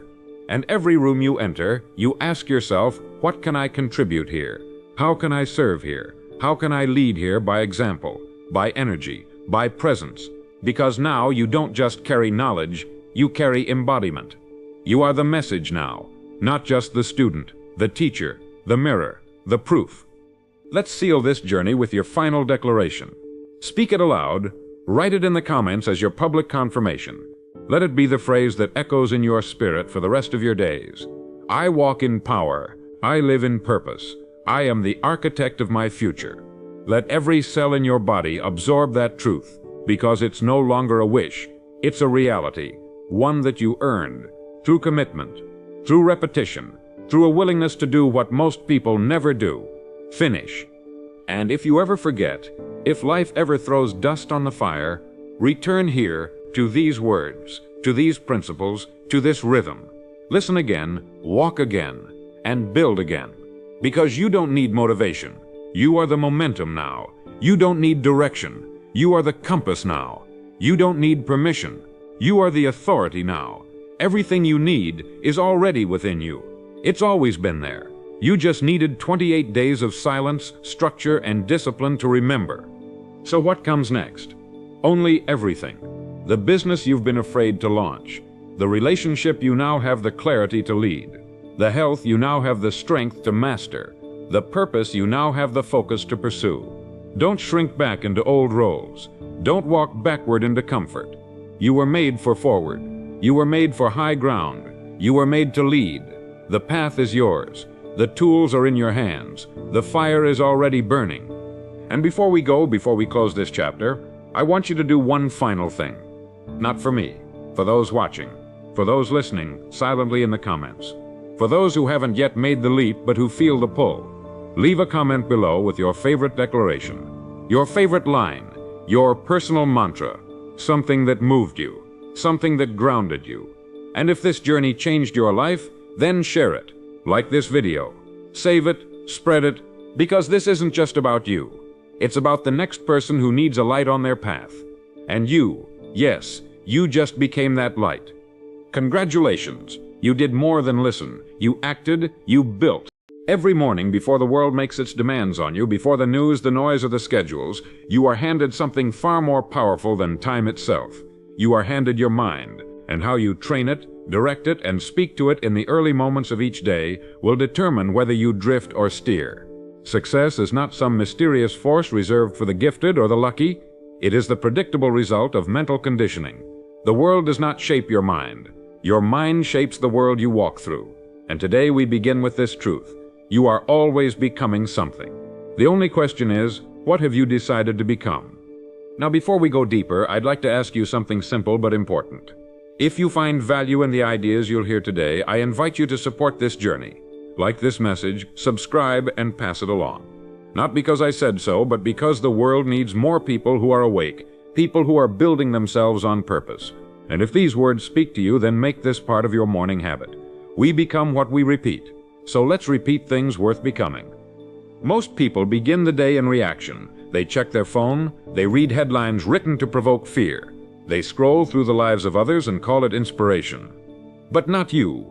From this day forward, you begin your day with intention. You speak to your mind before anyone else does.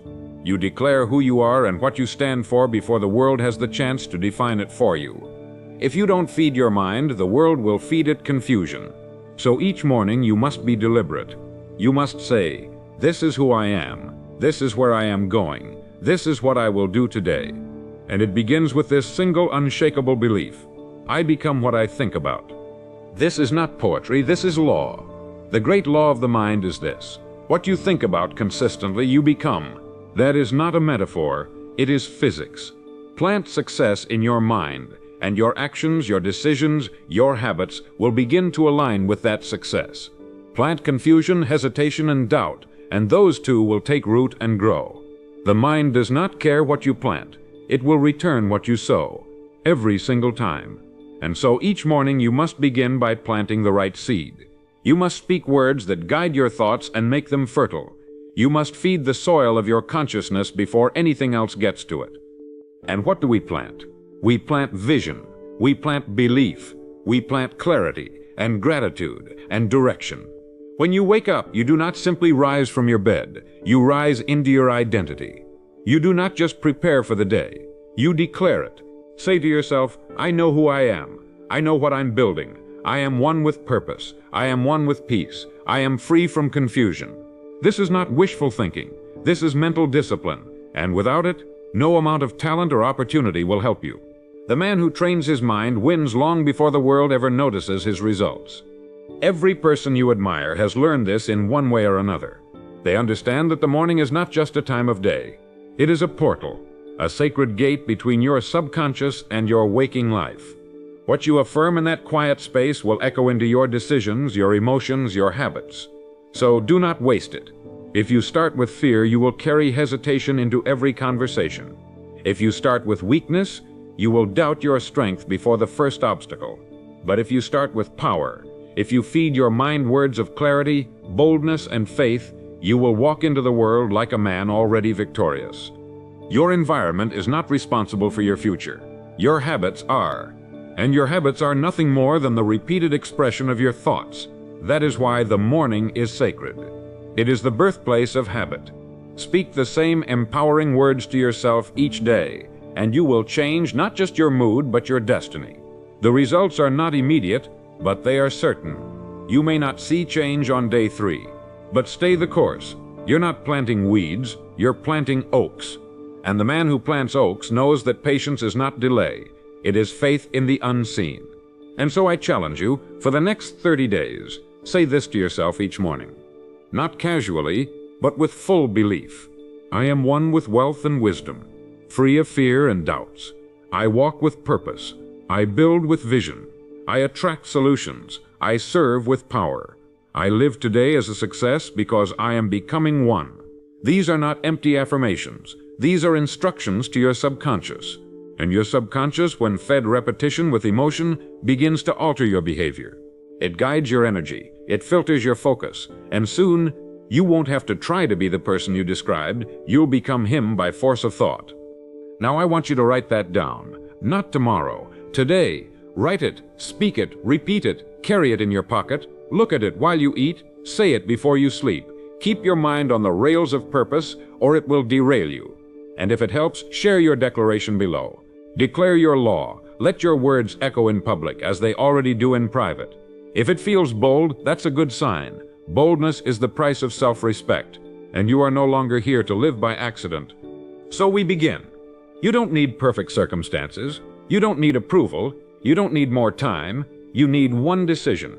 One commitment to rise above the noise and speak to your mind each morning as if it mattered. Because it does.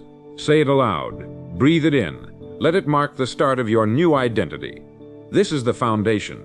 This is the seed. And tomorrow we water it again, until thought becomes truth, until belief becomes behavior, until the mind is trained and the life is transformed. Most people go their entire lives without realizing they are training their minds every single day, whether they mean to or not. The tragedy is most of that training is accidental. It's driven by television, by anxiety, by gossip, by distraction, but the mind, whether trained by design or by default, will always follow orders. And that is why the people who live extraordinary lives are not always the most talented or lucky, but the most intentional. They direct their thinking before the world directs it for them. They do not hope for success. They build the framework for it, thought by thought, morning after morning. And once you truly understand this, your mornings stop being a routine and start becoming a launch pad. Let's look at what makes the morning so powerful. The early hours are when the world is still quiet. Your mind is at its most impressionable. It hasn't yet been shaped by the stress of traffic, by the clutter of opinions, by the emails or the headlines. It is raw, fresh, malleable. And in that sacred window you hold the chisel. You shape the image of who you will be for the rest of the day. This is not about motivation. Motivation fades. This is about design. When a man wakes up and immediately floods his consciousness with precision, with clarity, with power, he becomes a conductor, not a passenger. He doesn't ask the world, "What should I be today?" He declares it. The strongest way to use your morning is to reprogram the belief system that drives your identity. Because it's not just what you think that shapes your life, it's what you believe about yourself that filters everything. And here's the quiet truth. Most people have been living for years under someone else's definition of who they are. They were told they were average. They were told they were too emotional. They were told they were not enough. And without meaning to, they accepted it. But starting today, you are the author. You are the architect. You are no longer simply reacting to the identity others projected on you. You are defining it yourself. Now I want you to understand something critical. You cannot rise above your own self-image. No matter how much you want to achieve, if you believe you're not the type of person who succeeds, you will sabotage every opportunity that comes your way. That's not a flaw. That's law. The law of identity states you will never act consistently in a way that is out of alignment with who you believe you are. So if you want different results, you must install a new belief about yourself. That is why this morning ritual is not a luxury. It is a necessity. It is the daily declaration of a new identity. And identity is the engine of all behavior. So how do we do it? We start by stating clearly, "This is who I am becoming." We do not say, "I hope to be disciplined." We say, "I am disciplined." We do not say, "One day I'll be successful." We say, "I am success in motion." Because the mind obeys present tense declarations. It is not moved by maybe or someday. It moves in response to certainty. That is why every great leader, every high performer, every titan of industry begins their day not in passivity, but in command. They remind their subconscious who's in charge. They speak their destiny before it appears. And slowly but surely, the world begins to reflect it. Think about a ship. If the captain does not set a course before leaving port, the sea will decide for him. Winds, tides, and storms will push him in every direction. And when he finally looks up, he'll realize he's nowhere near the destination he once imagined. That's how most people live. They have vague desires, but no daily declarations. They drift instead of steer. But when the captain sets his course, even if the sea rises against him, he adjusts. He doesn't abandon the voyage. You are the captain of your consciousness, and if you steer each morning with clarity, you may encounter storms, but you will always make progress. So what should your morning declaration sound like? It must be personal, it must be powerful, and it must be precise. Don't speak to your mind in vague platitudes. Speak in commanding truth. I am building wealth because I am disciplined and focused. I am building peace because I control my thoughts. I am building strength because I do not break when it gets hard. I am worthy, I am wise, I am willing. These are not affirmations for the sake of emotion. They are mental nutrition. And just like the body responds to what you feed it, so too does the mind. Give it weak food and it will produce weak outcomes. Feed it power and it will carry you to heights you never imagined. One of the most important shifts you can make is to stop waiting for proof and start becoming the proof. Most people say, "I'll believe it when I see it," but the mind operates on the opposite law. You will see it when you believe it. That is not mysticism, it is neuroscience.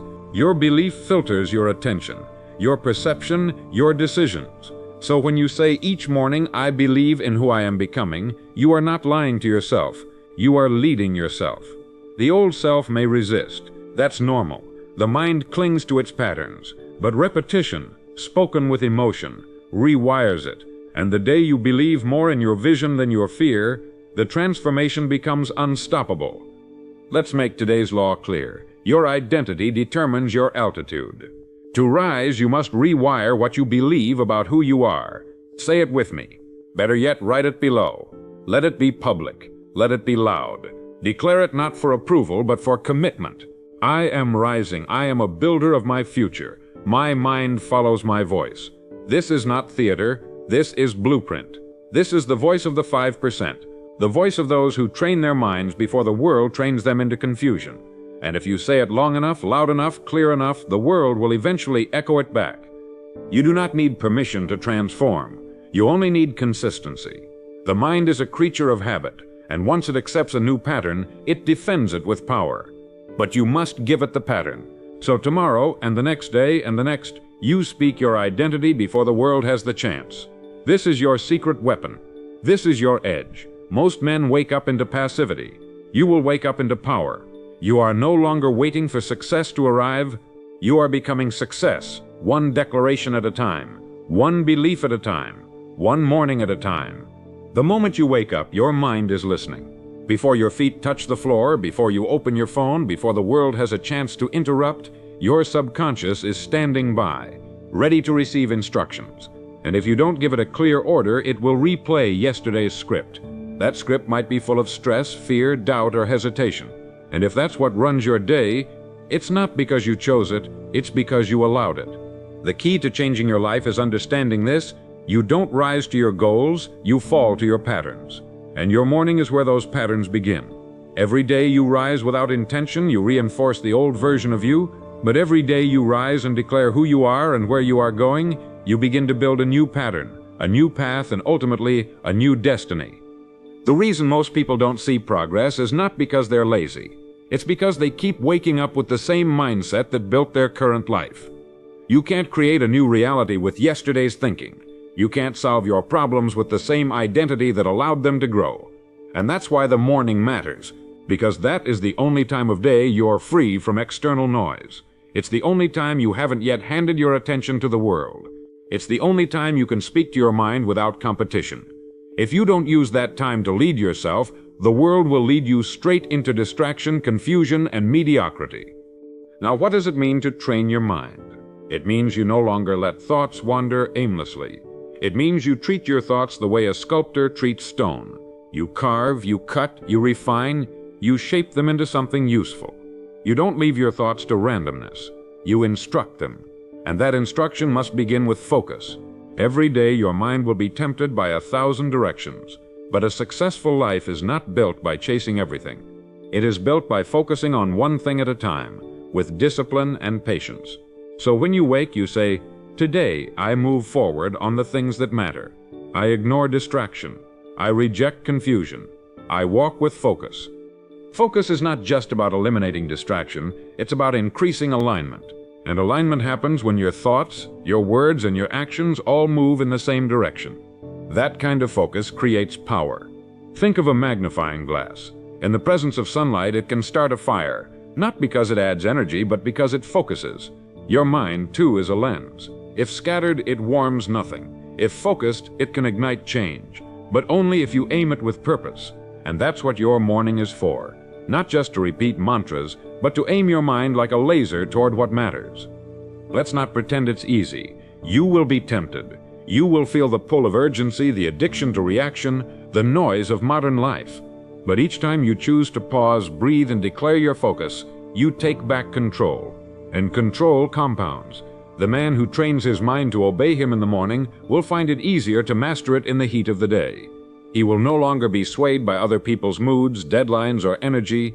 He will carry a center of gravity within him, a quiet force. That force begins with morning mastery. Let's get practical. Tomorrow morning, before anything else, I want you to say out loud, "Today I lead my mind. Today I create, not consume. I move with purpose. I speak with clarity. I act with intent."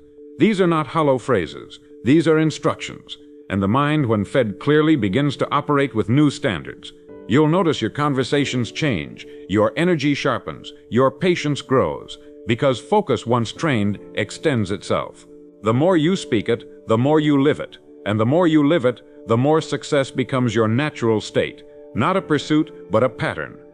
The average man lets his mind wander. The focused man lets it build. You are not here to wander. You are here to build. And that means you must hold your focus like a warrior holds his blade. Never careless, always ready, always aware that the moment you lose focus, you lose power. And that is why you must begin each day with this law. Wherever my focus goes, my future grows. Say it, speak it, write it below. Let it be your law today. Not because it sounds good, but because it is good. It's true, it's proven. Every achievement begins with sustained attention. And every downfall begins when attention is scattered. There is no such thing as wasted attention. Wherever you place it on gossip, on fear, on doubt, that thing will grow. So choose carefully, think carefully, train your mind to default to clarity. And clarity begins with conscious language. Stop saying, "I'm so overwhelmed."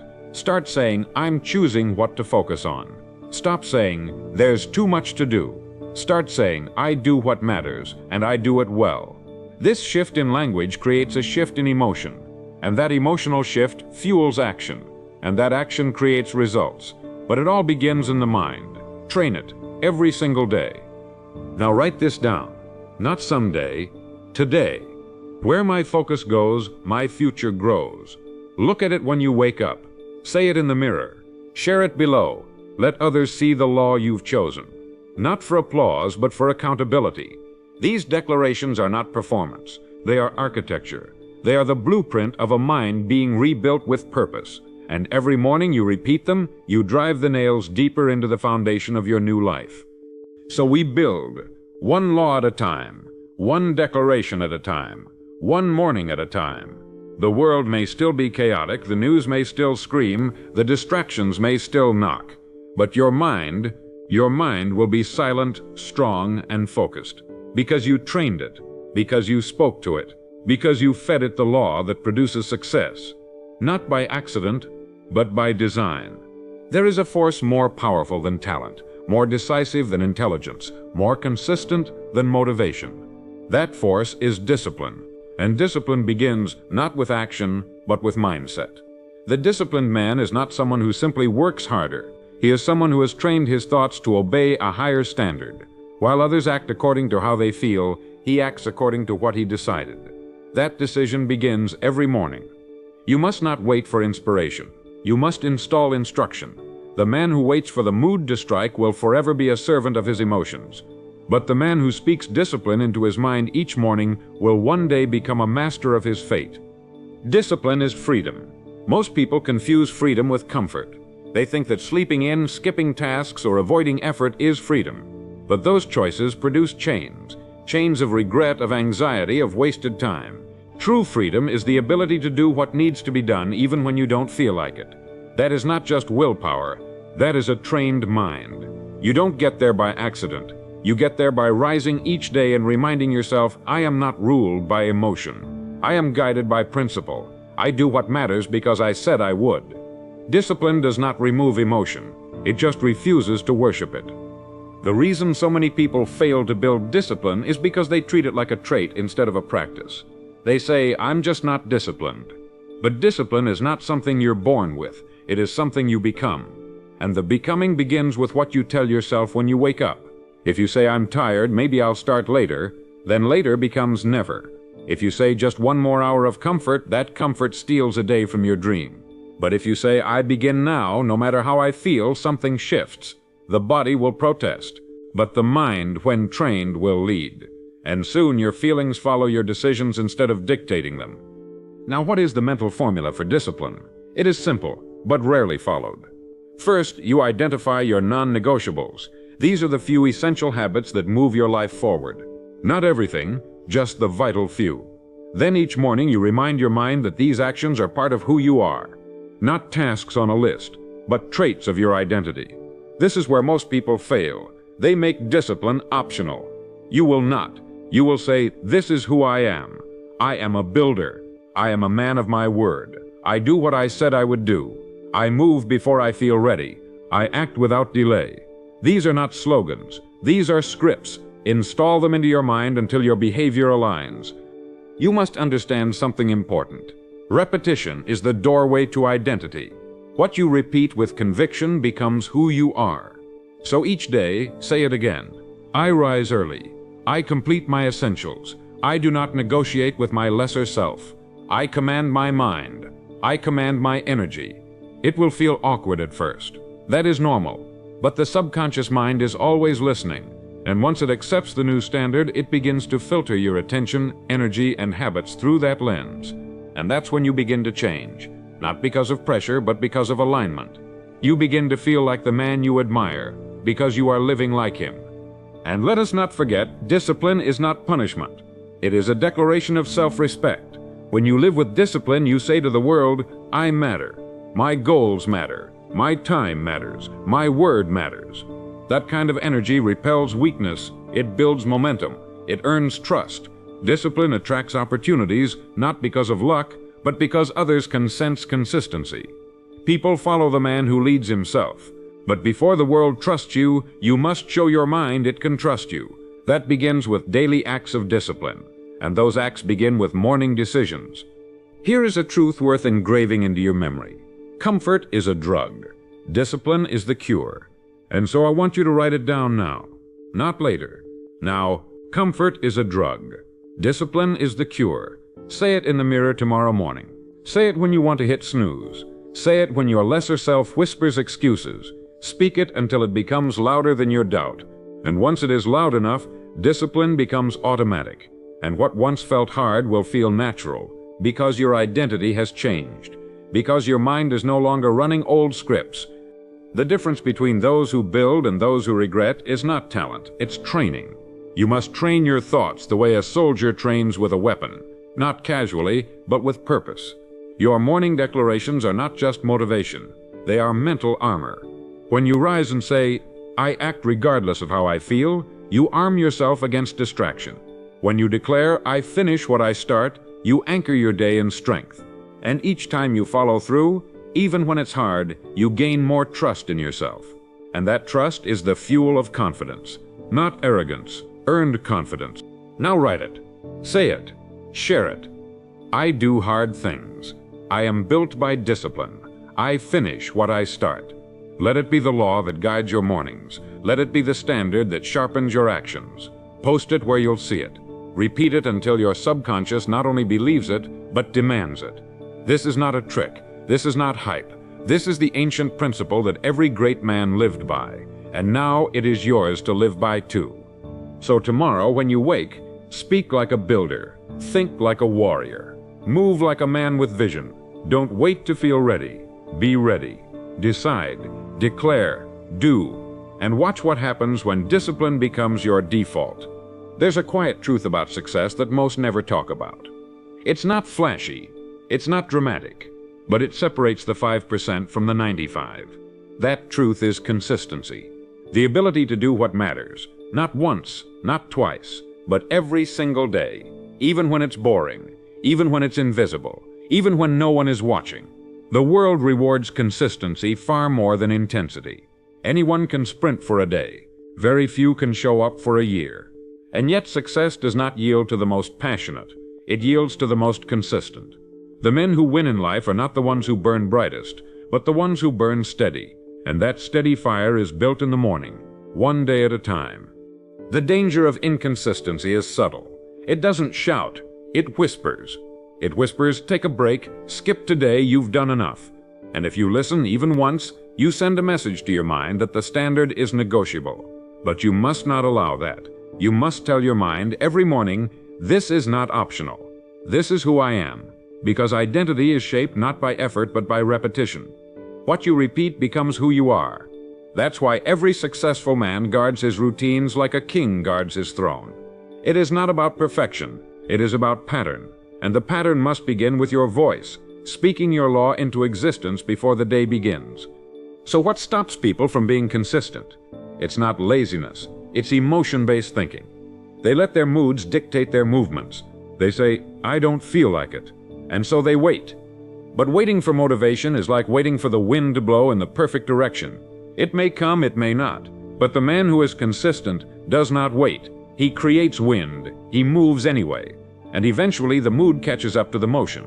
You must remind your mind of this law every morning. I move whether I feel like it or not. I act because it is time, not because it is easy. This is how you install consistency as your nature. Let's go deeper. Consistency is not just about showing up. It's about showing up the same way, with the same standard, with the same energy, with the same commitment. Each morning you're not just repeating a task, you're reinforcing an identity. When you say, I train today, I study today, I execute today, you are not checking a box. You are telling your mind, this is what I do, this is who I am. And the mind begins to believe it. Not after a week, but after enough repetition to override the old code. This is how you reprogram your subconscious, not with one breakthrough, but with 1,000 quiet declarations. You'll notice something interesting. Once consistency becomes part of you, you begin to attract what once eluded you. Opportunities appear. People begin to trust you. Your skills sharpen, not because of magic, but because of compound effect. Consistency compounds. One brick laid each day builds a fortress. One page read each day builds a library. One action taken each day builds a legacy. The mistake is thinking that big results require big actions. But the truth is, big results come from small actions repeated daily with devotion. Your mind needs to hear this every morning. What I do today matters more than what I did yesterday. Here's a pattern I want you to install. When you wake up, say, today I lay another brick. I don't need to finish, I only need to build. This removes the pressure of perfection and replaces it with the power of progress. You are not here to impress, you are here to construct. And you construct by showing up, clear, calm, consistent.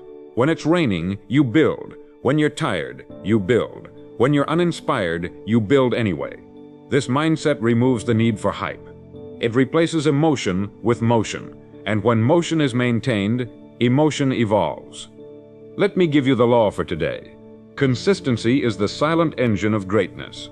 I win because I refuse to stop. Speak it. Write it below. Let the world hear it. Let your subconscious internalize it. I win because I refuse to stop. Not because I'm perfect. Not because I'm always excited. But because I show up every single day. While others wait for perfect conditions, I create momentum. While others start and stall, I build with rhythm. And eventually that rhythm becomes reality. Understand this. The man who is consistent begins to expect success, not in arrogance, but in certainty. He knows that if he keeps showing up, the result must appear. That's not optimism, that's cause and effect. It's natural law. It's the harvest that follows daily planting. So while others are distracted by novelty, you stay loyal to your process. And in time, they will call you lucky. But you'll know the truth. You didn't get lucky. You got consistent. Now take this seriously. Consistency is not just about action. It's about integrity. It's the quiet agreement between you and yourself. When you show up each day, you tell yourself, I can trust you. That trust is priceless. It is the root of confidence, resilience, and self-respect. But it must be earned daily, and you earn it each morning when you declare, I am consistent, I am steady, I show up no matter what. So tomorrow morning, remind your mind. Say it out loud. Say it like you mean it. Say, I am built on consistency. I lay bricks daily. I win because I do not stop. Write it, live it. Let it shape your rhythm. And let your rhythm shape your results. There is a hidden power that very few harness, a power that amplifies every action, sharpens every thought, and fuels consistency with fire. That power is vision. A man with vision cannot be stopped for long. He may stumble, he may rest, but he never detours, because he knows where he is going. Vision is the ability to see your future clearly before the world sees it at all. It is the inner movie you play every morning, the image you project so vividly into your mind that your behavior begins to bend in its direction. And without vision, even the most talented man will wander. Without vision, effort becomes exhausting. But when you wake up each day and see the life you are building, the weight of discipline becomes the wings of purpose. Vision is not just what you want, it's what you decide to live for. It's the North Star. And in the fog of life where distractions and uncertainty threaten your focus, vision is the lighthouse. It cuts through the noise. It brings you back. Every morning you must revisit your vision, or risk drifting into routine without direction. That's why I say this. Don't just wake up. Rise into your future. Don't just check the clock. Check your compass. Ask yourself, what am I building? Who am I becoming? What must I see before I step into the day? Because without vision, you live in reaction. But with it, you move with prophecy. Let me be clear. Vision is not fantasy. Fantasy is passive. Vision is active. It's not about wishing. It's about seeing so clearly that your body begins to act in agreement. You may not know all the steps. That's fine. You only need to know the direction. And when that direction is repeated every morning with intention, you begin to train your subconscious to work on your behalf. This is how great architects build cities, how great leaders shape movements, how great men create legacies. They wake up each morning and speak their future into the present. They remind their mind of the end before the day even begins. The danger of not having a vision is subtle but deadly. It doesn't kill overnight. It robs you inch by inch.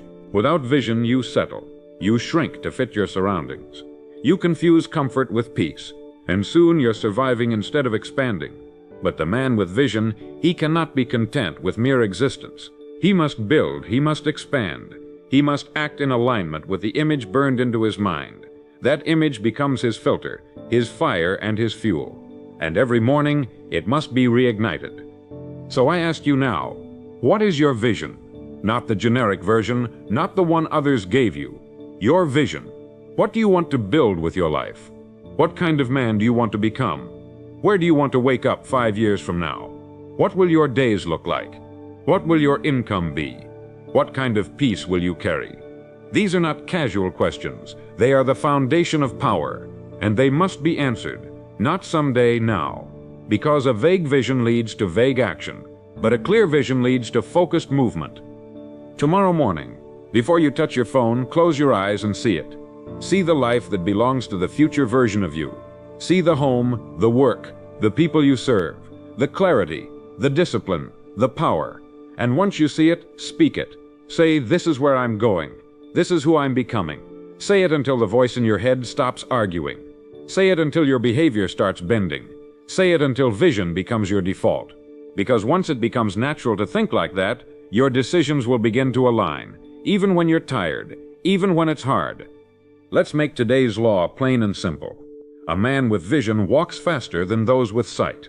He doesn't need proof. His mind provides it. Say it with me. Write it below.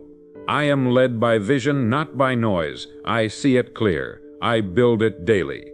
These are not affirmations, they are orders. Orders to your mind, to your decisions, to your behavior.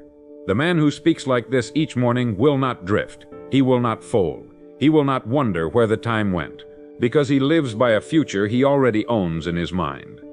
There will be days when the vision feels far. That's when most people quit. They stop seeing, they stop believing. And without belief, they stop moving. But you are not most people. You are the 5%, and the 5% guard their vision like treasure. They return to it when others forget. They rewatch it, reimagine it, refine it, and each time they do, their energy resets, their clarity returns, and their consistency sharpens. This is how vision becomes reality, through constant repetition, emotional connection, and relentless commitment. Now write your vision down, carry it, print it, read it, speak it, and if you've never written it, start today. Create a paragraph that describes the man you are becoming. Write as if it already exists, as if you are already living it. Then every morning, read it back to yourself with belief, with conviction, with clarity. The more you repeat it, the more your subconscious begins to operate in harmony with it. And when your subconscious and your actions are aligned, there is no force that can hold you back. So tomorrow morning, don't just wake up. Step into your vision. Say it out loud. Feel it in your body. Let it move through your voice. And remind your mind, I see the future. I walk toward it daily. I do not ask for proof. I create it. You are not a wanderer. You are a builder. And vision is your map. There is one more ingredient, one final force that when combined with focus, discipline, consistency, and vision, creates the kind of man others follow. That force is faith. Not blind hope, not wishful thinking, but faith as an unshakable certainty that what you seek is already yours, if you do not stop moving. Faith is the ability to take action without needing to see the whole staircase. It is the quiet decision to show up before the reward arrives. And it must be spoken every morning, especially when you feel nothing. Because when the results are not yet visible, your words become your anchor. And without that anchor, you drift into doubt, delay, and decay. But the man who begins his day by saying, I believe, is the man who begins with power. Faith is not emotion. It's not a warm feeling. It is a choice, a mental posture, a spiritual commitment. It says, though I don't see it yet, I know it's coming, because I am becoming it. That kind of faith bends reality. It sharpens your attention. It magnetizes solutions. And most of all, it kills hesitation. Faith is the opposite of fear, not because fear disappears, but because faith moves anyway. You will never remove all fear, but you don't need to. You only need to believe more than you doubt, and each morning you must remind your mind, today I act in faith. Today I walk in the direction of what I desire, not in reaction to what I fear. Most people live in reverse. They wait for results to feel confident. They wait for evidence before they believe. But here is the truth. Belief precedes results, not the other way around. You must speak the identity before you see the success. You must walk like the man you wish to become before the world gives you the rewards. That's why we train the mind in the morning, because it's in those early moments that your internal script gets written. And if you do not write it with faith, doubt will write it for you. The world will not hand you clarity. You must speak it. And once spoken often enough, it becomes the new default. Understand this, every major breakthrough in your life will come after the moment you decide to trust something you cannot yet see. It will feel foolish. It will feel lonely. But that's where growth lives. That's where the 5% rise. And that's where you must live daily. This is not about fake positivity. It's about choosing a higher reality in your thoughts so that your actions can elevate to meet it. That is how you transcend your environment. That is how you move beyond circumstances. Faith says, what I see today is temporary. What I believe is permanent. And that belief drives action.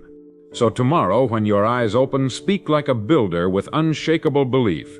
Say, I do not need to see the finish line to take the next step.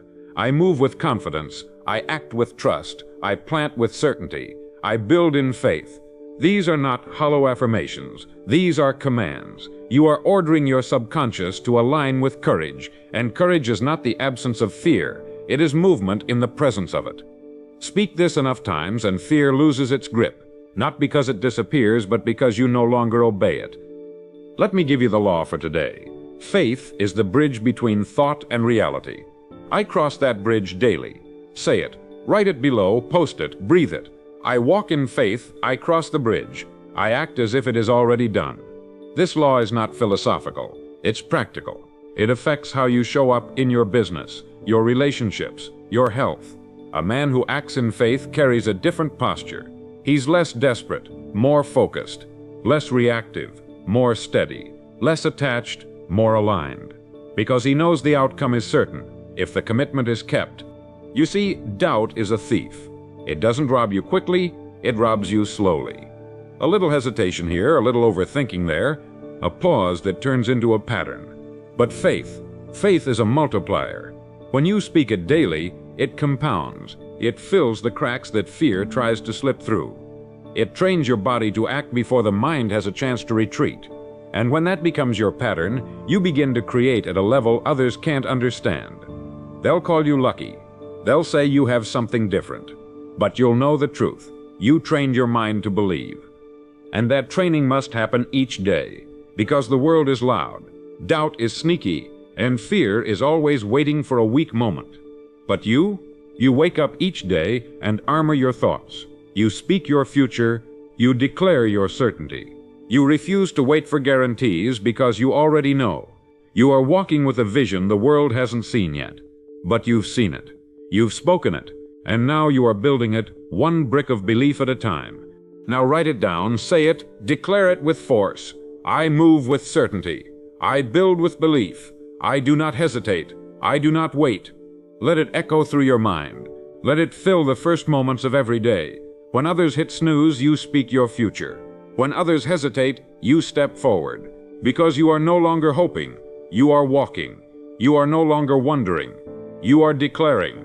This is the way of the 5%, the builders, the ones who speak what is unseen until it becomes undeniable. So tomorrow, wake with faith. Let your words lead. Let your movement follow. And let the world adjust to the power of a man who no longer needs permission to believe. There is one final principle that seals the foundation of a trained mind, and that is service. It may surprise you. After all, we've spoken much about vision, discipline, consistency, faith, but make no mistake, without service, success is hollow. Because the man who trains his mind only for himself will grow. Yes, but the man who trains his mind to serve will rise, endure, and expand beyond measure. The moment your purpose includes others, your power multiplies. This is the secret of the 5%. They don't just build for applause, they build for impact. They know that to live fully is to give deeply. And when you speak this truth each morning, you don't just become productive, you become necessary. Service is not slavery. It is not weakness. It is the highest form of strength. When you serve with intent, with excellence, and with love, you carve your place in the world that no one else can fill. And that begins with a simple morning recognition. I am here to contribute. This mindset pulls you out of selfishness. It dissolves anxiety. It replaces self-doubt with self-direction. Because when your goal is to serve, you stop asking, am I good enough? And you start asking, who needs what I have? That shift changes everything. Your posture, your energy, your focus, it all lifts. Because now, it's not about being seen, it's about showing up where you're needed. Many people chase success thinking it's about accumulation. More money, more status, more validation. But true fulfillment doesn't come from what you get. It comes from what you give. The wealthiest men on earth are not just those with money in the bank. They're those whose presence makes people better. And that is the kind of success you are training for. The kind that outlasts trends. The kind that brings peace. The kind that builds a name worth remembering. But to access it, your mornings must begin with this truth. Today I make someone else's life better. Through my work, my presence, my words, or my example. That's how you create real value. Not by being loud, but by being useful. Not by impressing people, but by uplifting them. And the beautiful thing is, this doesn't require more energy, it just requires a shift in intention. When you wake up and ask, how can I serve today? Your brain begins to search for ways to contribute. You become more thoughtful. You listen more closely. You move with meaning. And strangely enough, in the process of lifting others, you are lifted. Because fulfillment is not a reward, it's a consequence of contribution. Let me be very clear. Service is not weakness. It is leadership. The greatest leaders in history understood this. They didn't dominate through fear. They inspired through service. And you must do the same. You are not just training your mind to win. You are training your mind to help others win. That is how your legacy begins.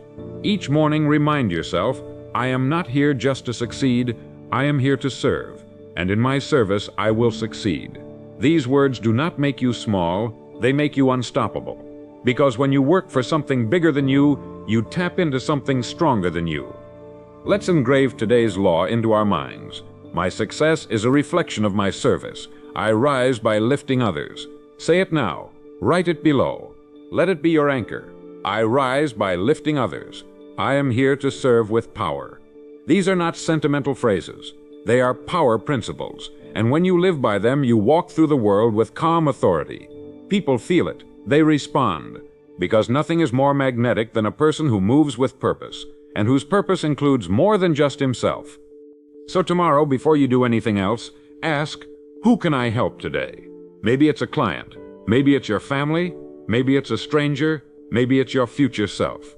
Service doesn't always mean grand gestures. Sometimes it's focus. Sometimes it's patience. Sometimes it's just doing the hard thing without complaining.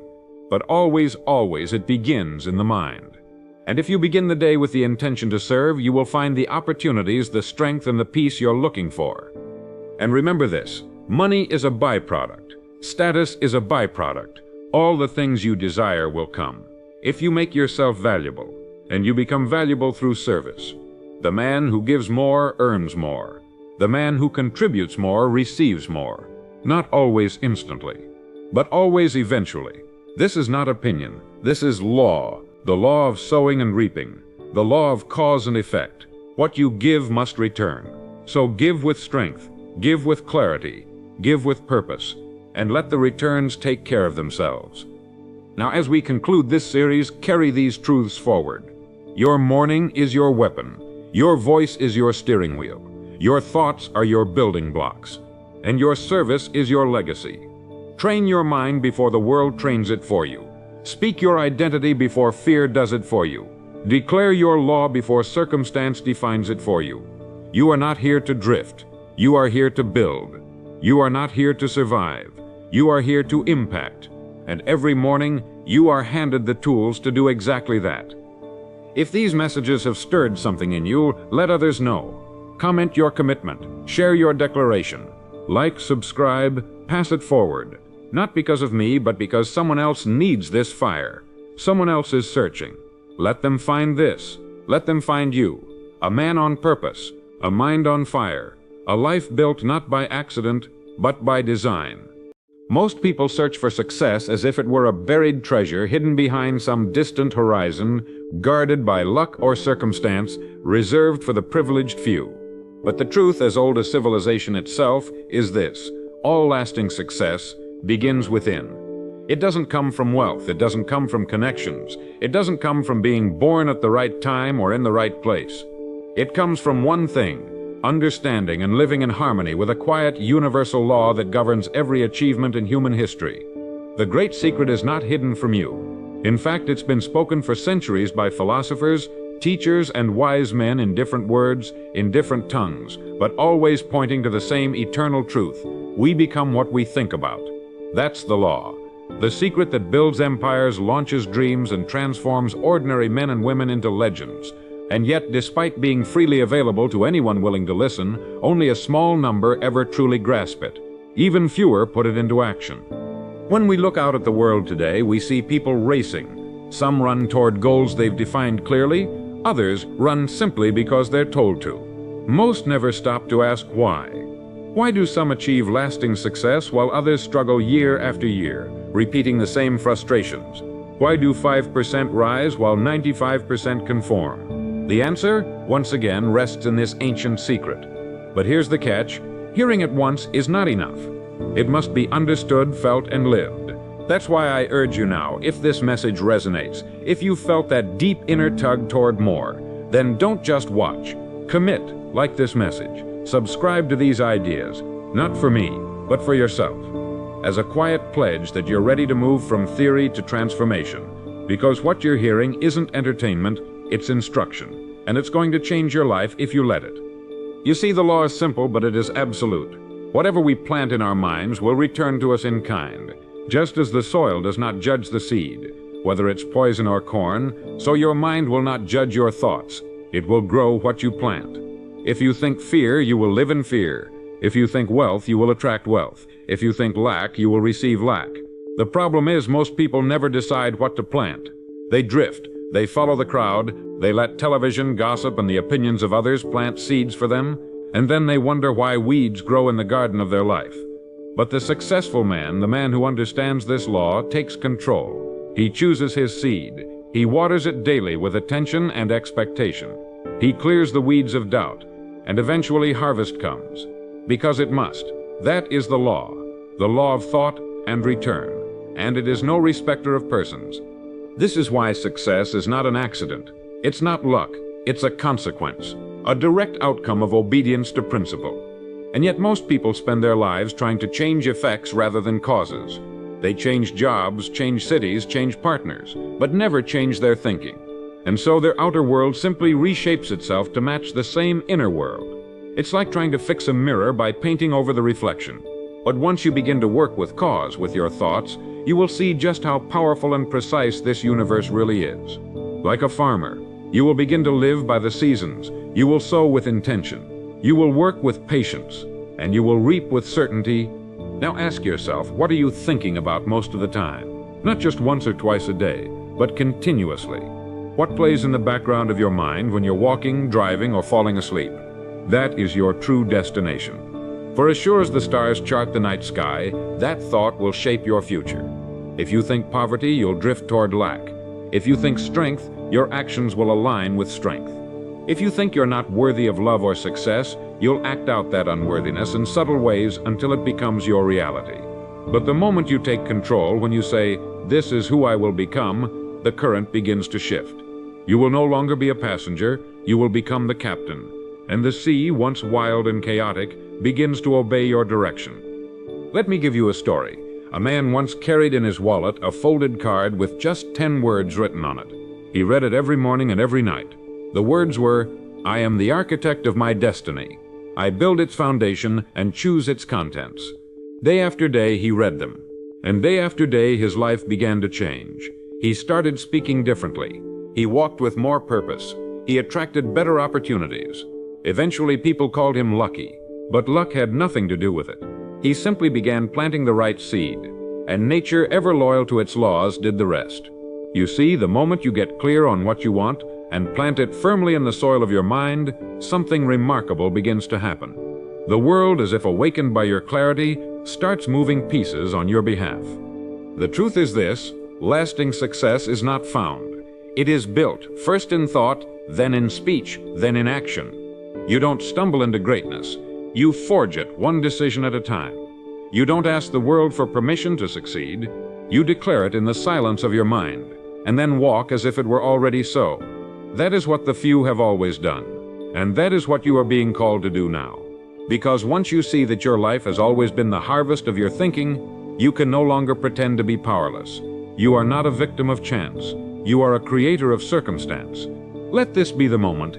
Everything changes. Not next week, not next year, right now. Draw the line. Say it aloud. I am no longer drifting. I choose my direction. I choose my thoughts. For some of you, this will feel strange, maybe even uncomfortable. That's good. It means something deep inside is waking up. The part of you that was always meant to lead, to build, to rise. And if you're brave enough to hold that new image of yourself, strong, clear, disciplined, then you'll begin to see the world bend around it. Because that's how it works. That's how it's always worked. We become what we think about. That is the ancient secret behind all lasting success, and it belongs to you now.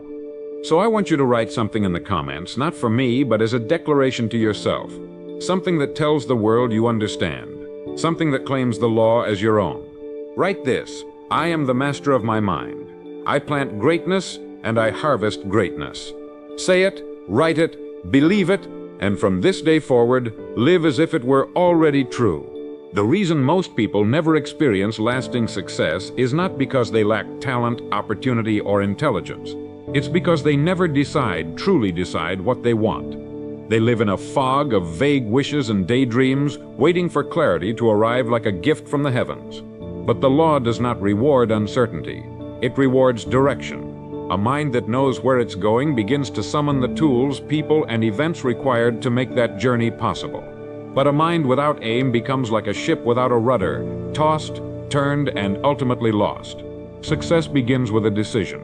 A single, clear, unwavering decision about the life you're going to live. Once made, everything else begins to organize itself around that commitment. You don't need to know every step, only the next one. The path reveals itself to the committed mind.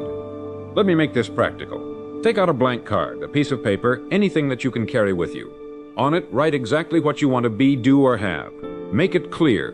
Make it specific. Not more money, but how much money. Not be successful, but successful in what? What does that look like? What does it feel like? Now here's the key. Carry that card with you everywhere. Look at it in the morning. Look at it before you go to bed. Look at it when fear tries to creep in. This is not a superstition. This is structure. This is the deliberate planting of a thought seed into the most powerful soil on earth, your mind. And like any seed, it will take time, but with care and persistence, it must grow. You see, a man with a goal is like a guided missile. Even when off course, it continues to correct and recalibrate until it reaches its target. That is the power of clarity. When you begin to work with this process, you'll notice something surprising. Most of the world will seem to be asleep. You'll see people drifting, reacting, repeating patterns without ever asking why. They'll wake up, go to jobs they don't like, complain about circumstances they refuse to change, and call that normal. But the moment you choose a goal and back it with daily intention, you leave the 95%. You join the builders, the architects, the creators. It won't always be easy. You will be tested. But those tests are not barriers, they are confirmations. They are the universe asking, do you really want this?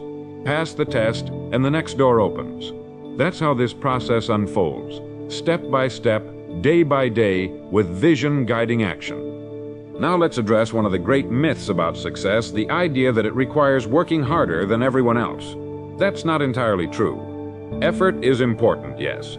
But effort without vision is like running in place, exhausting but stationary. Lasting success comes not just from effort, but from alignment, from doing the right things in the right order for the right reasons. That is what separates the man who spins his wheels from the man who builds empires. The difference lies in vision, knowing exactly what you want, why you want it, and acting daily in accordance with that aim. 1,000 actions taken without direction cannot compare to a single step taken in harmony with a worthy goal. Let me give you another truth that most will never understand. The world does not reward need. It rewards value. It does not give based on how badly you want something. It gives based on how well you serve.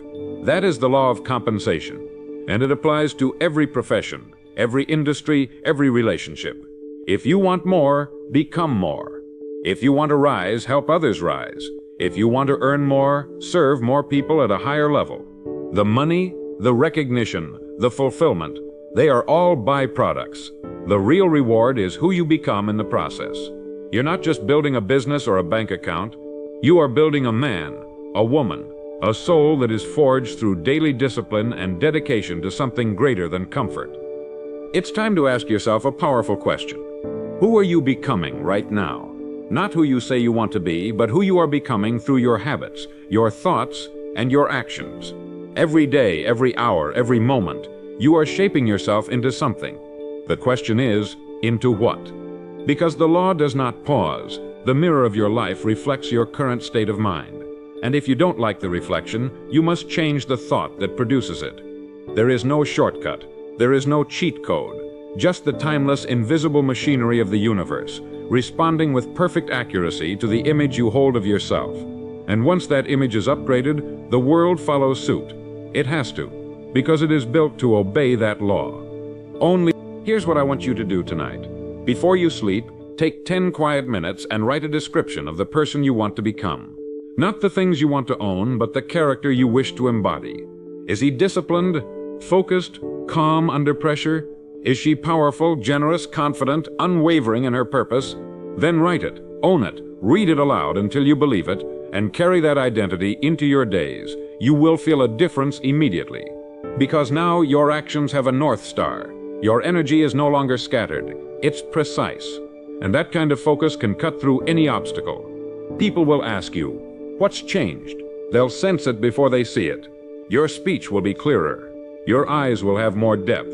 You'll begin to attract those who are on the same path and repel those who are not. And slowly, the world you once knew will fall away. replaced by one that mirrors your new identity.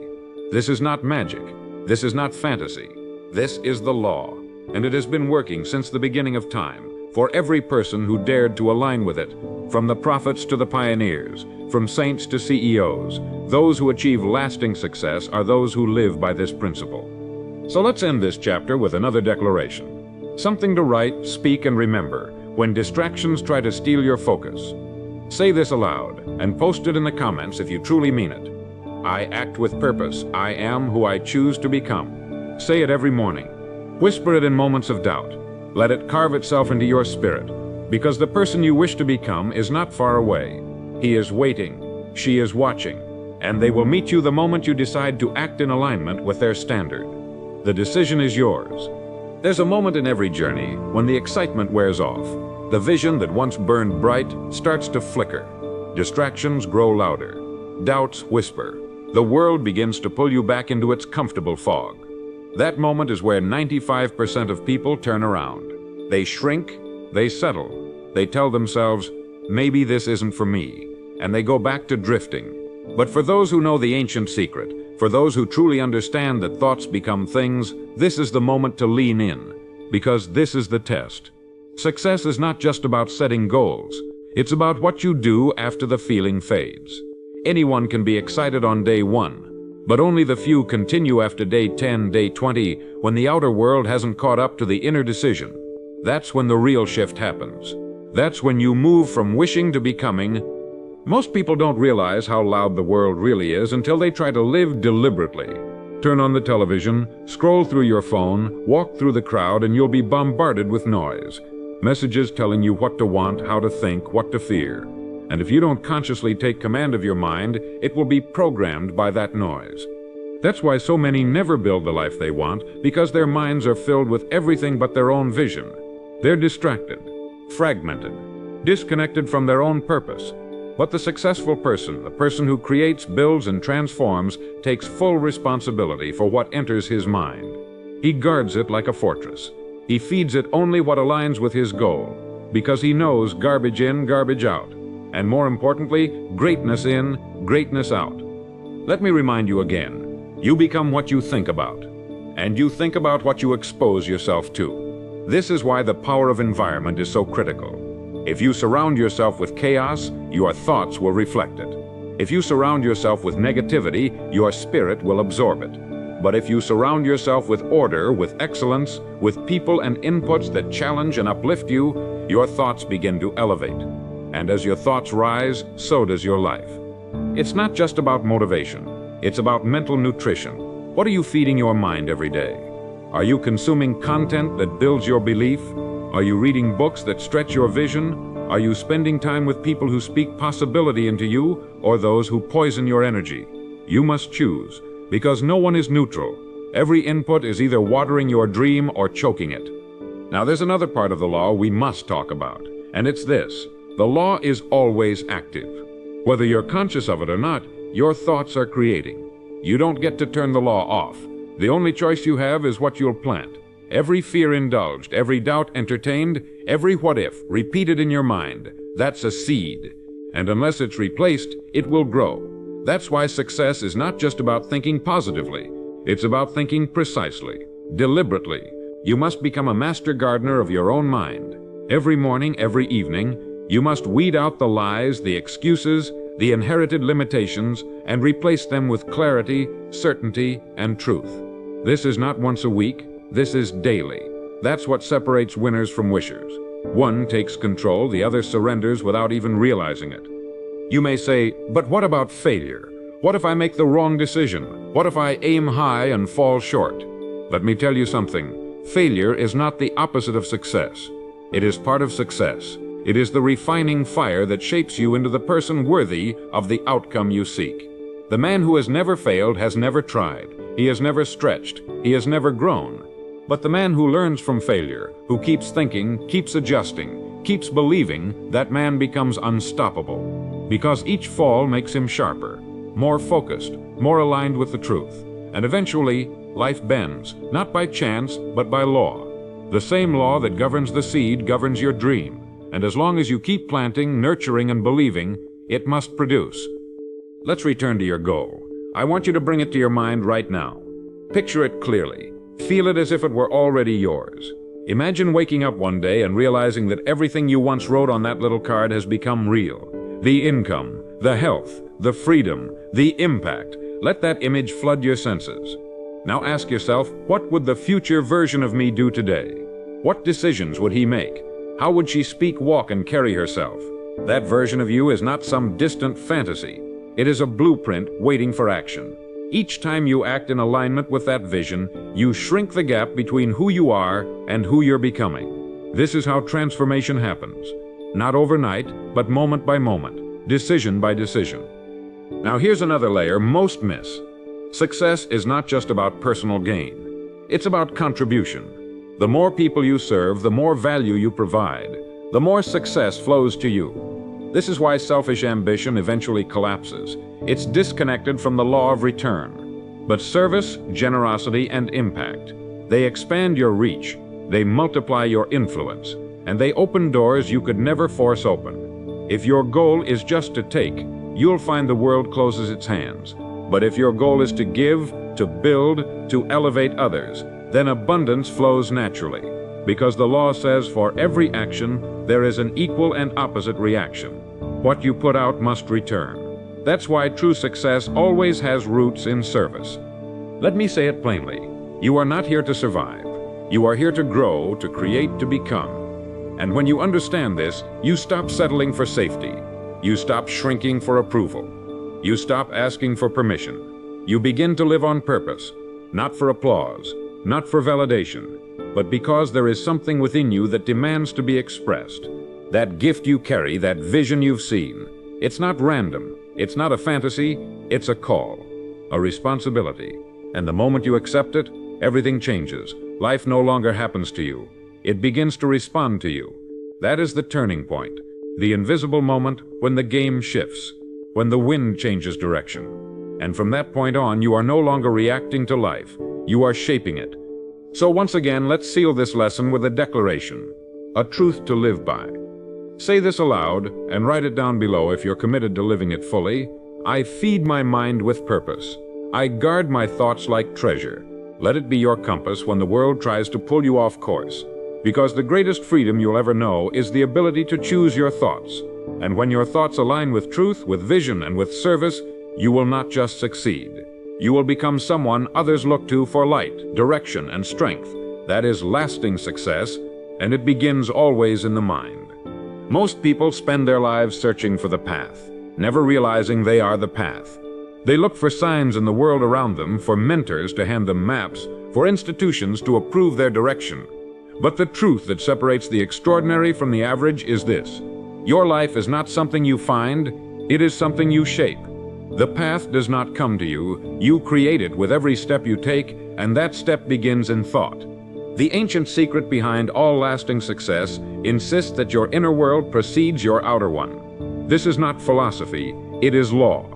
And once you recognize that, once you take full ownership of your creative power, you stop waiting, you stop hesitating, you stop handing the steering wheel of your life to others.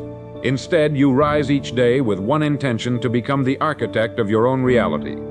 And yet for many, the pull of the past is strong.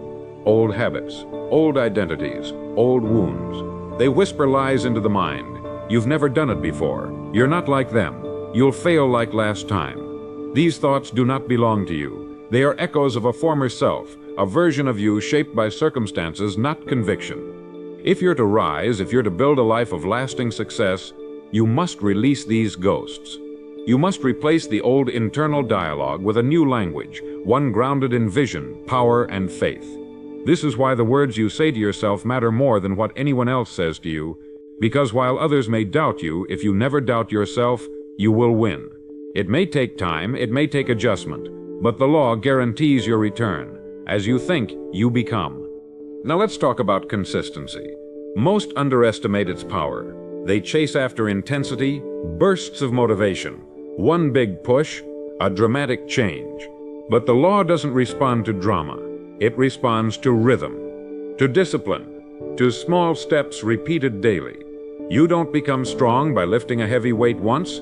You become strong by lifting consistently, even when it's uncomfortable, even when no one is watching. The same is true with your mind. You don't rewire your beliefs with one declaration. You rewire them by revisiting them, reinforcing them, and living in accordance with them until they become automatic. That is the invisible grind behind every visible success story. The hours no one applauds, the days when progress is silent, the moments when you choose growth over ease. This is the soil where greatness grows. If you look at every lasting success, whether in business, the arts, athletics, or leadership, you'll find one trait beneath them all: patience. Not passivity, but patience with process. The great farmer does not dig up the seed to check if it's growing. He plants, he waters, he waits, and he trusts the laws of nature. The same is true for you. Once you've planted your goal in your mind, once you've defined it, visualized it, and committed to it, you must learn to trust the unseen. You may not see results today or even this week, but the process is working.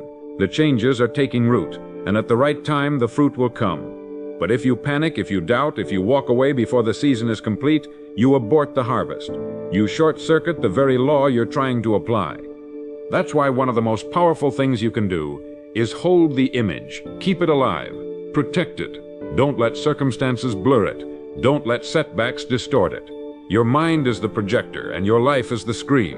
What you allow to play inside, over and over again, will eventually appear on the outside.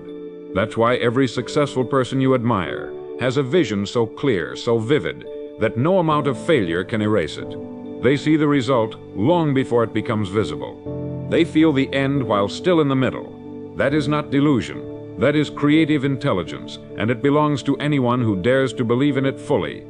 Let me tell you something most won't. There will be days when your environment does not reflect your effort, days when you've done the work, but nothing seems to change. This is where most people quit. They believe the illusion that nothing is happening. But the mind, like nature, works in layers. Progress is often invisible, until it isn't. A seed stays hidden in the dark before it breaks the surface. So if you're in that space right now, keep going. You are not stuck, you are incubating. The results you want are catching up to the person you are becoming. And if you stay the course, they must arrive. Now let's turn to gratitude. Not as a fluffy idea, but as a success multiplier. Gratitude is not a reaction to what you have. It's a declaration of trust in what's coming. When you give thanks in advance, you affirm your belief in the law. You signal to your mind and to life itself that you are already aligned with the outcome. This creates a shift, emotionally, chemically, spiritually. Gratitude raises your frequency to match the level of the results you desire, and in doing so, it accelerates them. The man who walks with thankfulness walks with power. Because he is no longer begging life to respond, he is commanding it, calmly and respectfully, with his certainty. Let's ground this in your daily routine. Every morning when you wake, before you check your phone or look at the clock, speak your intention. Say your vision aloud. Remind yourself of who you are becoming. Write your goal. Feel your goal. Align your emotions with the result you've already claimed. Then take action. Not massive, overwhelming action, one clear, aligned step. And do the same tomorrow, and the next day. This is not complicated, but it is sacred. And if you treat it that way, it will deliver what you've never had, because you're becoming someone you've never been. By now, you've heard this law repeated. You've seen how it works. You've felt it pulling on something deep inside you. So now I ask you to anchor this next truth. Say it aloud, write it down, and post it in the comments to let the world know you've made the shift. I trust the process. I plant with faith and reap with certainty. Let it echo in your mind when things feel slow. Let it remind you that nothing worth having appears overnight. You are building something eternal, something grounded, not in hype, but in law, in truth, and in the image of the life you were born to live. There comes a time in every serious pursuit where emotion must give way to discipline. The fire of inspiration can get you moving, yes, but it is discipline that keeps you moving. Emotion is the spark, but discipline is the engine. It is what shows up when motivation has left the room. The man who depends on feeling good to do what must be done will never reach mastery. But the one who moves forward regardless of how he feels, the one who honors his word even in silence, that is the man the world calls unstoppable. Discipline is not punishment, it is alignment. It is choosing your higher self over your current mood. And if you want lasting success, You must fall in love with the work, not just the results, not just the recognition, but the process itself. For the law is clear. Reward follows rhythm, and rhythm is built through repetition. Let's speak now of identity, because behind every action is a belief about who you are. If you believe you are weak, you will act accordingly. If you believe you are unlucky, you will filter every opportunity through doubt. But if you believe you are powerful, resourceful, capable, then the same world, the same conditions, the same tools will yield a completely different outcome. Why? Because your identity creates your filter, and your filter determines how you interpret life. That is why the most permanent transformation begins at the level of identity. It is not about trying harder, it is about becoming someone new. Not someone fake, but someone truer. Someone who is always waiting beneath the surface of fear and limitation. And how do you shift identity? You start acting in alignment with the version of you that already has what you want. You speak like him. You move like her. And with time, those actions become habits, and those habits form the foundation of a new life. Now there's a principle few people ever realize. The outer world is always late. It lags behind the inner world. What you think and believe today will not show up instantly, but it will show up inevitably. There is a delay, a gap between cause and effect. And this is where many abandon the process. They plant a seed, they water it for a day, and when they don't see fruit, they curse the soil. But the soil is not broken. The soil is doing its work, just as your mind is doing its work. The only thing required is faith and consistency. You must continue to believe even when there is no visible sign. Because belief in the absence of evidence is what activates the law. It is what separates the amateur from the professional, the wanderer from the builder, the dabbler from the legend. Let me tell you the story of a man who made a simple decision. He wrote one sentence and carried it with him for 30 days. That sentence was his goal, his definite purpose. He read it every morning and every night. At first, nothing changed. But on day 5, he noticed he was speaking differently. On day 10, a conversation led to an idea. On day 15, that idea opened a door. And by day 30, he had moved farther toward his dream than in the previous 3 years combined. Why? Not because he suddenly became smarter or luckier, but because he activated the law. He planted a single focused thought, watered it with attention, and refused to let fear uproot it. This is available to you. Not someday, today. You can start now, not with noise, but with a decision. Too often, people chase results instead of principles. They look for hacks, tricks, shortcuts, but principles never go out of style. They don't age, they don't rust. They work for the poor and the rich, the young and the old. Principles are the hidden architecture of success. And the most powerful principle of all is this: your life expands or contracts in direct proportion to your clarity of thought and your discipline of action. If your life feels chaotic, check your thinking. If your results feel stagnant, check your routine. There is no mystery here, only law. And the man who aligns with that law becomes powerful beyond measure. Not because he forces results, but because he flows with the truth that creates them. Now, I want to remind you of something you may have forgotten. You are not here to live at half capacity. You are not here to shrink to fit someone else's idea of what's realistic. You are here to stretch, to grow, to see how far your vision can take you. But that requires something rare: courage. Not the loud kind, but the quiet, daily kind. The kind that gets up early, that keeps promises in private, that shows up to the goal even when no one is clapping. Courage is not dramatic, it's consistent. And if you will practice that kind of courage for the next 30 days, you will find yourself living in a new dimension of possibility. Because the world does not move for the hesitant, it moves for the decisive. Let's talk about energy. Because success is not just mental, it's physical. Your body is the vehicle through which your thoughts take form. And if you neglect the body, you weaken the vessel. This doesn't mean you need to become a champion athlete, but it does mean honoring your energy. Move daily, eat with intention, breathe deeply, sleep with purpose.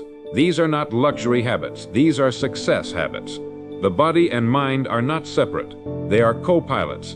And when they are both aligned, your capacity expands. You think clearer, you act faster, you recover quicker. Don't neglect this. Mastering your energy is mastering your trajectory. Now here is a truth I need you to anchor deeply. It is not what happens to you that determines your future. It is how you interpret what happens to you. Two men can face the same storm. One becomes bitter, the other becomes better. Why? Because one sees it as an obstacle and the other sees it as training. Your interpretation creates your emotional reality, and your emotional reality fuels your decisions. So if you want to rise, you must start translating life through the lens of power. Ask better questions. What is this teaching me? How can I grow from this? What part of me is being strengthened right now? This shift, though subtle, is transformational, because when you stop fighting life and start learning from it, everything changes. So as we close this chapter, I want you to declare another truth, one that will carry you through moments of resistance. Say this aloud, write it below, and keep it close. I honor the process. I act with discipline even when no one is watching. Let that be your standard. Let it be your edge, because the ones who rise are not the loudest or the flashiest. They are the quiet, focused few who build daily, speak truth to themselves, and act with intention long before the rewards appear. You are one of them now. Stay the course. The world is full of people who start strong but finish weak. They announce their intentions loudly, but when resistance appears, they fade. They blame time, circumstance, or other people, but the truth is, they lack the inner infrastructure to sustain the outer pursuit. You see, the higher your vision, the stronger your foundation must be. Without that inner foundation, discipline, self-belief, clarity, and grit, the winds of life will topple your goals like paper houses. But when your foundation is solid, you can weather anything. Setbacks don't stop you. Delays don't discourage you. You bend, but you don't break. Because you know something the masses do not. The law always pays its workers. Not right away, not when you want, but always, and in proportion to your faith, your work, and your ability to hold the vision when nothing around you justifies it yet. Let's speak plainly. Success does not eliminate struggle, it transforms it. When you live by the law, you no longer fear adversity. You expect it. You even welcome it, because every challenge becomes a mirror showing you where your thinking needs refinement. Every problem becomes a teacher, revealing a weakness you're ready to overcome. This is how the great become great. They are not free of struggle, they are forged by it. They learn to see obstacles as blessings in disguise, opportunities to grow sharper, stronger, more precise in their thinking and their action. If you're facing resistance right now, don't curse it. Thank it. It means you're in motion. You're pushing into new territory. And resistance by nature always shows up at the edge of expansion. Now let's talk about emotional control. Because the path of success requires not just action but composure. The man who reacts to every slight, every delay, every fluctuation in results will live in chaos. But the man who responds with calm, who understands the timing of things, who keeps his emotions aligned with the end he desires, that man becomes a force of nature. Emotional control is not suppression. It is precision. It is the ability to feel something and not be ruled by it. To observe your reactions and choose a response aligned with your vision. This is what separates kings from pawns, entrepreneurs from employees, leaders from followers. You must learn to master your inner weather, because if your moods dictate your movement, you will never build anything that lasts. Let me ask you something difficult. Can you sit in silence and still believe? Can you walk forward without applause? Can you do the work day after day even when nothing is happening yet? That is where the few are separated from the many. Because most need external proof before they act. They need feedback, confirmation, approval. But the few, they act from principle. They act from belief. They act from a vision so clear that it burns brighter than their doubt. If you want to join them, you must become comfortable being unseen for a while, building in silence, growing roots while the world sees nothing. Because in time, those roots will break through the surface. And when they do, people will call it sudden. They'll say you're lucky, but you'll know it was law. And you simply outlasted their disbelief. Let's bring this home. You must make your goal a living part of your day. Not just an idea in your head, but a presence in your world. Keep it on your desk. Write it on your mirror. Say it aloud as you drive, walk, or wake. The mind works through repetition. What it hears and sees often, it begins to accept. So flood your environment with reminders of who you are becoming. Turn your space into a sanctuary of vision, your room, your phone, your habits. And your habits follow me. centum most, anachi hotrede, and balsil the fortior minervant. Satra alflingo stepped, the prado wage oviticudes in imidderi out reat. Let everything around you reflect your new standard, because when the environment reinforces the identity, the behavior becomes effortless. And when behavior is sustained over time, results appear. Not as miracles, but as mathematics. It becomes inevitable. Now here's what many don't understand about goals. They are not just about results. They are about alignment. When you define your goal clearly, you give your life shape. You give your days structure. You give your actions meaning. Without a goal, you drift. You react. You consume. But with a goal, you move with precision. You produce. You direct. This doesn't mean your entire life must be rigid. It means your energy is focused, and focused energy over time reshapes your reality.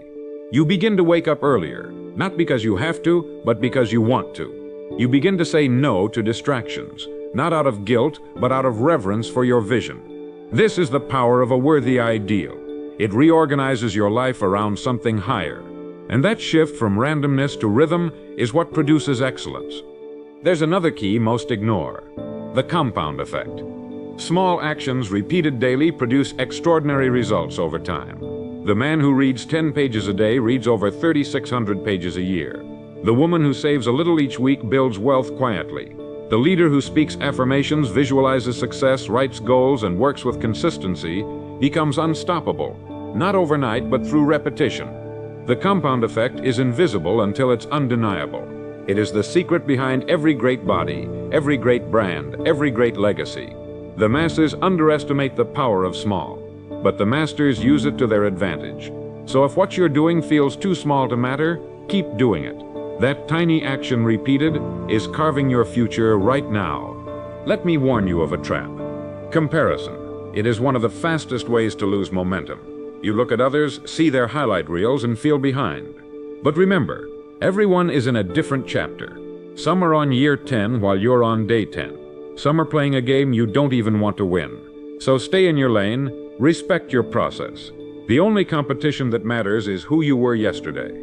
Did you grow? Did you act in alignment? Did you live by your law? If so, you are on track. And soon enough, those who seemed ahead will fade in your rearview mirror. Not because you rushed, but because you stayed consistent. You stayed committed. And consistency over time is the great equalizer. Now we close this chapter with a line that should become your armor.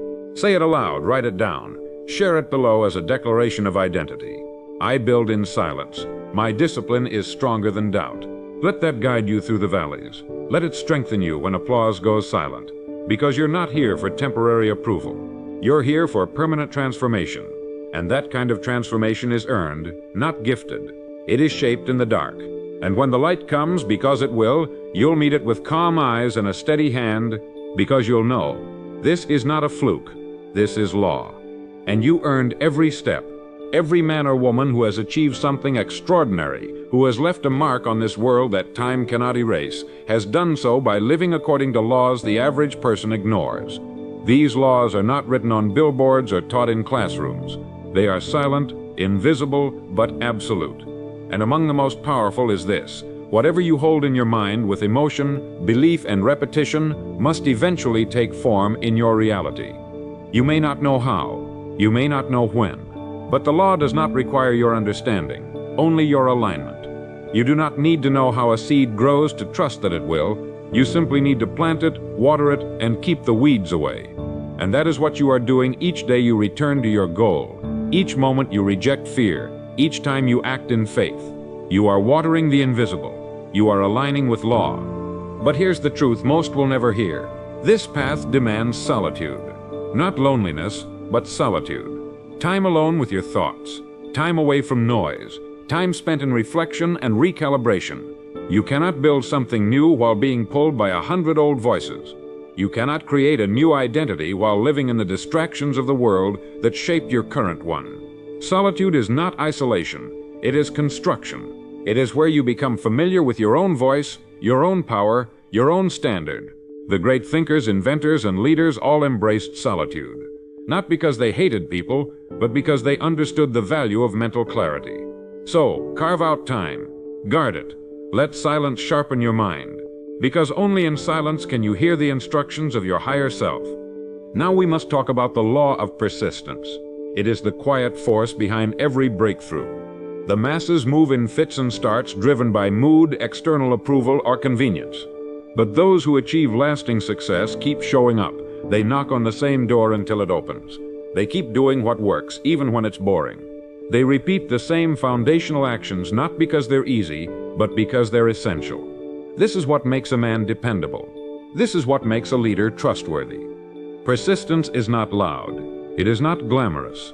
It often looks like nothing is happening. But underneath that steady repetition, change is forming. Doors are creaking open. Momentum is building. And then one day, breakthrough. But only for the ones who stayed the course. Let's explore another truth. Success is not a single event. It is a state of being.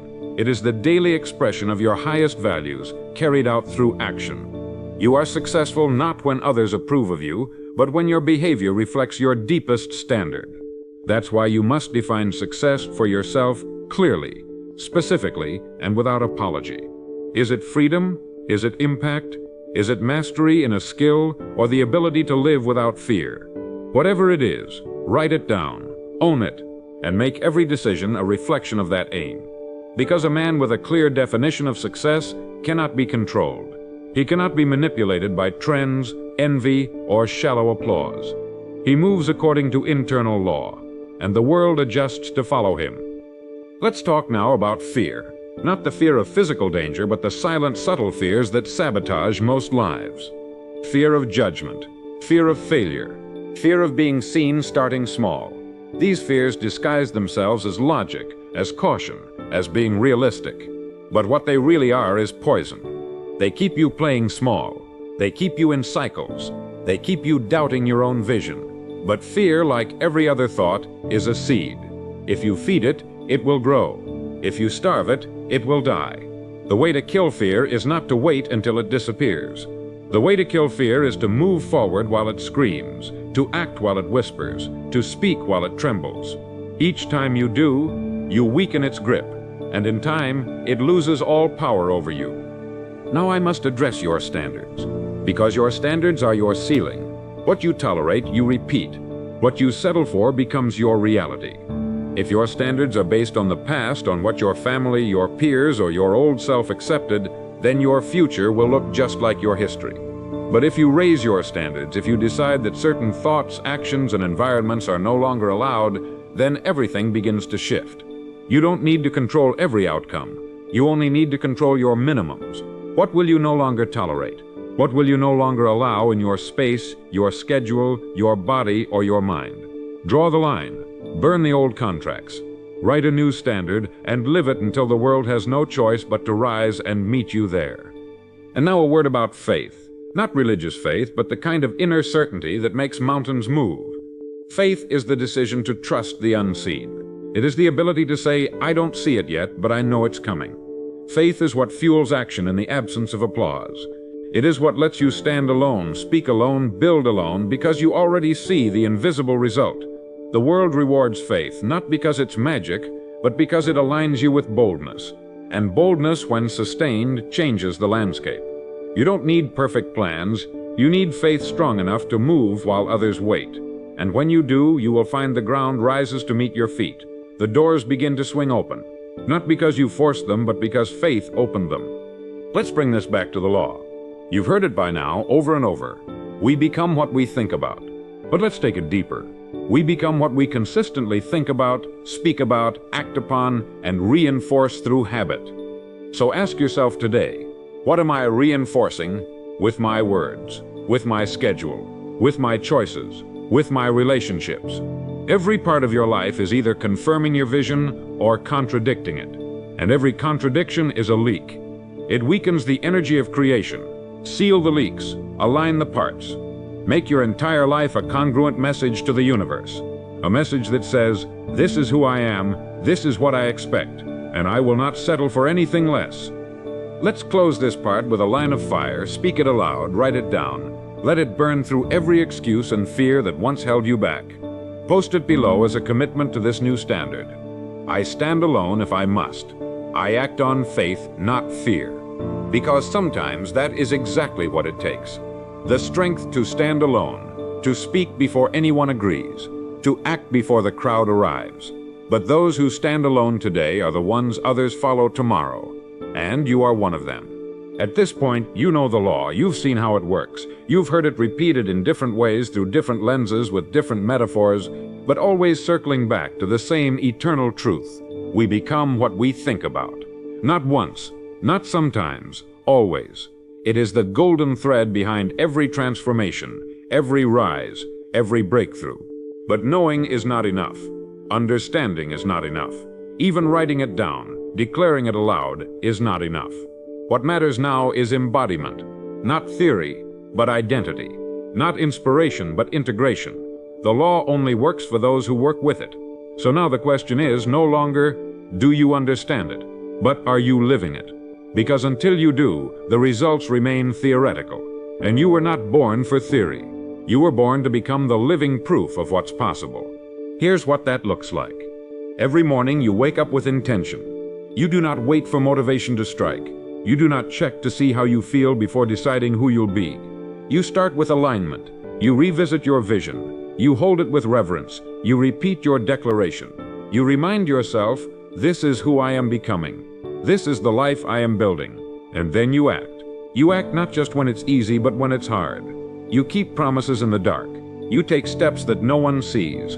Because success is not a public performance, it's a private ritual. It's what you do behind the scenes that determines what the world eventually applauds. There will be moments, quiet moments, when doubt creeps in, when the vision feels distant, when the results don't match the effort. And in those moments, the world will offer you an easy way out. It will say, slow down, play safe, be reasonable. And that's where you must make your choice. Will you live by the law or by the crowd? Will you trust your inner voice or the noise? Will you water your vision or your excuses? That's the real fork in the road. Not once, but every day. And each time you choose the vision, you get stronger. Each time you act from faith, the gap closes. And eventually your reality becomes the mirror of your belief. One of the greatest lies people believe is that they need something more before they begin. More money, more time, more support. But the truth is, everything you need to start is already in you. You do not need permission. You do not need proof. You only need a decision, a line in the sand, a standard you will no longer fall below. And once you draw that line, life responds. People begin to treat you differently. Opportunities begin to find you, not because they weren't there before, but because you were not aligned to receive them. The door wasn't locked. You just hadn't knocked with authority. But once you do, watch what happens. There's a quote you may have heard before. Ask, and it shall be given. Seek, and you shall find. Knock, and it shall be opened. These are not poetic words, they are instructions, they are commands, and they are law. The asking must be clear. The seeking must be focused. The knocking must be persistent. This is not about pleading, it's about alignment. It's about placing your mind, your words, and your actions on the same track and refusing to be pulled off it. Because once you do, life becomes cooperative. Circumstances begin to bend. The so-called coincidences increase. People call it luck, but it's not luck. It's precision. It's obedience to law. Now let's make something very clear. Your success is not for you alone. Yes, it will bring you wealth. Yes, it will give you freedom. But more importantly, it will light a path. It will show your family, your friends, your future children, your community, what's possible. When one person aligns with truth, everyone around them benefits. You give people permission to rise. You become the example that others never had. And that ripple continues long after you're gone. So make no mistake, your discipline is not selfish. Your focus is not ego. Your excellence is not pride. It is service. It is legacy. It is the highest form of contribution you can give to this world. You've listened now to a journey, one that began with a seed, a thought, an idea whispered through time. You become what you think about. And now that idea lives in you. It's no longer a concept. It's a responsibility. Because once you know, you cannot unknow. Once you've seen the law in action, you cannot return to sleep. You are now one of the few, one of the 5%, one of those who walk through the world with clarity, discipline, and quiet power. And your results in time will reflect it. Because they must. The law does not lie. It does not cheat. It simply waits for those willing to walk its path. So as you go forward, never again ask, will this work for me? Instead ask, will I work with it? Will I be consistent? Will I hold the vision? Will I persist through the silence? Because the law is already working. It's waiting for your decision to match its rhythm. That's all. And once it does, you'll look back one day and smile, not because it was easy, but because it was inevitable. Not because you knew every step, but because you walked them anyway. You'll have peace, not just success, but peace. Because you lived in truth. You honored the process. You trusted the law. And you became the kind of person the world is always searching for but rarely finds. And now we close, but not with an ending, only a beginning. A deeper commitment, a final declaration. Write it below. Speak it into the room. Let it echo through your mind and your future. I live by law, I think with purpose. I create with power. Let this be the new root from which your entire life will bloom. Share this message, like it, save it, revisit it often. And let others find it when they are ready to hear. Because we rise together, one thought at a time. Most people go through life unaware of the invisible chains that hold them back. These chains are not forged in iron or locked by the hands of others. They are formed in the mind. They are quiet thoughts accepted without question, planted over time and left to grow like weeds in the garden of the mind. They come in the form of doubts, fears, habits, and limiting beliefs that masquerade as truth. You see, we are born with limitless potential, but we are raised in a world that teaches us to think small, act carefully, and expect little. And unless we awaken to this fact, we live out our days confined to invisible boundaries, never daring to cross them, never questioning their origin. Now, if you find this message already stirring something within you, perhaps a flicker of recognition or a desire for more, pause and consider this. The content you're listening to can shift the direction of your life, if you let it. And if it's been valuable so far, consider subscribing or sharing this with someone who needs to break free as well. Not because of me, but because the right idea at the right moment can be the turning point in someone's entire life. The mental trap we speak of is subtle, and it affects nearly everyone. It is the belief that circumstances shape destiny, that where you are born, what your family did or didn't do, what education you had or didn't have, all determine the boundaries of your potential. This belief, this trap, is the root of mediocrity. Most people live reacting to life instead of creating it. They are waiting for the economy to improve, for their boss to notice them, for someone to believe in them, for the right time to act. But let me remind you of a truth as certain as gravity. Nothing changes until you do. The world does not respond to hopes. It responds to action, and action, consistent and determined, is born from belief. There is a name for the belief that you are at the mercy of things outside your control. It is called outer direction. It is the mistaken idea that the source of your life is somewhere out there, when in truth, it is in here. Inside your mind, inside your decision, inside your ability to think, to imagine, to choose. And that is what separates the successful from the unsuccessful. Not luck, not privilege, not timing, but the ability to take control of the one thing that truly matters, your thoughts. As the philosopher said, "As a man thinketh in his heart, so is he." You become what you think about. Let me give you a picture. Imagine a man planting two seeds in the same soil. One seed is corn, the other is nightshade, a deadly poison. The soil does not care what is planted. It will return poison in just as wonderful abundance as it will corn. Now, the human mind is far more fertile, far more powerful, and it works exactly the same way. You can plant thoughts of fear, doubt, and failure, or thoughts of purpose, courage, and mastery. And what you plant, you shall reap. That is not motivational fluff. It is a law as real as gravity. Write this down, remember it, speak it aloud. My mind is the master key. What I plant, I shall harvest. You see, the trap isn't just thinking small. It's thinking reactively. It's believing that your job defines your value, that your current income is the limit of your earning, that your past mistakes are the ceiling of your future. But let me ask you, where did these thoughts come from? Who told you what was possible? And more importantly, why did you believe them? Most people are trapped because they've never questioned the blueprint handed to them by society. They were taught what to think, not how to think. They were given rules but never told to test them. And so they live inside the cage, doors wide open, never realizing they were free all along. Freedom begins with awareness. and awareness begins with responsibility. Not blame, not guilt. Responsibility, that word simply means the ability to respond. And when you begin to respond to life instead of react to it, you take back your power. You begin to move from the crowd to the 5% who live deliberately, who create the lives they want. They are not lucky, they are not born different, they are simply awake.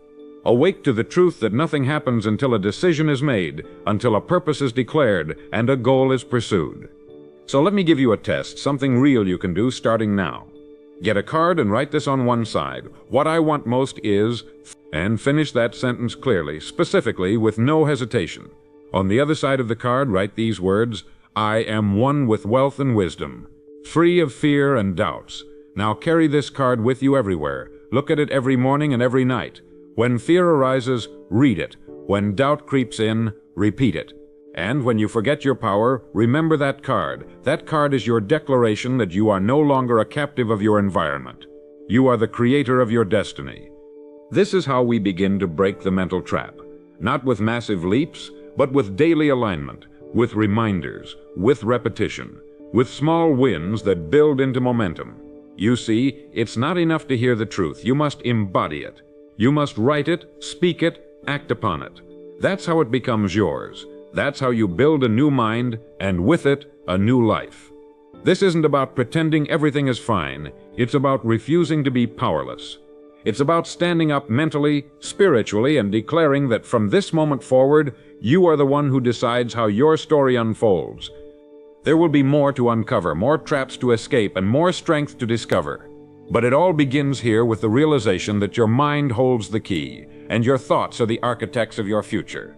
Begin now. Don't wait. Don't hesitate. Declare what you want. Plant the seed, and every day water it with faith. Feed it with purpose, protect it from fear. In time, that seed becomes your new reality.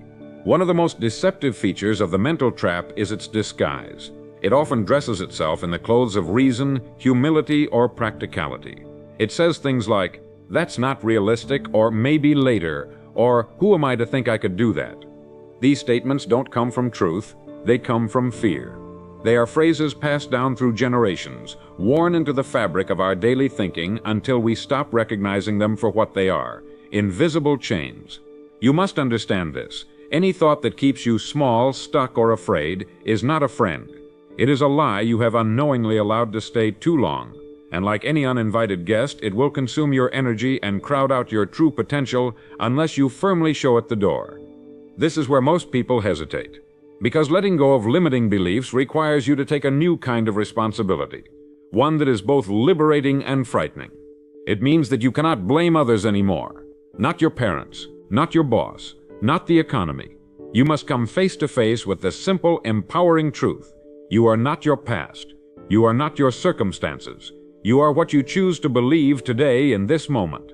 And that belief will shape every choice that follows. So the question is not, what happened to me? But rather, what do I choose to do with it? In that question lies the power to rewrite your entire future. Consider this, the most powerful people in the world are not those who control governments or armies. They are those who control their own minds. The man or woman who can stay calm in chaos, clear in confusion, and firm in decision is unstoppable. Why? Because they have reclaimed the steering wheel of their life. They are no longer driven by fear, opinion, or the noise of the world. They are governed by principle. And this is what I urge you to become. Not just a dreamer, but a disciplined thinker. Not someone who wishes, but someone who decides. That's what separates the majority from the minority. That's what pulls you out of the trap. Now let's look at another face of this mental trap, comparison. In this age of constant media, many people fall into the subtle and corrosive habit of measuring their progress against others. They scroll, they watch, they compare, and they wonder why they feel small. But let me make this perfectly clear. Comparison is the thief of joy, and worse, it is a form of self-sabotage. No two people have the same path. No two destinies are identical. You were not meant to copy someone else's race. You were meant to run your own, and only by focusing on your own progress can you ever find true fulfillment. The mind that is trapped in comparison is always busy looking sideways, but the mind that is free is focused forward. It asks only one question: am I better today than I was yesterday? And if the answer is yes, then you are winning. That's the only scoreboard that matters. Improvement, growth, mastery. These are the only valid benchmarks of success. And the irony is, when you stop trying to outperform others, you start outperforming yourself. That is when real transformation begins, not from competition, but from commitment. Another dimension of the trap is fear of judgment. How many lives have been unlived? How many ideas buried? How many dreams discarded? Not because they were impossible, but because someone was afraid of what others would think. This is one of the most powerful prisons of the mind. And yet here is the truth. People are not thinking about you nearly as much as you think they are. They are too busy thinking about themselves. So why sacrifice your one precious life to the opinions of people who may not even remember what you said, did, or wore by next week? Break that chain. Free yourself from the need to be approved. Because the person you must answer to, the only one who lives with you day and night, is yourself. You must understand that true freedom is not the absence of fear. It is the decision to act in spite of it. Fear will always be there. It is a natural signal, but it does not get to decide. You do. And when fear rises, meet it with action. Meet it with focus. Meet it with your vision so strong that it pulls you forward, past the doubt, past the hesitation, into a life of meaning. That is where confidence is born. Not from talent, not from genetics, but from doing the thing you were once afraid to do and realizing you survived. Better yet, you grew. Now I want to introduce another phrase, a mental declaration to fight this trap. It is simple but powerful. My path is my own. I rise by focusing forward. Say it, write it, remember it. That phrase cuts through comparison. It silences judgment. It reminds you of what matters. Your path, your growth, your mission. This is not selfish. This is sacred. Because only when you are fully aligned with your own purpose can you serve the world with your best. And you must never forget that the world needs what you have. Your voice, your courage, your clarity. But it only receives them when you're free to express them fully. Here's a practical challenge. Today, unfollow or mute anything that triggers comparison in your mind. Whether it's a person, a page, a feed, if it stirs up doubt instead of inspiration, distance yourself. Create mental space. Create silence. Because in silence, you remember who you are. And in remembering, you find your direction again. Then, write down one action, just one that you've been avoiding because of fear. Commit to doing it today, or by the end of the week. This is how freedom is built, not in massive leaps, but in daily decisions to step outside the comfort zone, to move forward even when it's uncomfortable. And finally, let me remind you, you are not weak for having doubt. You are human, but you are powerful for confronting it. The trap loses its grip the moment you call it by name and move anyway. You have that power now. You've always had it. This isn't the end. This is the beginning of a new way of living, a new level of awareness, and a new kind of strength that no one can take from you. Start now, and remember, you are not behind. You are exactly where your next level begins. When you prepare properly, something else begins to take shape, something subtle yet powerful. You begin to develop expectancy, and this is the third law of asking and receiving. You must expect what you ask for, not wish for it, not hope, not daydream. Expect. The man who prepares with clarity and discipline begins to feel his outcome long before it arrives. He doesn't beg life to grant him a miracle, he walks as if it's already done. And this isn't arrogance, it's spiritual alignment. It's the internal recognition that everything you're asking for is already in motion, already on its way, already yours in seed form. Expectation is the posture of faith. It says, I've done my part. I'm aligned with the laws. And because I've done what few are willing to do, I will receive what few are allowed to carry. That's not theory, that's law. You see, the world responds to the man or woman who moves as if they know. Confidence, real confidence, is not something you fake. It's something that radiates from someone who has put in the unseen work. That confidence turns into expectancy. And expectancy is magnetic. It attracts people, it opens doors, it creates momentum. If you're walking into your days still unsure whether it will work, you're telling life you're not ready. You're telling success to stay away. You must move from preparation into expectation.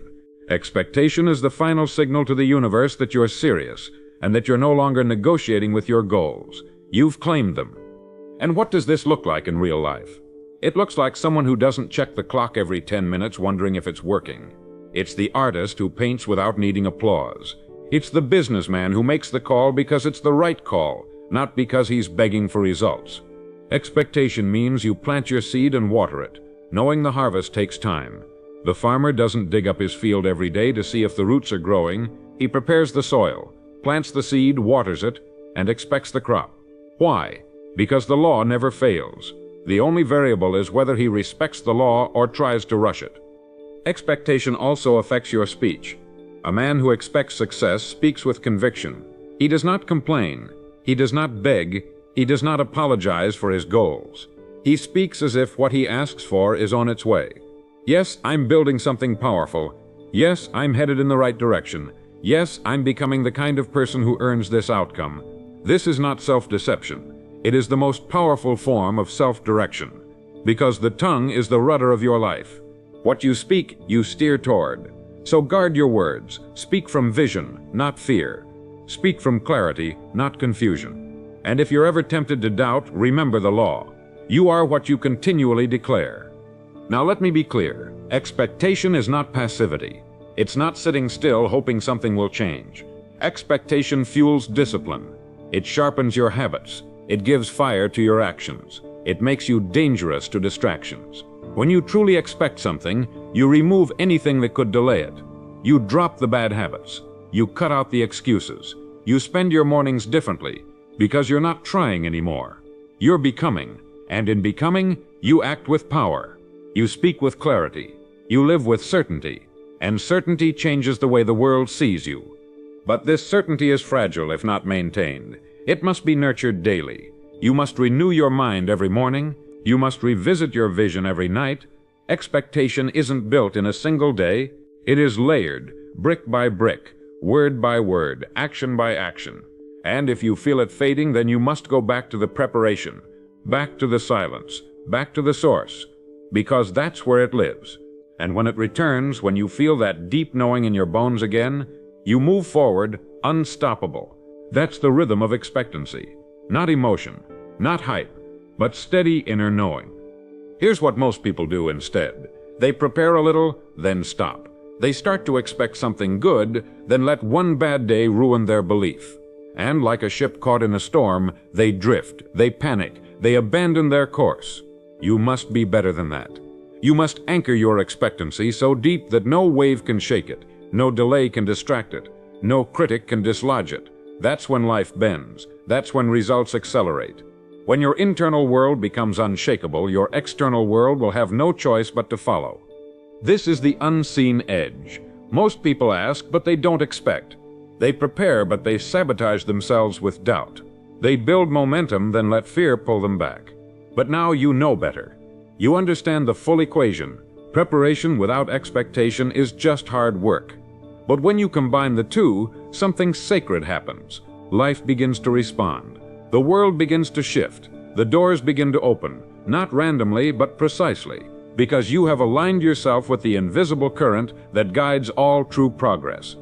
So now I ask you, do you expect what you ask for? Or are you still negotiating with your own worthiness?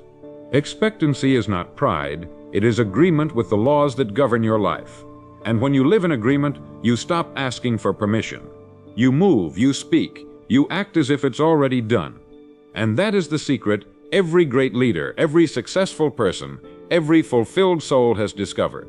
So today I challenge you, raise your level of expectation, stop shrinking your vision to match your past, expand your vision to match your future. Speak the words that unlock expectancy now. I expect my success. I act with certainty. I move as if it's already done. Let those words settle. Write them down. Speak them aloud. Comment them below. Because what you affirm, you attract. And what you consistently affirm becomes your new baseline. And once expectancy becomes your baseline, you are no longer the same. You are no longer in waiting mode. You are in receiving mode. And that shift, internal, quiet, powerful, is where lives begin to change. Expect more. Believe deeper, walk stronger, and do it every single day until your world matches your vision. Because when you expect what you've asked for and you've prepared for it properly, the law says you must receive it. It's not a matter of if, it's only a matter of time. Now that we've built the foundation of clarity, preparation, and expectation, it's time to confront one of the most dangerous forces that robs people of what they've asked for: doubt. Doubt is the silent thief of destiny. It whispers when no one else can hear. It questions when the vision is almost within reach, and it causes the majority to quit just before the breakthrough. You see, doubt is not loud, it's subtle. It doesn't come with thunder and lightning. It creeps in during quiet moments. After a slow week, after a missed opportunity, after a single comment from someone who doesn't see what you see. But here is the truth. You will never receive what you cannot believe, and doubt is the corrosion of belief. So in this part of your journey, you must become ruthless about eliminating it, because the law is not interested in your emotion. It is activated only by your faith. Faith, real faith, is not a feeling, it's a decision. It's the act of choosing belief when sight fails. It's the choice to keep moving forward when evidence is absent. Faith is not saying, "I think it might happen." It's saying, "It's already mine, I'm just walking it out." And this is where most people hesitate. They ask, they prepare, they even expect. But then the days stretch on, the reward doesn't arrive. The silence gets louder, and that's when doubt enters. The challenge is this: doubt always waits until the middle. It never shows up at the beginning when the vision is fresh and motivation is high. No, it waits until you've invested time, energy, and effort. And then it asks, "Are you sure? Is this worth it? Should you go back?" And that right there is the moment that separates the few from the many. Because the few respond with, "Yes, I'm sure. I may not see it yet, but I know what I asked for. I know what I've prepared for. I know what I expect, and I refuse to retreat." Let me give you a truth that can change your life if you'll adopt it fully. Doubt is a choice. It is not a condition. It is not something that happens to you. It is a belief you permit, a perspective you entertain. But just as you can allow doubt to grow, you can also starve it. You do that by feeding faith, by reading truth, by surrounding yourself with vision, by speaking only words that align with your purpose, by guarding your mind as you would guard your own home. Would you let a thief walk into your house and take what's yours? Then why allow doubt to live in your thoughts, stealing your energy and poisoning your belief? You must stand guard at the gate of your mind, because once doubt is allowed in, it rarely leaves on its own. It must be cast out with power. And the most powerful weapon against doubt is gratitude. Gratitude is the oxygen of faith. It keeps belief alive when circumstances try to choke it. The man who gives thanks for what has not yet appeared is the man who receives it, because he is saying with his spirit, "I trust the process, I honor the law, I know it's coming, so I'm going to give thanks now before I see it." And that act, simple, invisible, is one of the most powerful moves you can make. So each morning, before you even check your phone, before you speak to another soul, give thanks out loud. Give thanks for the life you're building, the goals you've set, the identity you've chosen. Speak gratitude into the silence, and watch the doubt dissolve. And when you feel doubt creeping in, because it will go back to your declarations, speak what is true, not what you feel. Feelings are temporary. Truth is eternal. And the truth is this: you are capable. You are becoming. You are aligned with law. And what you have asked for is already moving toward you in ways you cannot yet see. So say it again. Say it now. Say it when it's hard. I walk in faith. I starve doubt. I receive what I believe. Those words are not empty. They are fuel. They are weapons. They are anchors. Write them down. Post them somewhere you'll see them daily. Say them until they are no longer a declaration but a description of who you've become. Doubt also loses power when you act. The moment you move, you shift your state. You remind your body and mind that you are in control. If you sit still with doubt, it grows. If you rise and move with faith, it shrinks. So never let a day pass without forward action. Send the email, read the page, plan the strategy, make the call, take the walk, build the thing, do something. Because action renews confidence, and confidence is how you walk through fear. The man who moves is the man who conquers, and every time you move through the fog of doubt, you gain ground, and eventually the fog clears, and you realize the only thing that ever stood between you and your future was your decision to believe anyway. I'll tell you another truth that most people never hear. Every great reward has a test, and that test often comes disguised as silence. as delay, as resistance. But it is not a sign to stop. It is a sign to prove. Prove that your faith is real. Prove that your goal matters. Prove that you won't fold like the others. Because life will always ask, are you serious? And you must answer, not with words but with action, persistence and belief. That's what activates the next level. That's what unlocks the door. Not talent, not luck, not charisma. Belief. Simple, consistent, radical belief. And belief becomes stronger when it's shared. So surround yourself with people who build you up, with voices that echo your vision, with mentors who've walked where you want to go. The mind is a garden, and if you don't plant intentional thoughts, weeds will grow. And most doubt begins with a poor environment. So cultivate your environment with the same care you give your body. Eliminate negativity. Guard your inputs. Replace gossip with growth. Replace fear with faith. And you will find that your belief not only survives but multiplies. So let me give you your declaration for today. Say it out loud, write it in the comments, etch it into your mind. I am one with power. I reject doubt. I am moving forward no matter what. That is the mindset of a finisher. That is the identity of someone who asks, believes, and receives. And if you will hold this line through every delay, every challenge, every moment of silence, what you've asked for will find its way to you. Not because you chased it, but because you became it. Because you refused to surrender your faith when it mattered most. Because you rose in the dark and declared what was still unseen. And that is the kind of belief that changes everything. Now that you've confronted doubt and declared war on it, we move into the next territory, the fourth law of asking and receiving, alignment. You see, asking is not a one-time act. It's a way of life, and life will not give you what you ask for unless you are aligned with what you say you want. Alignment means your words, your thoughts, your habits, your environment, your relationships, all of it, point in the same direction.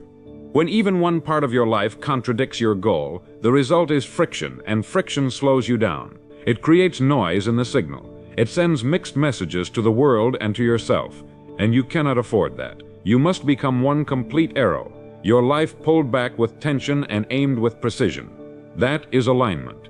That is how power builds, and that is how the man who once struggled begins to move with speed. Alignment starts with identity. Who are you really? Not what you say in public, not the image you show others, but the thoughts you entertain in private, the stories you tell yourself, the patterns you repeat when no one's watching. Do they reflect the person you say you want to become? Or are they anchored in the old self, the comfortable self, the wounded self? You cannot ask for greatness while thinking in mediocrity. You cannot speak of freedom while living in the habits of bondage. So take a look. Audit your inputs. Audit your rituals. Audit your time. Do they align? Because the law is not fooled by lip service, it responds only to internal congruence. When all parts of you agree, the door opens. And let me tell you, alignment will cost you. It will cost you old habits. It will cost you comfort. It may cost you some people, but it will reward you with acceleration. When everything in your life points in the same direction, momentum builds faster than you thought possible. You wake up with focus, you move with clarity, you attract what you ask for, not because you're lucky, but because you're congruent. You are no longer two people, the one who dreams and the one who drifts. You are now whole, and wholeness is magnetic. Think of it this way. Your life is an instrument. If one string is out of tune, the whole sound is off. Alignment is tuning the entire system. It's eliminating contradictions. If you say you want success but spend your evenings numbing yourself, that's dissonance. If you say you want to lead but avoid hard conversations, that's misalignment. And misalignment always creates delay. The laws of life cannot deliver full rewards to a fragmented person. But when you align, when your schedule, your thoughts, your habits, and your words harmonize, the frequency changes. Life notices. Doors begin to creak open. The right people start to appear. And it all seems effortless. But it isn't. It's alignment. And alignment is the reward for the man who lives in integrity with his vision. So how do you begin aligning? You start by writing it out. Describe the version of yourself who already has what you're asking for. What does he do each morning? How does she think in difficulty? What does he read? How does she respond to fear? Paint that picture until it's vivid.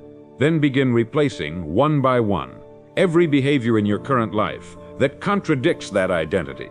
This is not overnight. This is daily craftsmanship, the slow turning of a dial. But every shift, no matter how small, signals the law. I am serious, I am aligned, I am ready. And here's a principle you must never forget. Alignment simplifies everything. Once you know who you are and where you're going, decisions become clear. You no longer need to ask, should I do this? You ask, does this align with the life I've chosen? And if it doesn't, it's gone. No debate, no explanation, no guilt. Because you're no longer living for approval, you're living in agreement with destiny. And that shift is everything. That's when time bends. That's when strength grows. That's when peace deepens. Because nothing weighs more than a life out of alignment. And nothing feels lighter than a life that flows in the same direction. Now there will be resistance. Anytime you bring your life into higher order, disorder tries to reassert itself. Old habits don't die quietly. Old relationships don't always applaud your change. But you must stay the course. You must remember what you're walking toward. You must know that the pain of letting go is far less than the pain of staying stuck. And once you break through, once the noise fades and the rhythm returns, you'll feel it. That lightness, that power, that flow, that's the reward of alignment. So let me challenge you right now. Take inventory. Look at your calendar, your conversations, your priorities, your digital habits, your finances, your spiritual practices. Do they reflect the person you're becoming? Or do they belong to a previous version of you? Be honest, because honesty is the first step toward wholeness. And wholeness is the only container strong enough to hold the life you've asked for. Fragmented vessels leak blessings. Whole vessels carry them. And once you've begun this alignment process, everything else becomes easier. Focus increases, resistance weakens, clarity expands. Because now your life is no longer pulling in different directions, it is unified. And unity is power. When a man is aligned within, he becomes unshakable without. So here is today's declaration. Say it aloud, speak it from your chest, and write it below. I align my life with my vision. Every choice builds the future I desire. I am who I say I am. This is not just motivation. This is recalibration. This is how you bring heaven into form. This is how you receive what you ask for, not by demanding, but by aligning. Now that your life is beginning to align with your vision, and your habits echo the future you've declared, you're ready to embody the sixth principle, service. Yes, service. The law that multiplies everything. Because here's the truth. No man rises alone. No reward is earned in isolation. No dream is fulfilled without touching the lives of others. And the moment you understand this, the entire dynamic of success changes. You stop chasing and you start offering. You stop begging life to give you more. And you begin asking, how can I give more to life? Because everything you've asked for, every result, every goal, every achievement is tied to one central truth. You receive in direct proportion to the value you bring. Not sometimes, not in rare cases, always. This is not my opinion. This is law. And the law of service is as ruthless as gravity. You cannot cheat it. You cannot bypass it. If you want more money, offer more value. If you want more respect, serve more people. If you want more meaning, lift someone else's burden. The most successful people on earth, those who live not just with wealth but with fulfillment, understand this at a soul-deep level. They are obsessed with service. They ask questions like, who am I serving today? How can I improve their life? How can I make this experience smoother, cleaner, faster, deeper? And the more they serve, the more the world opens to them. Because the marketplace is not just a place of competition, it is a place of reward. And rewards always follow service. You see, most people make the mistake of trying to get before they give. They say, once I have more time, then I'll give more. Once I have more money, I'll be more generous. Once I have more success, I'll offer more value. But life doesn't work that way. First you give, first you show up, first you offer what you can, where you are, with what you have. And then, only then, does the increase arrive. So I say to you today, give first, lead first, speak first, offer more than what is expected. Do the thing that others avoid. Raise the standard not because someone asked you to, but because it's who you are now. That is service, and that is power. Service is not weakness, it is not passivity, it is not submission. It is strength under control. It is saying, I have something to offer and I choose to offer it fully. Whether you are sweeping the floor or leading the meeting, whether you're starting out or scaling up, your job is the same: to serve. Serve through your excellence, serve through your discipline, serve through your solutions. And when you do, people will notice. The right ones will be drawn to you. Opportunities will begin to multiply, because you've stepped into a rare group of people who understand that influence and impact are not achieved through selfishness, they are earned through service. Let me be clear. The world is not withholding your reward. It's simply waiting for your contribution. The moment you start giving more, solving more, lifting more, the equation shifts. You get what you ask for after you've proven that you're ready to give what's required. And once you adopt this mindset, something extraordinary happens. You stop worrying about what you don't have. You become consumed with what you can offer. And in that shift, you begin to feel powerful again, because you are no longer dependent on handouts. You are a source, a well, a creator. And when you become a source, you will never go dry. And what happens when you serve without expecting applause? You build character. You develop patience. You plant seeds that may take months, even years to grow, but they will grow, because service is never wasted. Not a single act, whether seen or unseen, known or anonymous, service leaves a mark. It echoes, it travels, and eventually it returns, multiplied, refined, enlarged. That's the cycle. That's the reward. Not instant, but inevitable. So how do you put this into motion?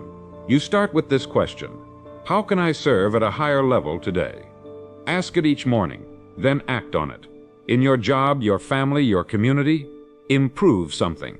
Give attention to what others ignore. Fix what others tolerate. Speak encouragement where others stay silent. These acts done daily create an aura around you. You become unforgettable, indispensable. And that is the beginning of real abundance, not the kind that just fills your account, but the kind that fulfills your soul. And now I want you to declare this truth with me and write it boldly below. I serve with excellence. I give more than I take. I am the source of value. Say it aloud. Let it imprint into your identity. Because when you serve from a place of fullness, life has no choice but to overflow.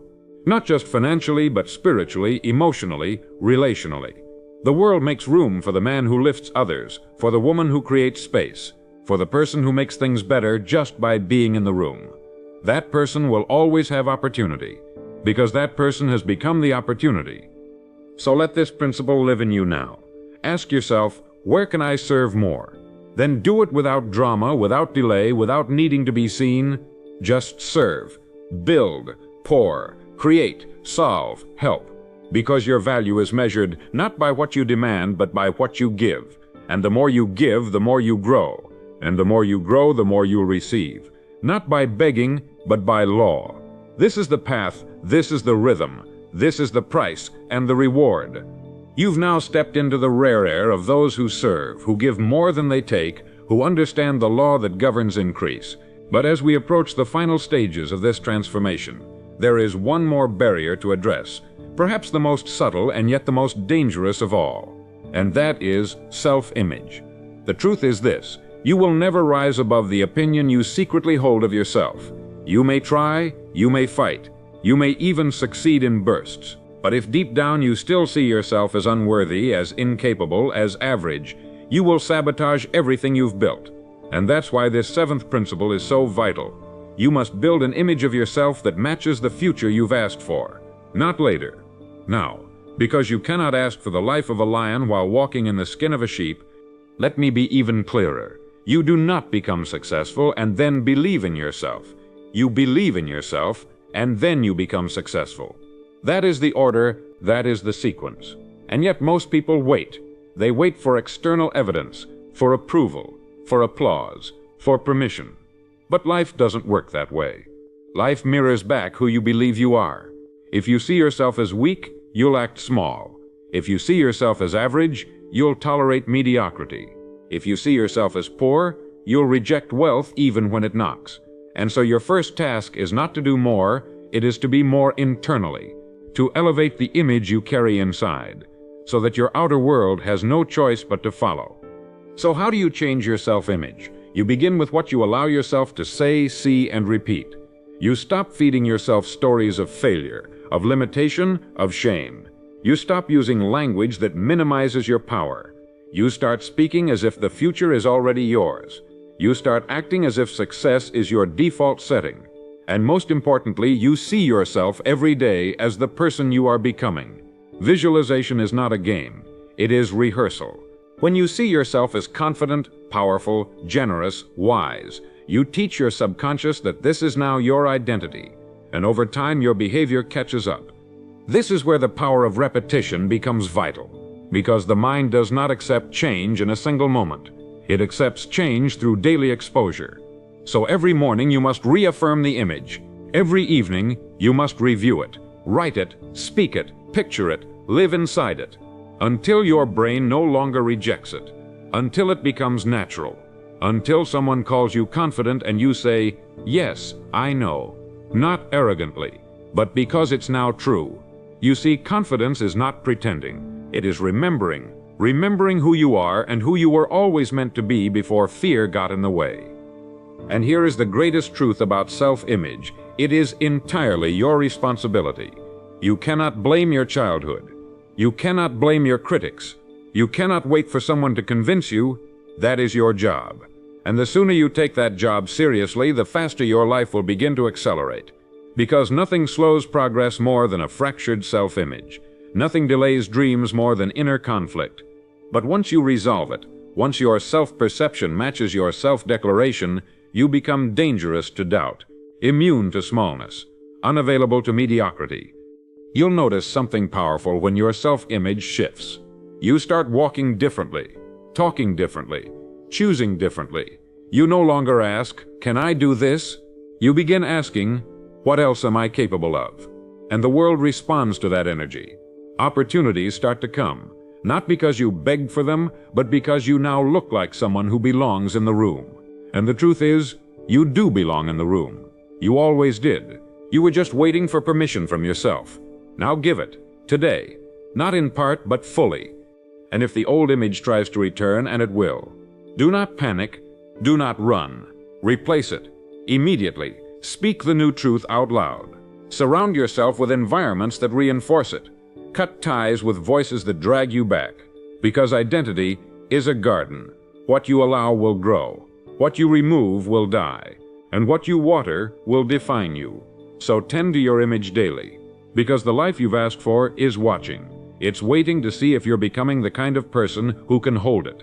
And once you do, it will arrive, fully, faithfully, finally. Now it's time to speak a new truth over your life.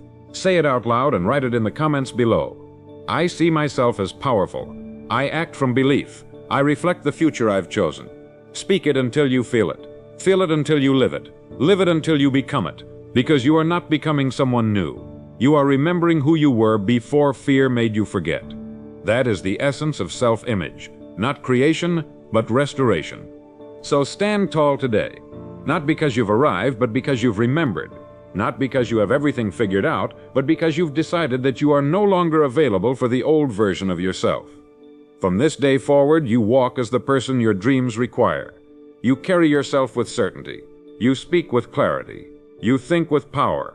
And because of that internal shift, everything you've asked for is now en route. Not someday, but soon. Because now, finally, you match it. Now we've arrived at the final step, the culmination of everything we've built so far, the embodiment. Because once you've decided, prepared, taken action, persisted, aligned your life, embraced service, and elevated your self-image, the only thing left is this: to live as if it's already done. Not as an act, not as a performance, but as a quiet knowing, a calm conviction that your vision is no longer a wish, it is your identity. You're not reaching anymore. You're remembering. You're not chasing, you're embodying. And the man or woman who embodies their vision becomes a magnet, no longer waiting for signs. They are the sign. No longer hoping for validation. They are the proof. No longer doubting what's to come. Because they are the evidence that the process works. And that, my friend, is the final transformation. To embody your future means you don't ask if it's possible. You assume that it is. You don't walk into rooms wondering if you belong. You command the space with your presence. You no longer speak from your wounds. You speak from your wisdom. This is where your tone changes, where your energy no longer wavers, where people begin to notice a shift in you that they can't explain. You haven't told them what you're working on. You haven't announced your plans. But your energy speaks before you do. Your posture declares the promise. Your words echo with certainty. Because you are no longer playing the role of someone who's becoming. You are the person who has arrived. And that is when life yields. But understand this. Embodiment is not arrogance. It is not pride. It is not pretending to be above others. It is simply congruence, alignment between the future you declared and the present you express. It is moving through life with a deep internal agreement.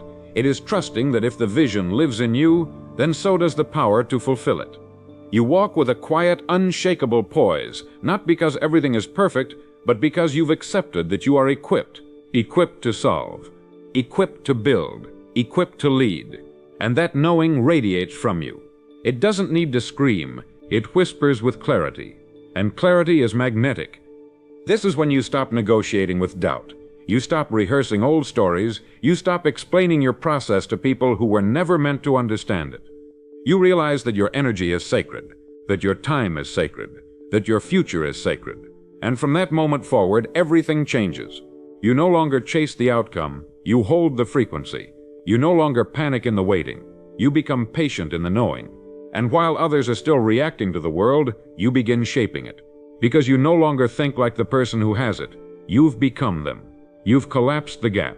And the gap was never between you and the result. It was between who you were and who you're becoming. And this is when the world bends, when the floodgates open, when your actions, your energy, your words, and your reality become one.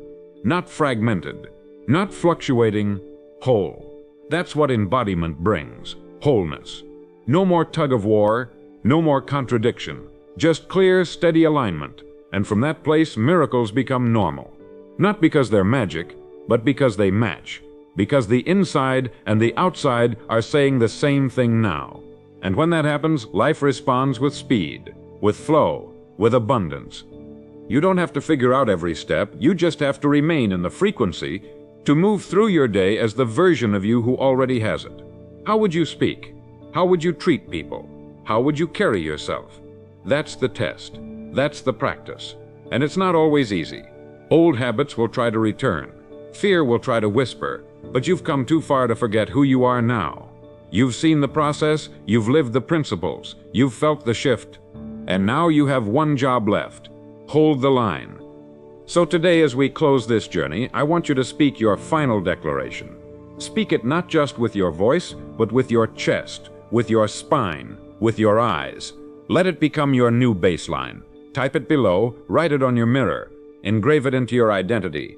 I embody the life I asked for. I am the vision made real. I live as if it's already mine. Say it again, not with hope, but with certainty, because now it is yours. Not just because you asked, but because you became. And if you've made it this far, 8 parts, 8 laws, 8 layers of transformation, then you are not average. You are not drifting. You are not lukewarm. You are part of the 5%. The few who don't just consume, they commit. The few who don't just dream, they do.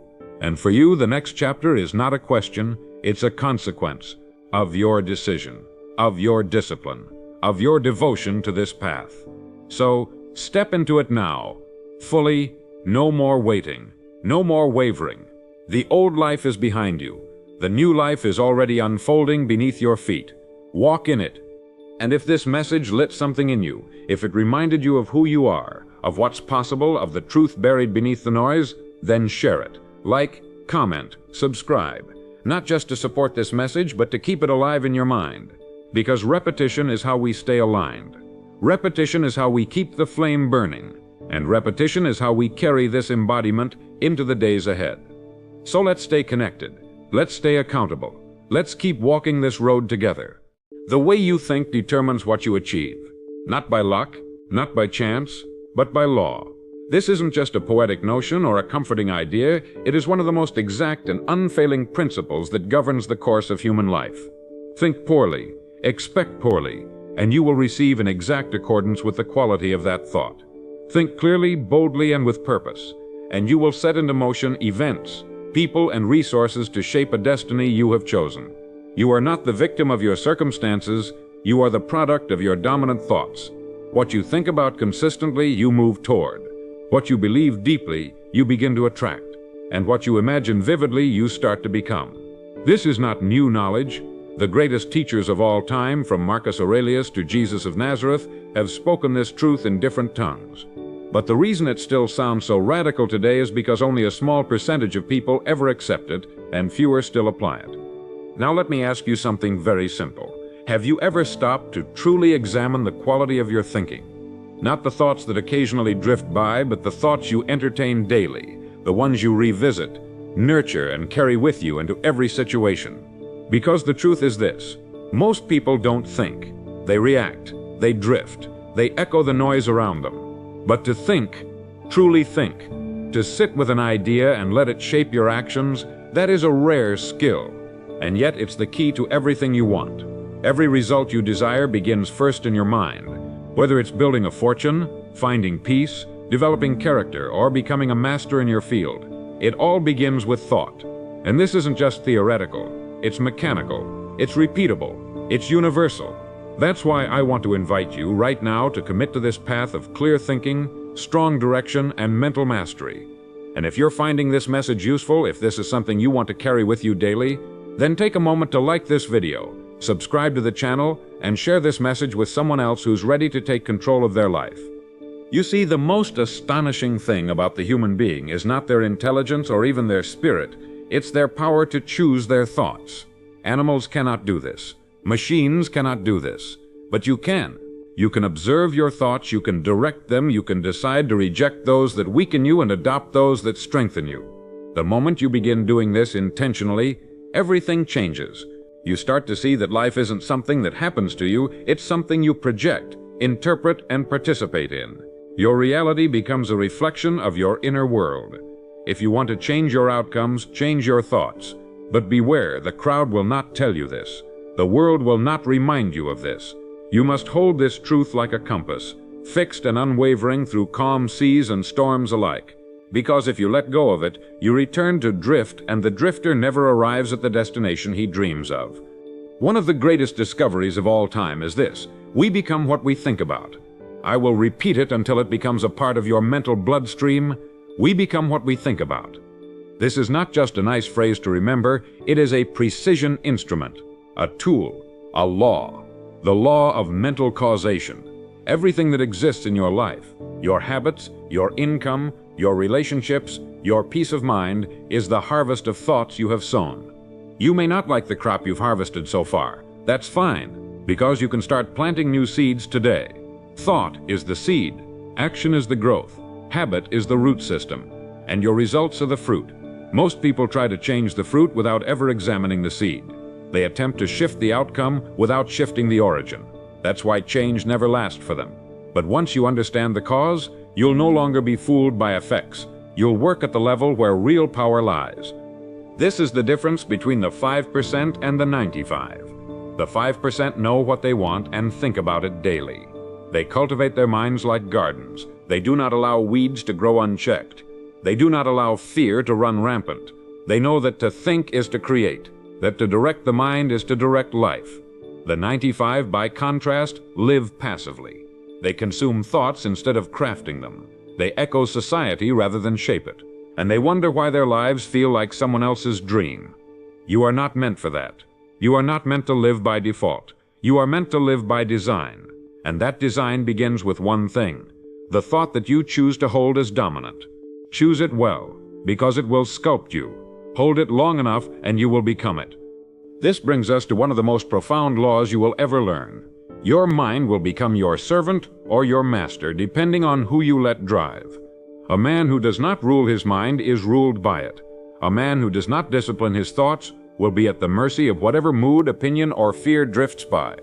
But the man who disciplines his thinking will shape a life of clarity and achievement. The mind is like a horse, powerful, fast, and wild by nature. But left untrained, it will throw you off and run you in circles. Train it, and it will carry you to greatness. Every one of us is given this same power, but not every one of us chooses to use it.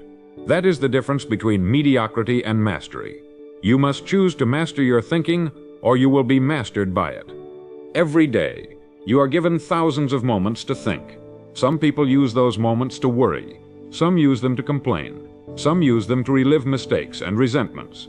But the wise, they use those moments to affirm, to visualize, to plan, to reflect, to give thanks, and to move forward.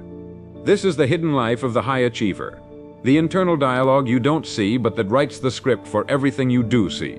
And the beauty of this is that it is available to anyone. Anyone can begin to direct their thinking. Anyone can write their goal on a card and read it morning and night. Anyone can hold a powerful image of their future and make it their emotional home. But only those who do, only those who discipline the mind will reap the rewards.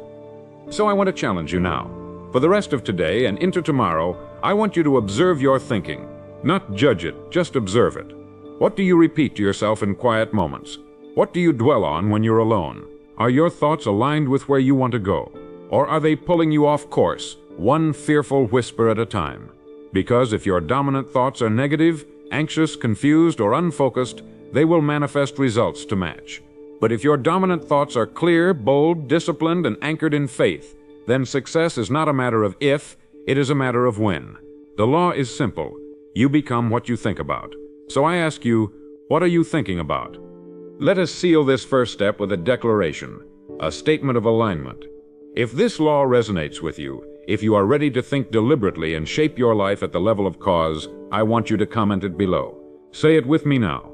I am aware, I am focused, I am thinking my life into existence. Let it be your compass this week, and I'll see you in the next part. The mind is the gateway. It's the starting point of every decision, every belief, and every breakthrough you will ever experience. And yet, very few people stop to examine how it works. You see, the mind does not care what you plant in it, success or failure, abundance or limitation, fear or confidence. It is neutral in this way. It will return whatever you sow, in whatever quantity you nourish. Just like fertile soil, it responds not to intention but to input. If you plant weeds, it will grow weeds. If you plant flowers, it will grow flowers.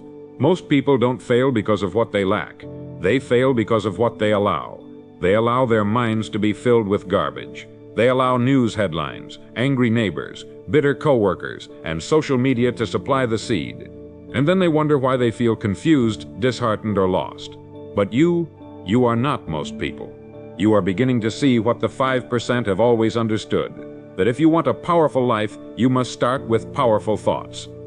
The law is this: your external results will always match your internal climate.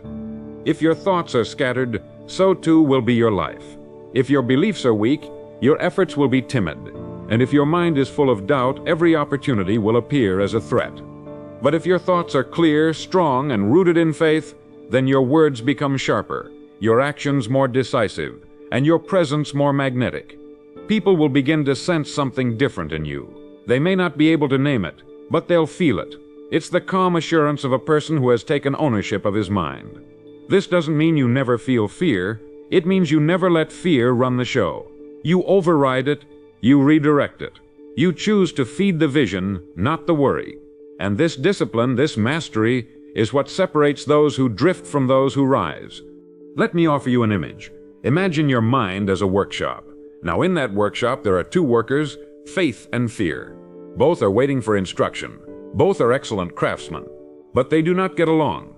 You can only give one of them the blueprint. If you hand the blueprint to faith, he will build bridges, ladders, and cathedrals. He will open doors and light the way. But if you hand the same tools to fear, he will build cages, barriers, and excuses. He will shut doors and dim the light. Most people hand their plans to fear without realizing it. They assume their limitations are facts. They confuse safety with truth. And as a result, they remain in the same place year after year, circling the same problems, haunted by the same doubts. You cannot allow this. You must choose the foreman of your mind. And every day, you must feed that worker the blueprint of your desire. Now, how do we begin to shift from fear to faith? It starts with awareness. You must become a guardian at the gate of your mind. Thoughts will come, but you must decide which ones to welcome and which ones to send away. Just because a thought appears does not mean it deserves your attention. You have the right to reject any thought that does not serve your vision. You have the right to replace it with something better, a better picture, a better story, a better outcome. This is not delusion. This is discipline. Because every master of achievement, every builder of empires, every healer of nations, every inventor and leader, they all began with one thing, a picture in their mind that was stronger than their current reality. They lived from the vision, not just toward it. And so must you. There's a simple phrase that I want you to remember, and if it speaks to you, I'd like you to write it down. I am the thinker, not the thought. Say it again. Let it echo in your mind. I am the thinker, not the thought. This separates you from the chaos. It returns power to your hands, because the moment you identify with the thought, especially one of fear or doubt, you lose the ability to shape it. You begin to serve it. But when you remember that the thought is simply a suggestion, a whisper, a draft, you regain command. You can choose a better one, a stronger one, and you can repeat it until it hardens into belief. This is how faith is built. This is how confidence is installed. Not through magic, not through luck, but through chosen thought, repeated and reinforced until it becomes your default. Now let's talk about goals, because thinking without direction is like a ship without a rudder. You may be full of energy, you may even be full of ideas, but without a clear destination, that energy dissipates. That power goes unused. So I want you to choose a goal, not a vague hope, not a someday wish, but a clear, definite, single-pointed aim. And I want you to write it down, not in your head, on paper. Because a goal that is not written is not a goal, it's a wish. It lacks structure. It lacks accountability. The simple act of writing your goal gives it roots. It begins to exist outside of you. It becomes something you can build around. And once it's written, I want you to carry it with you. In your wallet, in your pocket, near your bed. Read it morning and night. Let it shape the atmosphere of your day. As you begin to think in alignment with your goal, something extraordinary will happen. You'll start to notice opportunities that were previously invisible. You'll begin to feel pulled forward rather than pushed. You'll meet people and encounter situations that feel almost too coincidental. But they are not coincidences. They are the natural effect of a mind that is tuned, focused, and expectant. This is not theory. This is law. You attract what you think about most, not just emotionally, but practically. Because your actions begin to shift, your words become more powerful, your habits more precise, and your life begins to reflect the clarity of your thinking. This is why vague thinking leads to vague living, but clear thinking leads to clarity of life. Some may say, but I don't know how it will happen, and to that I say, you don't need to. The how is not your job. Your job is the what. Your job is the vision, the direction, the frequency. Once that is set, the how begins to emerge. Like a fog lifting from a mountain trail, the next step becomes visible only after you take the first. This is where faith comes in. Faith that what you think about consistently will begin to take form. Faith that if you keep planting, you will eventually reap. Not by chance, not by hoping, but by law. The law of cause and effect. The law that says what you feed with energy, emotion, and repetition becomes real. This is not a superstition. This is your birthright. And so I leave you with this today. Begin to think like the person you intend to become. Begin to walk through the day as if your goal were already real. Begin to speak, act, and choose from the place you're going, not the place you've been. Because the way you think determines what you achieve. And the sooner you begin to align your thoughts with your destiny, the sooner that destiny begins to shape itself around you. This is a quiet process, a private process, but it is also the most powerful one you will ever undertake. So begin today. Begin now. Plant the seed. Feed it daily. And let the law do the rest. What most people never realize is that they are rehearsing failure every single day, mentally, emotionally, and spiritually. The thoughts they dwell on, the images they entertain, the doubts they replay like a broken record, these become the practice grounds of their destiny. They rehearse limitation and then wonder why they feel limited. They visualize loss and then feel surprised when things slip through their fingers. But the truth is, no one escapes the law. We become what we think about. Every single day, every single moment, we are casting votes for the person we are becoming. And if your votes are going toward fear, insecurity, distraction, or doubt, then no amount of surface-level effort will produce long-term success. The only way to change the results is to change the root. And the root is thought, always. Now let me tell you something most have forgotten. The imagination is not just a tool for artists or children. It is the sacred engine of your reality. It is the divine projector that shapes the film of your life. If you can imagine it clearly and repeatedly with feeling, with belief, then life begins to conform to that image.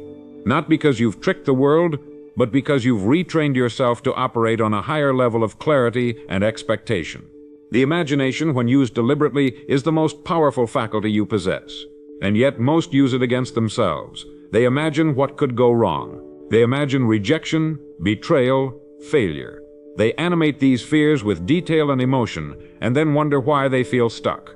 But what if you reversed it? What if for just 30 days you used your imagination to build instead of break, to sculpt rather than scatter? That's the practice. That's the key. Each morning, before the noise of the world invades your awareness, sit quietly, close your eyes, breathe, and begin to imagine your life not as it is, but as it can be. See yourself walking with confidence, speaking with power, choosing with clarity. Picture the home, the relationships, the career, the freedom. Picture the details. Where are you? What does it feel like? Who is with you? What do you see? Then feel it, not as a fantasy, but as a preview, a rehearsal, a spiritual blueprint. Stay there for a few minutes, 5, 10, maybe 15. And when you rise, carry that image with you into the day. Let it influence how you move, how you speak, what you tolerate, and what you pursue. You are no longer reacting to the past. You are responding to the future you've chosen. This is not daydreaming. This is deliberate visualization. This is mental conditioning. You are building neurological pathways that make success feel natural rather than foreign. Athletes do it. Leaders do it. Artists, inventors, performers, they all do it. But you don't have to be a celebrity or a CEO to benefit from it. You just have to be willing to practice, willing to believe, willing to create space in your mind for something greater than your current circumstances. Because if you don't define your vision, someone else will. And the moment you let the outside world dictate your inner world, you have surrendered the most powerful advantage you will ever have. Now some will say, but what if I fail? My answer is simple. You already are. If you're not training your mind. Because the mind left untrained will always drift toward fear. That is its default. That is its defense. The brain was built to keep you safe, not successful. And safety will always choose the known over the possible. It will choose the familiar over the fulfilling. So unless you consciously program your thoughts, unless you daily place your mind in the presence of your highest self, you will live below your potential, not because you lack talent, but because you lacked intention. And that, my friend, is the real tragedy. You must become a mental athlete. You must condition yourself to think abundance when others think lack, to see opportunity when others see threat, to imagine progress when others talk only about problems. This is not a matter of arrogance, it is a matter of focus. You have one life, one canvas, and every day you either paint with purpose or let others paint for you. What do you want your life to look like? 1 year from now? 5 years from now? 10? Start painting that image now. Not later. Not someday. Now, because the mind you build today will become the life you walk through tomorrow. Now let's take this further. Every time you visualize your ideal life, you must link it to an emotional state. Why? Because thought without emotion is like a spark with no fuel. It fizzles out. But thought infused with emotion becomes fire. It imprints, it lingers, it returns. So when you imagine your success, when you see yourself standing in that place of achievement, I want you to feel what it feels like. What does freedom feel like? What does peace feel like? What does power feel like? Get familiar with those feelings. Make them your emotional home. Because the more familiar they become, the more your mind will seek out circumstances that match them.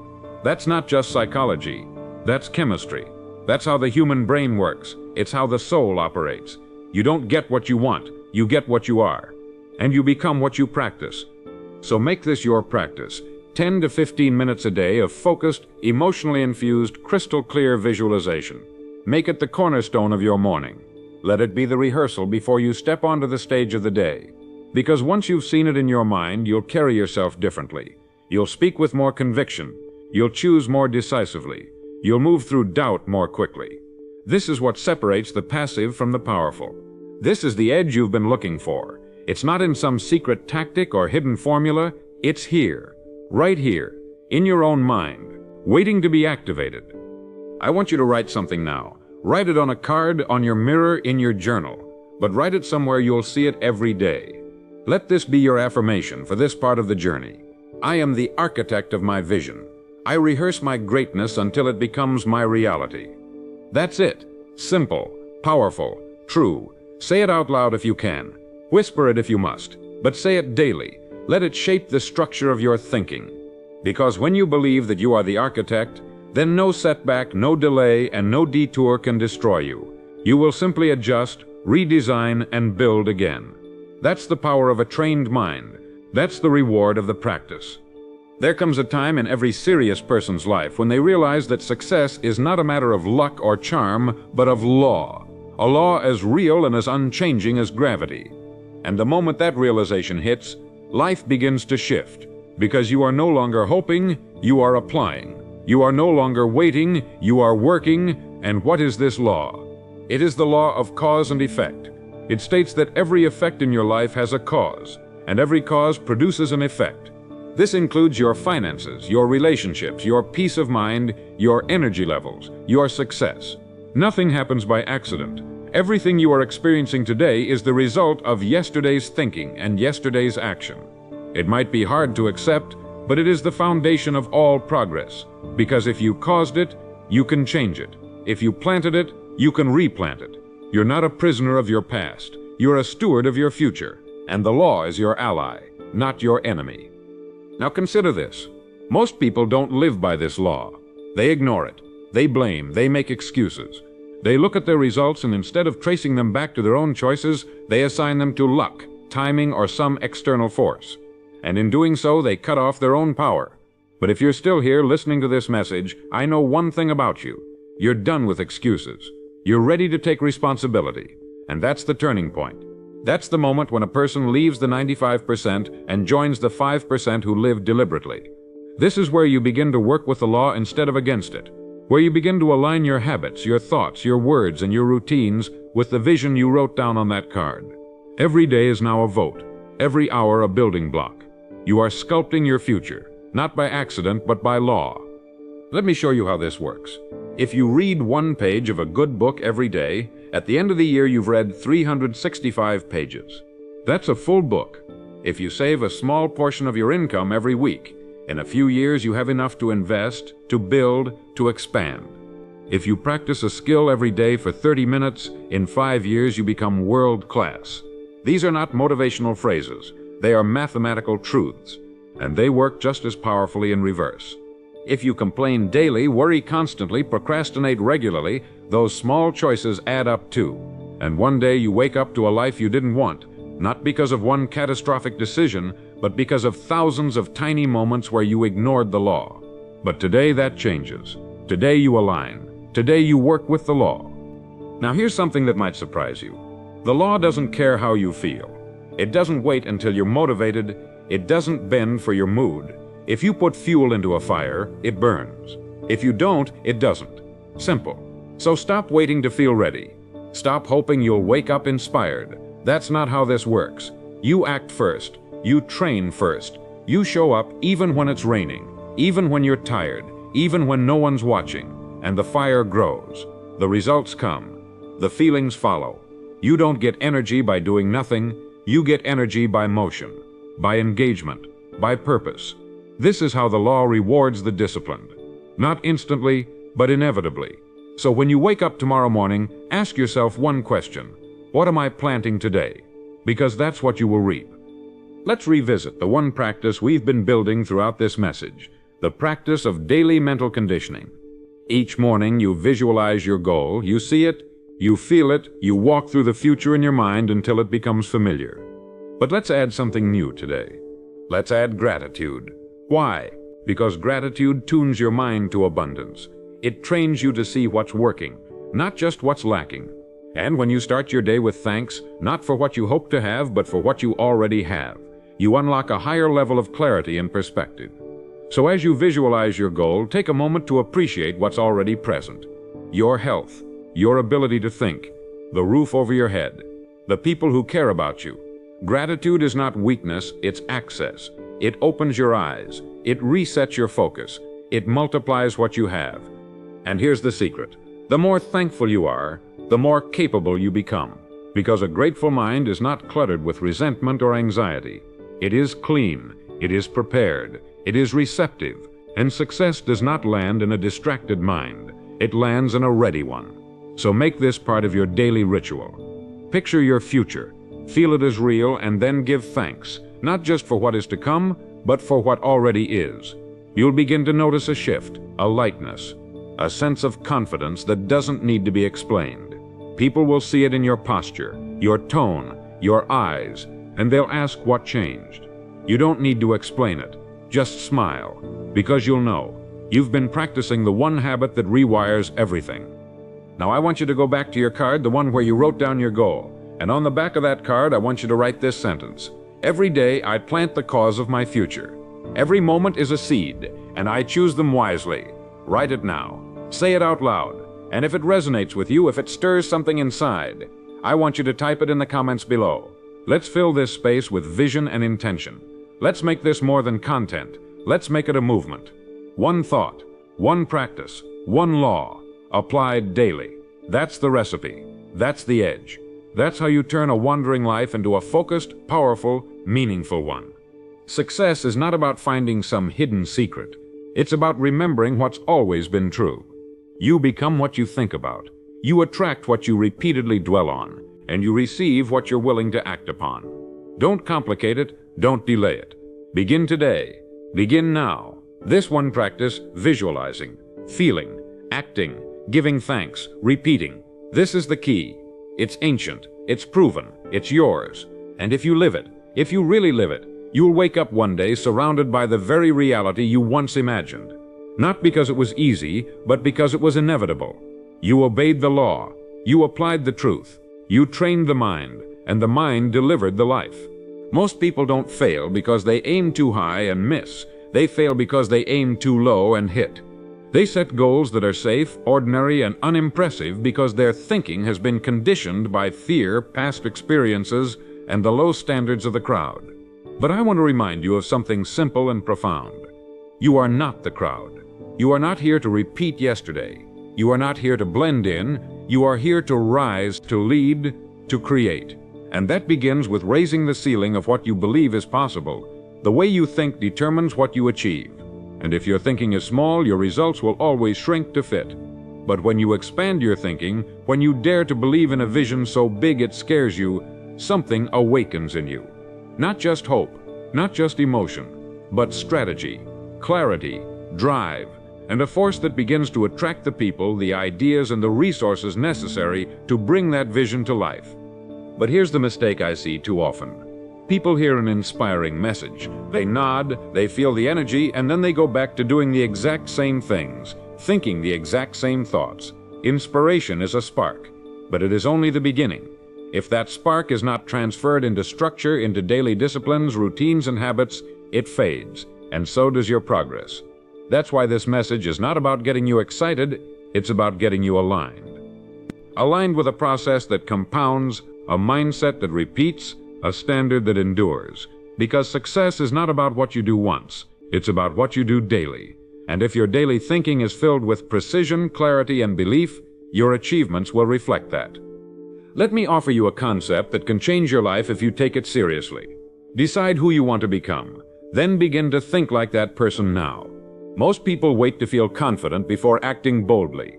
They wait for the money before thinking abundantly. They wait for the position before speaking with authority. But the law works in reverse. You must first think like the future version of you. Think like the leader. Think like the expert. Think like the visionary. Then speak like them. Then act like them. And eventually the world will adjust to your frequency. This isn't fake. This is alignment. And it's the foundation of transformation. Because your identity is not fixed. It is sculpted by your repeated thinking and acting.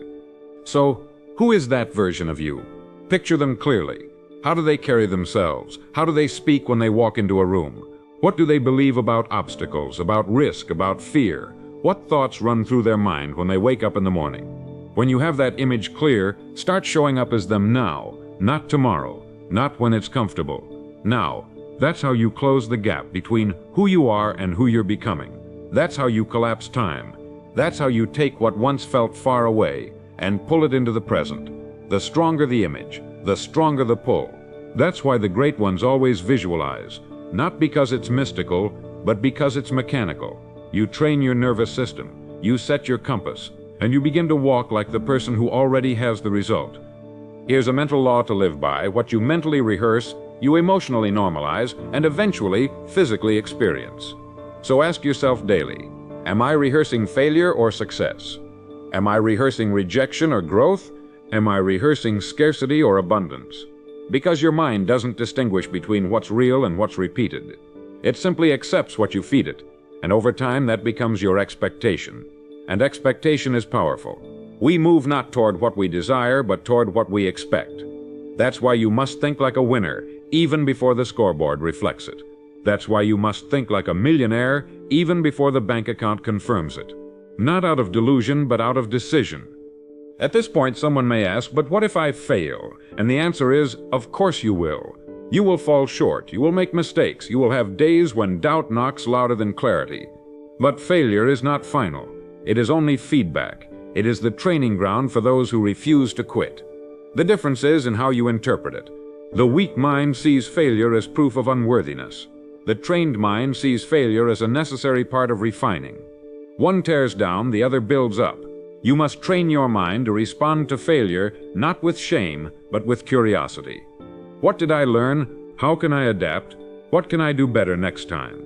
These questions shift your posture from defeat to development. And that mindset alone will carry you further than most people ever go. Let's talk now about the role of environment. Because while your thinking is sovereign, your surroundings still influence your subconscious. Are you surrounding yourself with people who speak life into your vision? Or people who constantly reinforce your limitations? Are you listening to messages that stir your faith, or those that feed your fear? You can't plant powerful thoughts while watering them with toxic voices. Be intentional. Curate your input. Every voice you allow into your mind is either building your belief or breaking it down. Choose wisely, because your thoughts are sacred, and the temple of your mind must not be defiled by doubt disguised as realism. Now I want to invite you to commit not just emotionally, but practically. Take 1 minute after this message ends. Visualize the version of you you're stepping into. Then write down one decision you can make today that aligns with that person. Maybe it's a conversation you've been avoiding. Maybe it's deleting a distraction. Maybe it's creating a new morning ritual. Don't overthink it. Just act. Action seals identity. Every aligned step you take reinforces the signal. It tells your brain, this is who we are now. And when that signal is strong enough, your external life will begin to rearrange itself to match your new internal frequency. And now, as we close this part of the message, I want you to declare this with confidence. Write it below if you're ready to step into the next level of your life. Say, I think like the person I'm becoming. I live in alignment. My future is already here. Let that be your new standard. Let it be the rhythm that carries you through every conversation, every challenge, every day. Because when the thinking is elevated, the results follow. There is a kind of quiet power that begins to emerge when you've trained your mind long enough. It's not loud, it's not dramatic, but it's unmistakable.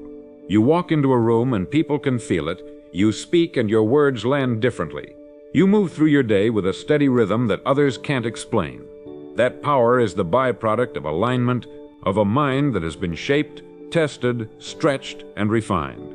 And it all began when you made the decision to think differently, to live deliberately, to act with intention even when no one was watching. You see, mastery doesn't show up in a single event. It reveals itself slowly in your posture, your tone, your habits, your discipline. And eventually, people stop asking what you do. They start asking how you became who you are. By now, you've seen the layers of this mental system stack up. Visualization, journaling, repetition, decision, standards, rehearsal, structure. But now we must address something deeper. Something that can either unlock your greatest potential or quietly sabotage it without you ever knowing. That something is self-concept. You will never outperform the identity you hold about yourself. You can have clear goals, powerful routines, external success. But if deep down you see yourself as small, as undeserving, As someone who always almost gets there, you'll unconsciously create situations to prove that belief right. This is the silent war most people are losing. They're building a better life with the hands of a person who still believes they're not enough. But you will not be one of them. Your self-concept is not set in stone. It is programmable, moldable, expandable. And the first step to reshaping it is awareness. Start paying attention to how you speak to yourself, not just out loud, but in your head.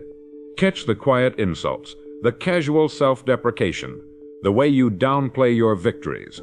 That's not humility. That's sabotage. That's a mind unconsciously reinforcing a ceiling. And ceilings are not broken with force. They're broken with truth. The truth is, you are not who you were. You are not defined by your past. You are not measured by other people's limits. You are in every moment becoming the version of yourself you are willing to believe in. So if your thoughts are still stuck in who you used to be, now is the time to update the script. Here's the shift. Stop identifying with your past and start identifying with your potential. Speak from it. Move from it. Build your routines around it. Say to yourself, I am becoming the kind of person who, and then finish that sentence. I am becoming the kind of person who finishes what they start. I am becoming the kind of person who leads, creates, delivers. This isn't delusion. This is vision applied through identity. And when you repeat it long enough, when you reinforce it with action, the world will catch up. It always does. Because you don't attract what you want. You attract what you are. And what you are is shaped by the thoughts you rehearse when no one is around. Let's go even further. Your self-concept is reflected in your boundaries. What you allow, what you tolerate, what you accept, all of it stems from how you see yourself. Raise your self-concept and low-frequency conversations disappear. Toxic people stop calling. You no longer explain your ambition because it radiates through your presence. You don't need to force separation. Your new energy becomes a filter.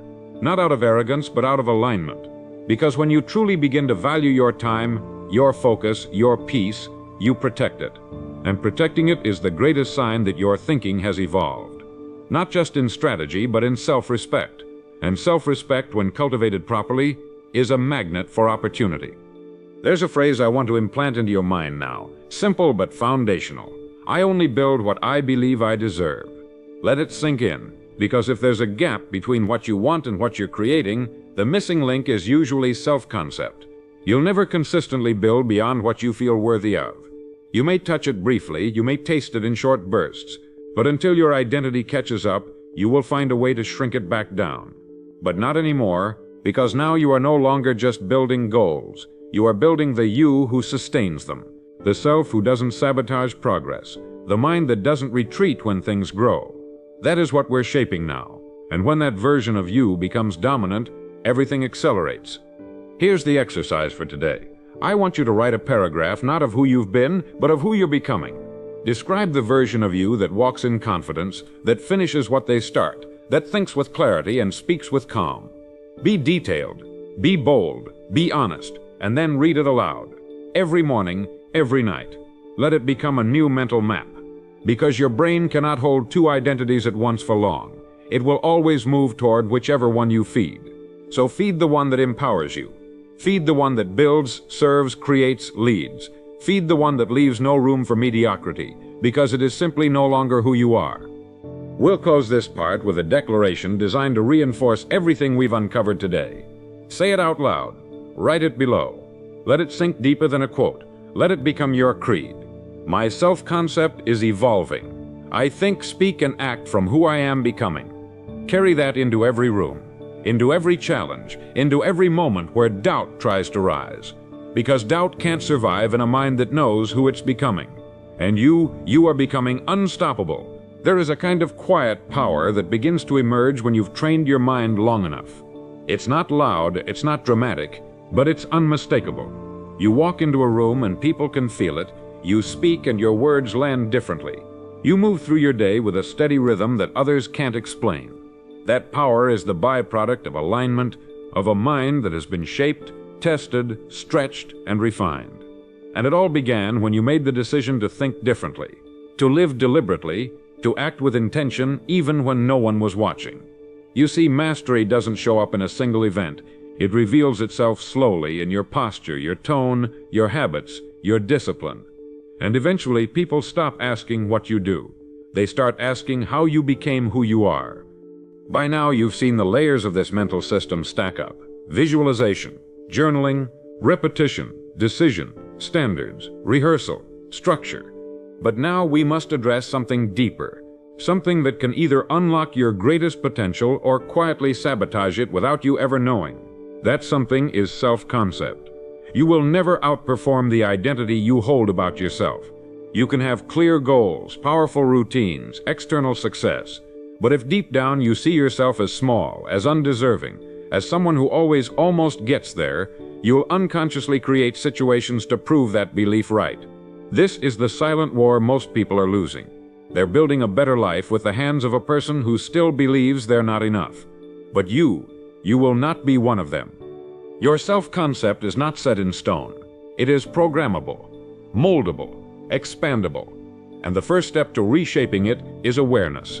Start paying attention to how you speak to yourself, not just out loud, but in your head. Catch the quiet insults, the casual self-deprecation, the way you downplay your victories. That's not humility. That's sabotage. That's a mind unconsciously reinforcing a ceiling. And ceilings are not broken with force. They're broken with truth. The truth is, you are not who you were. You are not defined by your past. You are not measured by other people's limits. You are in every moment becoming the version of yourself you are willing to believe in. So if your thoughts are still stuck in who you used to be, now is the time to update the script. Here's the shift. Stop identifying with your past and start identifying with your potential. Speak from it. Move from it. Build your routines around it. Say to yourself, I am becoming the kind of person who, and then finish that sentence. I am becoming the kind of person who finishes what they start. I am becoming the kind of person who leads, creates, delivers. This isn't delusion. This is vision applied through identity. And when you repeat it long enough, when you reinforce it with action, the world will catch up. It always does. Because you don't attract what you want. You attract what you are. And what you are is shaped by the thoughts you rehearse when no one is around. Let's go even further. Your self-concept is reflected in your boundaries. What you allow, what you tolerate, what you accept, all of it stems from how you see yourself. Raise your self-concept and low-frequency conversations disappear. Toxic people stop calling. You no longer explain your ambition because it radiates through your presence. You don't need to force separation. Your new energy becomes a filter. Not out of arrogance, but out of alignment. Because when you truly begin to value your time, your focus, your peace, you protect it. And protecting it is the greatest sign that your thinking has evolved. Not just in strategy, but in self-respect. And self-respect, when cultivated properly, is a magnet for opportunity. There's a phrase I want to implant into your mind now. Simple but foundational. I only build what I believe I deserve. Let it sink in, because if there's a gap between what you want and what you're creating, the missing link is usually self-concept. You'll never consistently build beyond what you feel worthy of. You may touch it briefly, you may taste it in short bursts, but until your identity catches up, you will find a way to shrink it back down. But not anymore, because now you are no longer just building goals. You are building the you who sustains them. The self who doesn't sabotage progress. The mind that doesn't retreat when things grow. That is what we're shaping now. And when that version of you becomes dominant, everything accelerates. Here's the exercise for today. I want you to write a paragraph not of who you've been, but of who you're becoming. Describe the version of you that walks in confidence, that finishes what they start, that thinks with clarity and speaks with calm. Be detailed, be bold, be honest, and then read it aloud. Every morning, every night. Let it become a new mental map. Because your brain cannot hold two identities at once for long. It will always move toward whichever one you feed. So feed the one that empowers you. Feed the one that builds, serves, creates, leads. Feed the one that leaves no room for mediocrity, because it is simply no longer who you are. We'll close this part with a declaration designed to reinforce everything we've uncovered today. Say it out loud. Write it below. Let it sink deeper than a quote. Let it become your creed. My self-concept is evolving. I think, speak, and act from who I am becoming. Carry that into every room, into every challenge, into every moment where doubt tries to rise. Because doubt can't survive in a mind that knows who it's becoming. And you are becoming unstoppable. The final shift we must now make is the shift from thinking to being. Everything you've learned, everything you've practiced, your visualizations, your journaling, your affirmations, your habits, all of it has led you to this point. But the true test of mental mastery is not how clearly you can imagine the life you want, it's how fully you can embody it today. Not someday, not when it's convenient, today. Because the person you want to become isn't waiting for permission. They don't need more time, they don't ask for signs, they've already moved. They live by principle, not pressure, by alignment, not emotion. And when your identity reaches that point, when your thoughts, your habits, your posture, your speech, and your energy all say the same thing, you're ready. You're no longer just thinking differently. You are someone different, and the world begins to mirror it with ruthless consistency. This is the final law I will leave you with, and it is perhaps the most powerful of all. The world does not respond to what you want. It responds to who you are. Read that again. The universe doesn't answer wishes. It answers frequency. It responds to standards, to certainty, to the energy behind your actions. You can beg for abundance, but if you carry the energy of scarcity, you will repel it. You can ask for peace, but if your daily behavior is chaotic, you will create storms.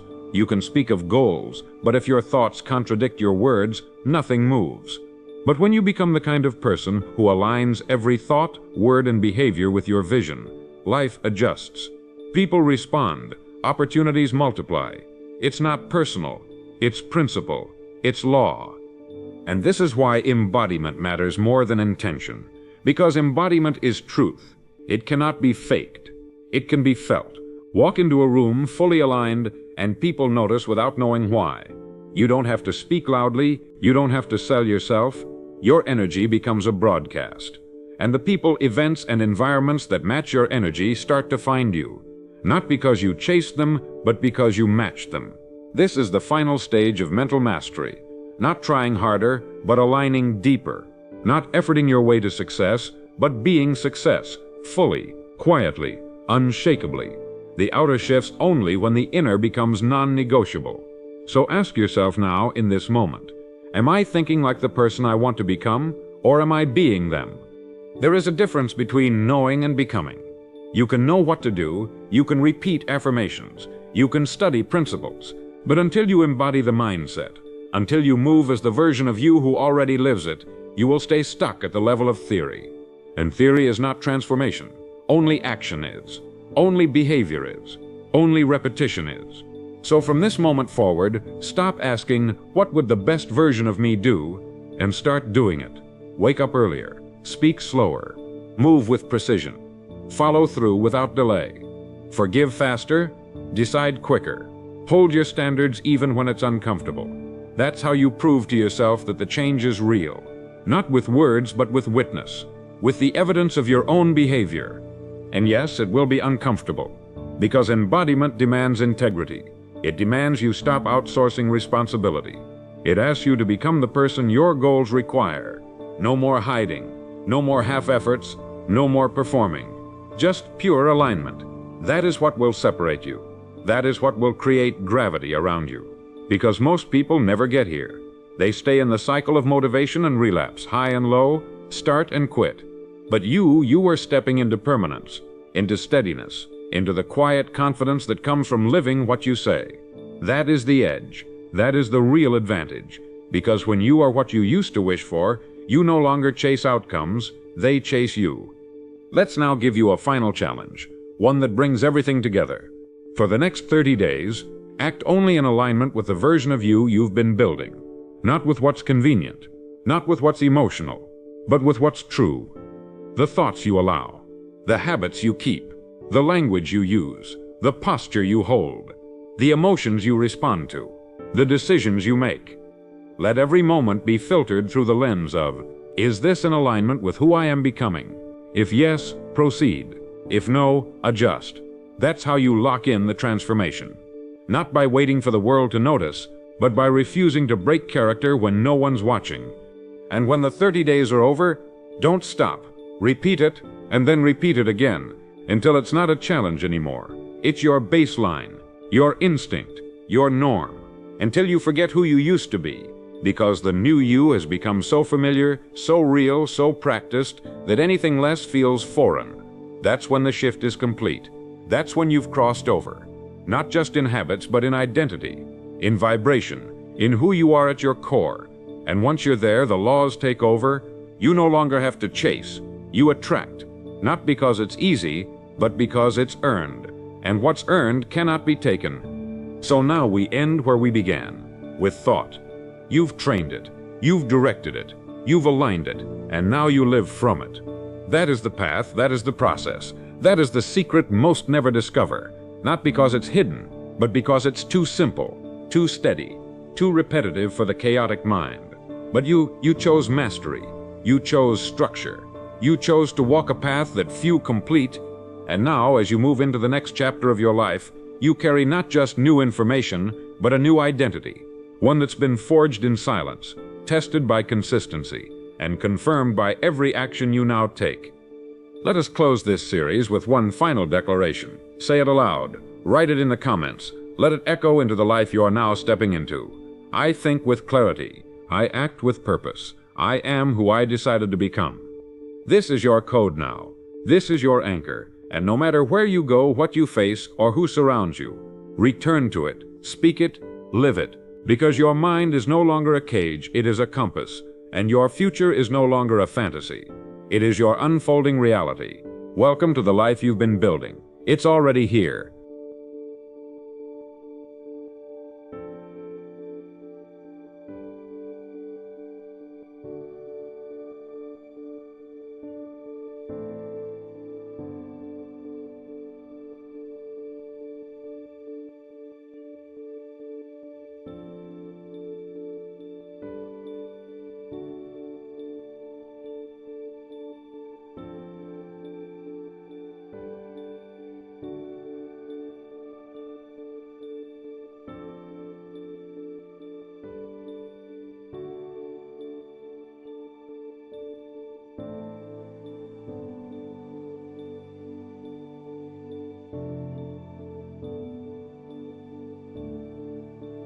Now, if you're someone who values the truth, who has an earnest desire to bring order and power to your inner life, then I want you to join us in this journey. Subscribe to this channel, make it a habit to listen, to think, and to reflect.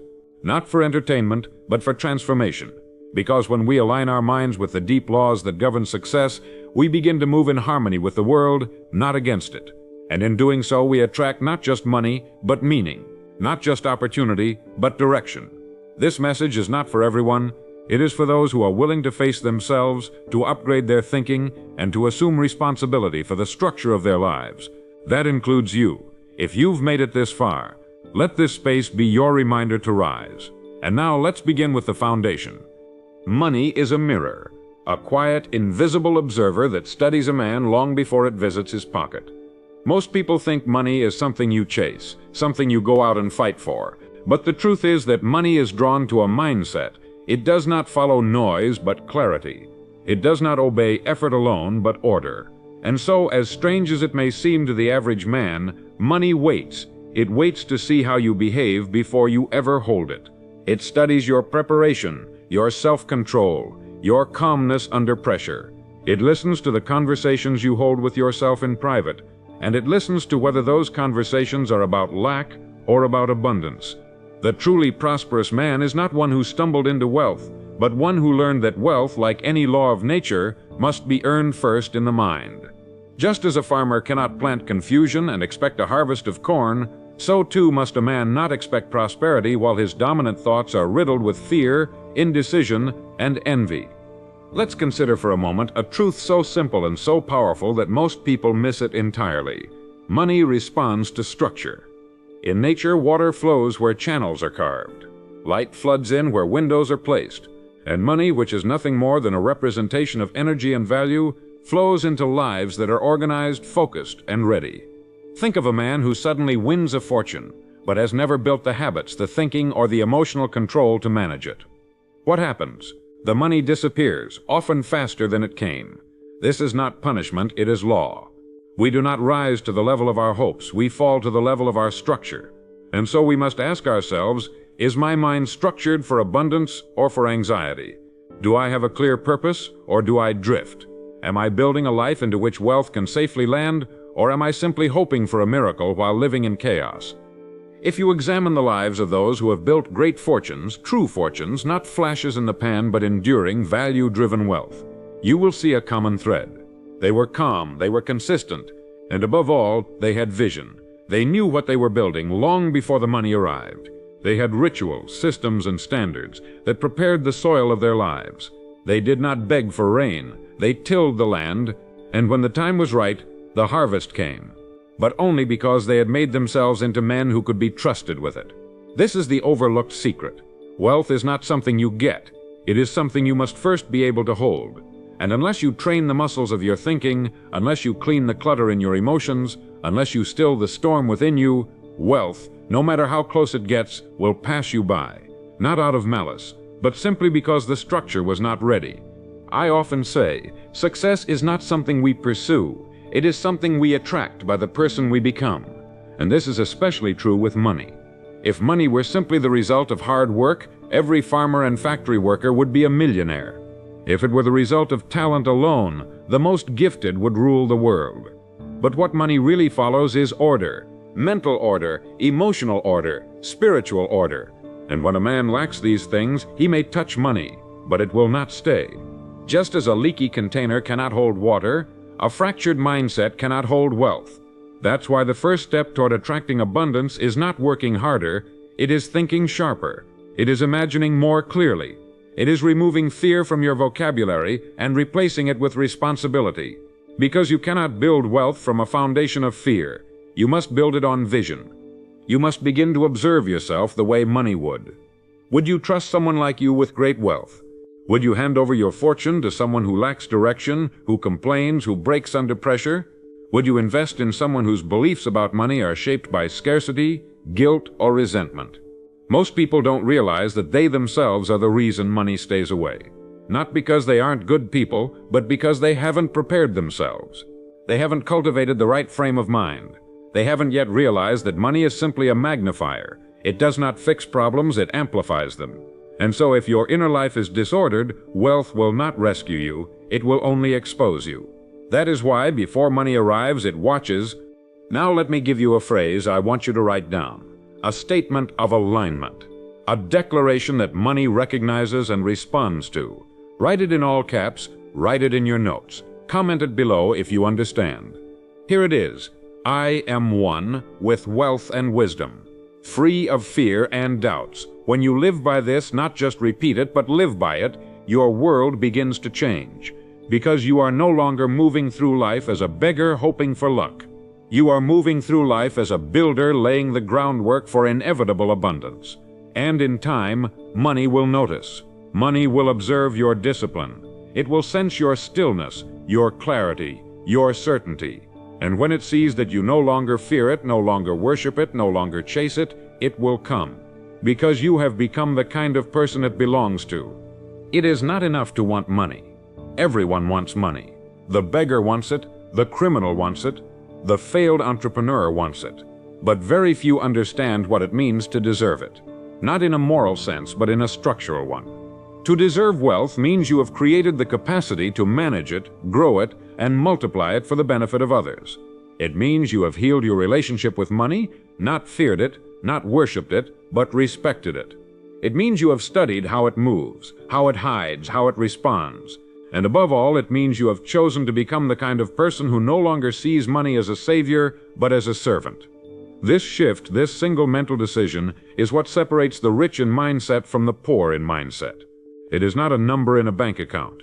It is a posture of the soul. And so this is where we begin, not with tactics, not with tricks, but with the foundation, the invisible structure of the mind. For everything else, every skill, every strategy, every opportunity flows from this. You are not late. You are not behind. You are right on time. But from this moment forward, you must become a different person. A person who is intentional, disciplined, quiet in mind, and firm in vision. You must become one who understands that life is not a game of chance. It is a mirror of consciousness. And as you refine that consciousness, you will refine your results. Your task for now is not to rush, it is to prepare, to build a mind worthy of wealth, to think in terms of structure, not scraps, in terms of vision, not vagueness. Because money does not respond to desperation, it responds to dominion. So I leave you with this truth. Money is watching. It always has been. And the man who speaks with clarity, who plans with purpose, who lives with structure, who gives with confidence, he will not need to chase wealth, because wealth is already on its way to him. Not because of who he pretends to be in public, but because of who he has quietly become in private. There are laws to this, unchanging, impartial, and they reward those who prepare. So prepare. Begin now. Clear the noise from your mind. Organize your inner world. And remember, wealth will never arrive before mindset. But when the mindset is right, wealth becomes inevitable. The greatest illusion most people fall into is the belief that money is an external phenomenon, that it comes from the world, from employers, from luck, from contacts, from windfalls. But wealth does not begin outside of us. It begins in the invisible chambers of thought, in the patterns we permit, the beliefs we reinforce, and the language we tolerate in our own minds. Every man walking this earth today is either attracting or repelling wealth by the way he thinks, speaks, and behaves. The tragedy is that most do so unconsciously. They speak of lack, they joke about debt, they internalize struggle as if it were noble, and they call it realism. But nothing could be further from the truth. It is not realism, it is training. A training of the mind to expect less, to shrink desires, to settle for scraps. But make no mistake, you were not born to chase scraps. Let us return to the law that governs this reality. What you think about, you bring about. This is not a slogan. It is not poetic exaggeration. It is law. You become what you think about. And if you think about stress, you become stress. If you think about order, you become order. And if you think about prosperity, not just in fantasy, but with deliberate conviction, then your actions, energy, and decisions begin to move you toward that outcome. But most people think about money the way one thinks about a lost lover.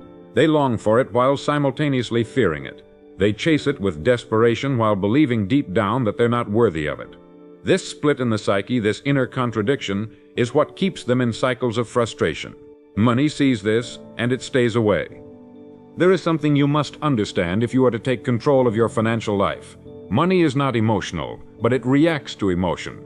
It responds to energy. It moves where confidence exists. It aligns with clarity. It favors those who have built inner certainty, and it avoids those who doubt themselves at every turn. You cannot fake this. The world may fall for appearances, but money does not. It moves toward those who are prepared. And preparation does not begin with spreadsheets. It begins with stillness, with being able to sit with yourself and identify the beliefs you've inherited, the patterns you've never questioned, and the fears you've mistaken for wisdom. Before you touch a single dollar, you must know yourself. Because if you do not, you will spend, save, and invest based on wounds, not wisdom. Now let's make this more practical. I want you to take 5 minutes today, just 5, and ask yourself a single question. What do I believe about money? Not what you hope for, not what you pretend to believe, but what you actually believe deep down. Do you believe money is hard to get? That it is limited? That only the lucky have it? Do you believe rich people are greedy? Do you feel guilt at the thought of becoming wealthy yourself? These questions are not abstract, they are foundational, because whatever belief you hold will become your operating system. And just like a computer running on faulty code, you will make mistake after mistake unless you correct it. So today, begin with honesty. Write it down. Comment it below if you feel brave enough, and then begin to challenge the ones that do not serve you. Money does not care where you came from. It does not care about your past. It does not care if your parents were poor, if your school failed you, if you've made mistakes. Money is not concerned with your story. It is concerned with your structure. What are you building now? What kind of mind are you shaping now? What do your habits say about your beliefs today? If you wake up late, spend unconsciously, avoid hard decisions, and blame others for your outcomes, you are repelling wealth, no matter what you claim to want. But if you rise early, think clearly, study relentlessly, give without fear, and make decisions based on long-term vision, you are building a structure that money will not ignore. It may not come overnight, but it will come, because money is loyal to structure. Now consider this. The mind is like a magnet, but it only becomes magnetic when it is focused. Scattered thoughts attract nothing. Unclear goals achieve nothing. If you were to look at your life as it is now, your bank account, your time, your energy, What does it reflect? Focus or distraction? Purpose or passivity? This is not a judgment but an audit. You are the CFO of your life. Every dollar that enters your world is a vote of confidence from the universe. What you do with it determines whether more will follow. And so we must begin to treat money not as a mystery but as a mirror. It is reflecting your inner world, the order or disorder you live by, the gratitude or entitlement you walk with, the vision or vagueness you plan with, and it never lies. You see, the average man lives in reaction. He waits for circumstances to shift before he feels empowered. He blames the economy, his employer, the government, and in doing so he hands over his authority. But the man who builds wealth thinks differently. He knows that power is internal, that regardless of the world, he can create value, solve problems, and operate with excellence. That mindset, above all, is the seed of financial independence. You don't wait for wealth. You build the conditions into which wealth naturally flows, and that building happens inside first, through discipline, clarity, courage, and service. Because when your inner world is aligned, the outer world follows. And I want you to remember this. What you allow is what will continue. If you allow loose thinking, undisciplined habits, and small conversations, you will stay small. But if you allow only high thoughts, decisive action, and elevated standards, your world will elevate. One decision at a time, one thought at a time. This is not philosophy, this is reality. This is the blueprint of every man who has ever built something meaningful. He started not with money, but with mindset. And then he matched that mindset with motion. That is what you must do. Not tomorrow, not next year, but now. Because if you are listening to this, it means your time has come. So before we close this part, I want to offer you another truth to write down, to speak aloud, and to comment below. I am the architect of my reality. I think in order, and I build in peace. Say it every day. Let it sink into your posture. Let it command your thoughts. Let it become the anchor of your new life. Because from this point forward, you are no longer waiting for something to happen, you are preparing for it. And that shift alone puts you in the top 5%. Not because you are special, but because you have decided to take ownership. Stay with me. The next section will take us deeper. But for now, reflect, write, think, and begin. The foundation has been laid, and from here on we build in truth. Now that we've begun to understand that money is not a pursuit but a reflection, let us take a step further. Let us ask, what kind of identity must a person build to become wealthy? Not just once, but over and over again, in any environment, under any condition. You see, most people ask, how can I make more money? But the rare few ask, who must I become so that money feels at home in my life? This is the real question, and it is the only one that matters. For the man who becomes the right kind of person, disciplined in mind, excellent in conduct, clear in vision, cannot help but draw wealth into his life. Not always in the form of dollars at first, but in the form of people, ideas, clarity, and opportunity. And in time, those lead to money. Because money, you must understand, is never the first gift. It is the final reward. Let's go deeper. You are not broke because you lack money. You are broke because you lack the identity that money recognizes. Your life is not stuck because of your boss, your background, or your market. It is stuck because of your internal thermostat, the image of yourself that you continue to live by. Most people, no matter what they earn, no matter what they achieve, will sabotage their progress if it violates the subconscious image they have of who they are. This is why you will often see people rise and then collapse, win and then retreat, make and then waste. It is not a mystery. It is identity regulation. The mind always pulls the life back into alignment with the self-image, and if your self-image is that of a struggler, a worrier, or a victim, then wealth will seem foreign to you, and whatever is foreign, you will reject. This is why changing your mindset is not enough. You must also change your self-concept, not just what you believe about the world, but what you believe about your place in it. Are you the kind of person who deserves abundance, who maintains order, who multiplies blessings? Or are you someone who fears the responsibility that comes with success, who hides behind humility, who apologizes for ambition? These questions matter, because money is not drawn to those who wish. It is drawn to those who expect. And expectation is a function of identity. If you expect wealth, you behave as one who manages it. You plan, you decide, you operate with long-term thinking. But if you only wish for wealth, You daydream, you wait, and you fall into patterns of avoidance and fantasy. And the law is simple. You receive what you are structured to sustain. Now let's talk about behavior. Behavior reveals belief. You can tell me all day that you believe in abundance, but if you sleep in, scroll endlessly, neglect your finances, and avoid challenge, then your actions betray your true belief. And the universe will respond not to your words, but to your patterns. A man's habits are the truest mirror of his mindset. This is why the wealthy build habits long before the money comes. They rise early. They review their goals. They track their energy. They read, they learn, they study. Not because they are obsessed with money, but because they are obsessed with mastery. They know that money flows to those who master themselves, and that mastery is never a finish line. It is a daily decision. The man who decides to live with discipline will have options, and options over time become income. I want to give you a law that will serve you for the rest of your life. Comment it below and engrave it into your routines. I am not waiting for money, I am preparing for it. Read that again. This is the shift. Most people are in a holding pattern, hoping that the outside world changes. They want the market to rise. They want their employer to notice. They want a big break to land in their lap. But the rare individual says, "Let me become ready now." He organizes his finances, even if the numbers are small. He creates systems, even if they seem unnecessary.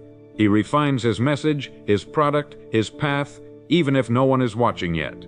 And in doing so, he sends a signal to life. I am no longer living in hope. I am living in preparation. That is what money respects. That is what opportunity recognizes. Not noise, but order. Let's take a moment and break this down into the practical. You must develop 3 core practices to match your identity with the wealth you seek. First, clarity. Begin every week by reviewing your financial goals and your current progress. Keep it simple. Know where you are, where you're going, and what actions move you forward. Second, responsibility. Stop blaming anything outside of you. No more stories, no more excuses. You are the driver now. And third, consistency. This is where most fail. They start with passion but crumble without discipline. But the truth is, wealth does not come to the one who starts the strongest. It comes to the one who stays the longest. Build rituals, morning routines, weekly reviews, scheduled silence to think. These are not luxuries. They are necessities for those who aim to lead lives of financial leadership. Now let me warn you, once you begin to change your identity, the world around you may resist. Friends may not understand, family may question, you may feel alone in your thinking. But do not retreat. Every man who ever stepped into a higher version of himself had to pass through the corridor of solitude. It is the test, a necessary separation from the ordinary. And in that quiet you will begin to hear your new voice. A voice not of fear but of clarity, not of doubt but of decision. Let it speak, let it lead, because that voice, that new version of you, is the one money is already moving toward. Don't silence it, strengthen it. Speak the new identity into existence with your actions. You are not here to repeat the past. You are not here to carry the limitations of those who came before you. You are here to break cycles, to step into the role of leader, provider, architect, to become the kind of person who walks with purpose, who decides with conviction, who builds with vision. And that begins the moment you stop apologizing for wanting more. You are not greedy, you are not shallow. You are simply aware of your potential and unwilling to waste it. And for that, you will be rewarded. Not instantly, but inevitably, because the man who prepares will always be ready when opportunity knocks. So let me leave you with this for today. No more hiding, no more waiting, no more hoping. From this moment forward, you will walk, speak, and build as the man who already knows where he's going. And you will declare, I expect abundance, because I live in alignment. Say it, write it, own it, because as the structure shifts, the wealth will follow. Always. And in Part 4, we will explore how to multiply what you receive, because preparation is only the beginning. Multiplication is where legacy begins. Multiplication is the language of legacy. Once you've prepared your mind, your habits, and your environment for wealth, the next step is not merely to maintain it, but to expand it. And this is where many good people fall short. They rise from poverty to stability, from instability to comfort, but then they stop. Not because they lack ambition, but because they've mistaken arrival for completion. They've confused maintenance with mastery, But understand this: wealth is not something you protect in a vault. It is something you grow through contribution, through innovation, through intelligent risk. Money, like energy, must circulate. And if you fear circulation, you'll sabotage multiplication. The very same mindset that attracts your first breakthrough must evolve to sustain your next level. That's the path of true builders. Let's begin by exposing the myth that says, enough is enough. There is no virtue in stagnation. There is no honor in self-imposed limitation. When a tree grows tall, it does not apologize for reaching toward the sky. When a river flows wide, it does not stop because it has flowed far enough. So why do men stop growing? Why do they say, "This is good enough for me," while their spirit cries for expansion? It is not because they are satisfied, it is because they are afraid. Afraid that multiplication will bring pressure. Afraid that more money will bring more problems. But here is the truth: money does not bring problems. It brings visibility. It reveals what was already there. And if you are strong inside, more will only reveal more strength. So do not stop at enough. Multiply. Not for greed, but for growth. The law of multiplication is simple. What you manage well expands. What you neglect contracts. There is no neutral ground. You are either compounding your wealth or you are diminishing it. And this law begins with attention. Where you place your focus, your resources follow. So if you want to multiply your income, you must first multiply your focus. Distraction is the enemy of multiplication. It is not a harmless habit, it is a slow leak that empties your future. That's why the wealthiest individuals live by calendar, by clarity, by numbers. They track, they review, they assess. They don't guess, they don't wing it. They respect the law of stewardship, and the universe respects them in return. I want you to write down a declaration and comment it below. I multiply what I manage. I am a master of increase. Let this be your mindset, because when you commit to multiplication, you commit to service. You see, wealth is not the result of hoarding. It is the result of providing, of solving, of giving the world more value than it had before you arrived.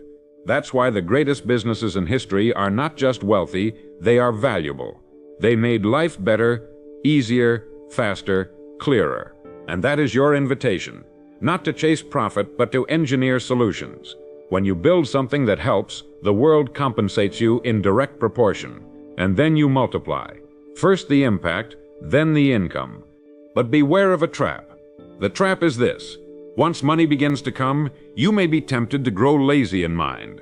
You may start spending instead of investing, consuming instead of creating.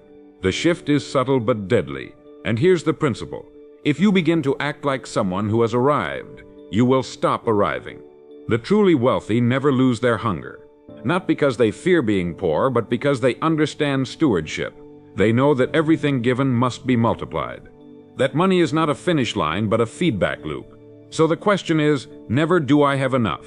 The question is, am I multiplying what I've been given? Let's get specific.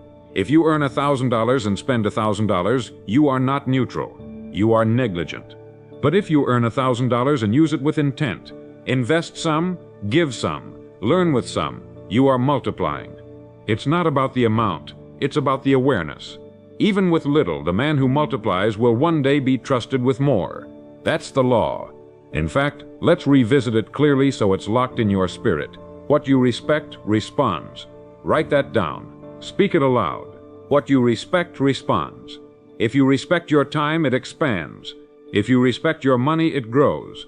If you respect your calling, it deepens. And the world cannot help but respond to a person who lives by that law. Now let us talk about mental multiplication. Because money is not just multiplied in the bank, it is first multiplied in the brain. Are you reading daily? Are you developing your skills? Are you learning about systems, strategy, wealth? Or are you coasting on the energy of your last breakthrough? The man who multiplies is never stagnant. He's always curious, always developing, always learning something new. And that hunger becomes a signal to the world that he's ready for more. Education is not a phase, it is a flow. And those who stay in the flow stay in expansion, not just intellectually but financially. And multiplication requires partners. You cannot multiply in isolation. The lone wolf starves, the builder with a team thrives. Begin to ask, who do I need around me to grow? Who can I serve? Who can I learn from? Who sharpens my thinking and stretches my capacity? Wealth is not built in silence, it's built in circles. Conversations, collaboration, community, and if you don't have those yet, build them. Create environments where growth is the default, not the exception. And watch how your mindset and then your money begins to reflect the expansion. So now I give you the challenge. Take inventory. Where in your life are you maintaining but not multiplying? Where are you coasting instead of building? Don't judge it, change it. Begin today. Make a decision to step into the identity of a multiplier. Say to yourself, I am not made to stay the same. I am designed to increase. This is not a wish. It is a law, and the moment you align with it, the world shifts with you. In Part 5, we'll explore the emotional dimension of wealth, the inner calm required to sustain abundance without sabotage. But for now, walk in this truth. Multiplication is not for the chosen few. It is for the chosen focused. Calm is the foundation of all enduring wealth. Not excitement, not frenzy, not luck. Calm. The men who hold on to riches are not those who burn the brightest for a moment, but those who carry a steady flame over a lifetime. You see, anyone can get rich once. A gambler can strike gold. A hustler can ride a trend. But sustaining wealth, real wealth, requires emotional order, because without inner peace, outer prosperity becomes a source of anxiety, not freedom. This is why you will often see people win big and lose everything. It's not the market, it's not the taxes, it's not the world. It's their nervous system, their inability to remain grounded in the presence of power, because money, when mishandled emotionally, becomes a curse disguised as a gift. Let's be clear about something. If your nervous system is addicted to chaos, you will create chaos even when life is calm. That means if you grew up in financial stress, if your early years were shaped by fear, yelling, scarcity, and emotional volatility, your body is trained to see peace as danger. And so when things get better, you'll unconsciously sabotage them, you'll overspend, you'll take reckless risks, you'll start fights. Not because you want to lose, but because your identity is wired to survive drama, not stability. And that wiring must be changed, because no matter how many opportunities come your way, you will not keep them unless your internal world learns to feel safe in success. That's why emotional regulation is not optional. It's a non-negotiable if you want to build legacy. Calm is not weakness. Calm is mastery. It is the ability to face complexity without collapsing, to make decisions without desperation, to walk through uncertainty with unwavering posture. The man who can remain calm when everyone else is panicking becomes the leader by default. The same is true in your finances. When the market crashes, the calm man sees opportunity. When others shrink, he expands. Because he is not ruled by emotion, he is guided by principle. And principles do not shake under pressure. Now I want you to write this in your notes. Comment it below if you understand its power. My wealth grows in direct proportion to my calm. Say it out loud. Let it settle. Because until you can stay calm in moments of pressure, your income will be capped by your emotions. This is the hidden ceiling most people never see. It's not their job. It's not their background. It's their nervous system. If you need constant stimulation, if you react without pause, if you cannot hold peace without seeking a distraction, you are blocking your own expansion. The world does not need more anxious action, it needs composed creation. And that begins with your breath, your thoughts, and your presence. Let me give you a practical tool. Every morning before you check your phone, before you dive into your to-do list, sit still for 5 minutes. Just 5. Breathe deeply. Scan your body. Ask yourself, what am I carrying today that I don't need? Release it. Let it go. This simple act, done daily, begins to rewire your baseline.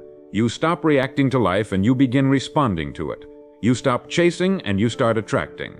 Calm is not passivity. Calm is control. It is the signal to the world that you are trustworthy with power. And when you live in that state, doors open, ideas come. People respect you, not because you shout, but because you don't need to. And here is a law that will serve you for life. Your emotional state is your financial frequency. You cannot out-earn your nervous system. If you live in panic, you'll operate in scarcity.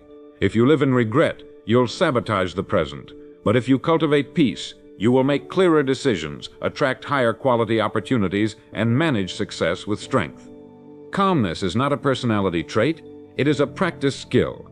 And like any skill, it sharpens with repetition. The more you return to stillness, the more you build the muscle of composure. And that muscle, more than any resume, is what makes you wealthy. Now let us consider what happens when calm becomes your default. You no longer chase validation. You stop comparing. You become precise in your movements. Your days become structured, not scattered. Your conversations become meaningful, not frantic. Your business grows not from frantic marketing, but from quiet mastery. And here's the secret. People pay for calm. In a world addicted to noise, the person who brings stillness becomes the most valuable in the room. Calm energy is magnetic. It makes people trust you, follow you, invest in you, because calmness signals mastery, and mastery always attracts resources. So I ask you now, what robs you of your calm? Is it the phone in your hand? The past you haven't forgiven? The habit you won't release? Identify it, because the price of peace is the sacrifice of noise. And if you want to be wealthy, not just rich, but wealthy in spirit, time, and freedom, then you must prioritize calm over chaos. Not once, but daily. In your routines, in your planning, in your decisions. The calm man sees more, builds more, and keeps more, and he does so with less friction. Not because life is easy, but because he has become unshakable. Now I give you today's affirmation. Say it, write it, comment it if it resonates with your soul. I build quietly. I decide calmly. I receive freely. This is the energy of expansion. Not force, but flow. Not reaction, but rhythm. And once you master this, the world begins to move at your pace. Because you're no longer rushing toward success, you are embodying it. Every word, every decision, every breath becomes aligned. And the world cannot help but make room for someone so internally structured. In Part 6, we will explore the connection between service and overflow, why giving is not an act of loss, but a law of gain. But until then, guard your calm. Protect it like treasure, because it is. And if you master nothing else in this life but calm, you will have already unlocked the gate through which all wealth flows. Look around you. Every business that thrives, every individual who becomes essential, every brand that scales at all traces back to one question. Who do they serve, and how deeply? This is where you must place your attention, not on how much money you want to make, but on how deeply you can matter. When you matter, you multiply. When you serve, you scale. And this service is not about martyrdom or self-sacrifice. It is strategic. Because when you build a life that pours into others, you cannot help but be poured into. But it starts with intention, with asking yourself, who do I help? What problem do I solve? How can I make their life easier, faster, better, or more meaningful? The answer to those questions is your wealth plan. Refine it.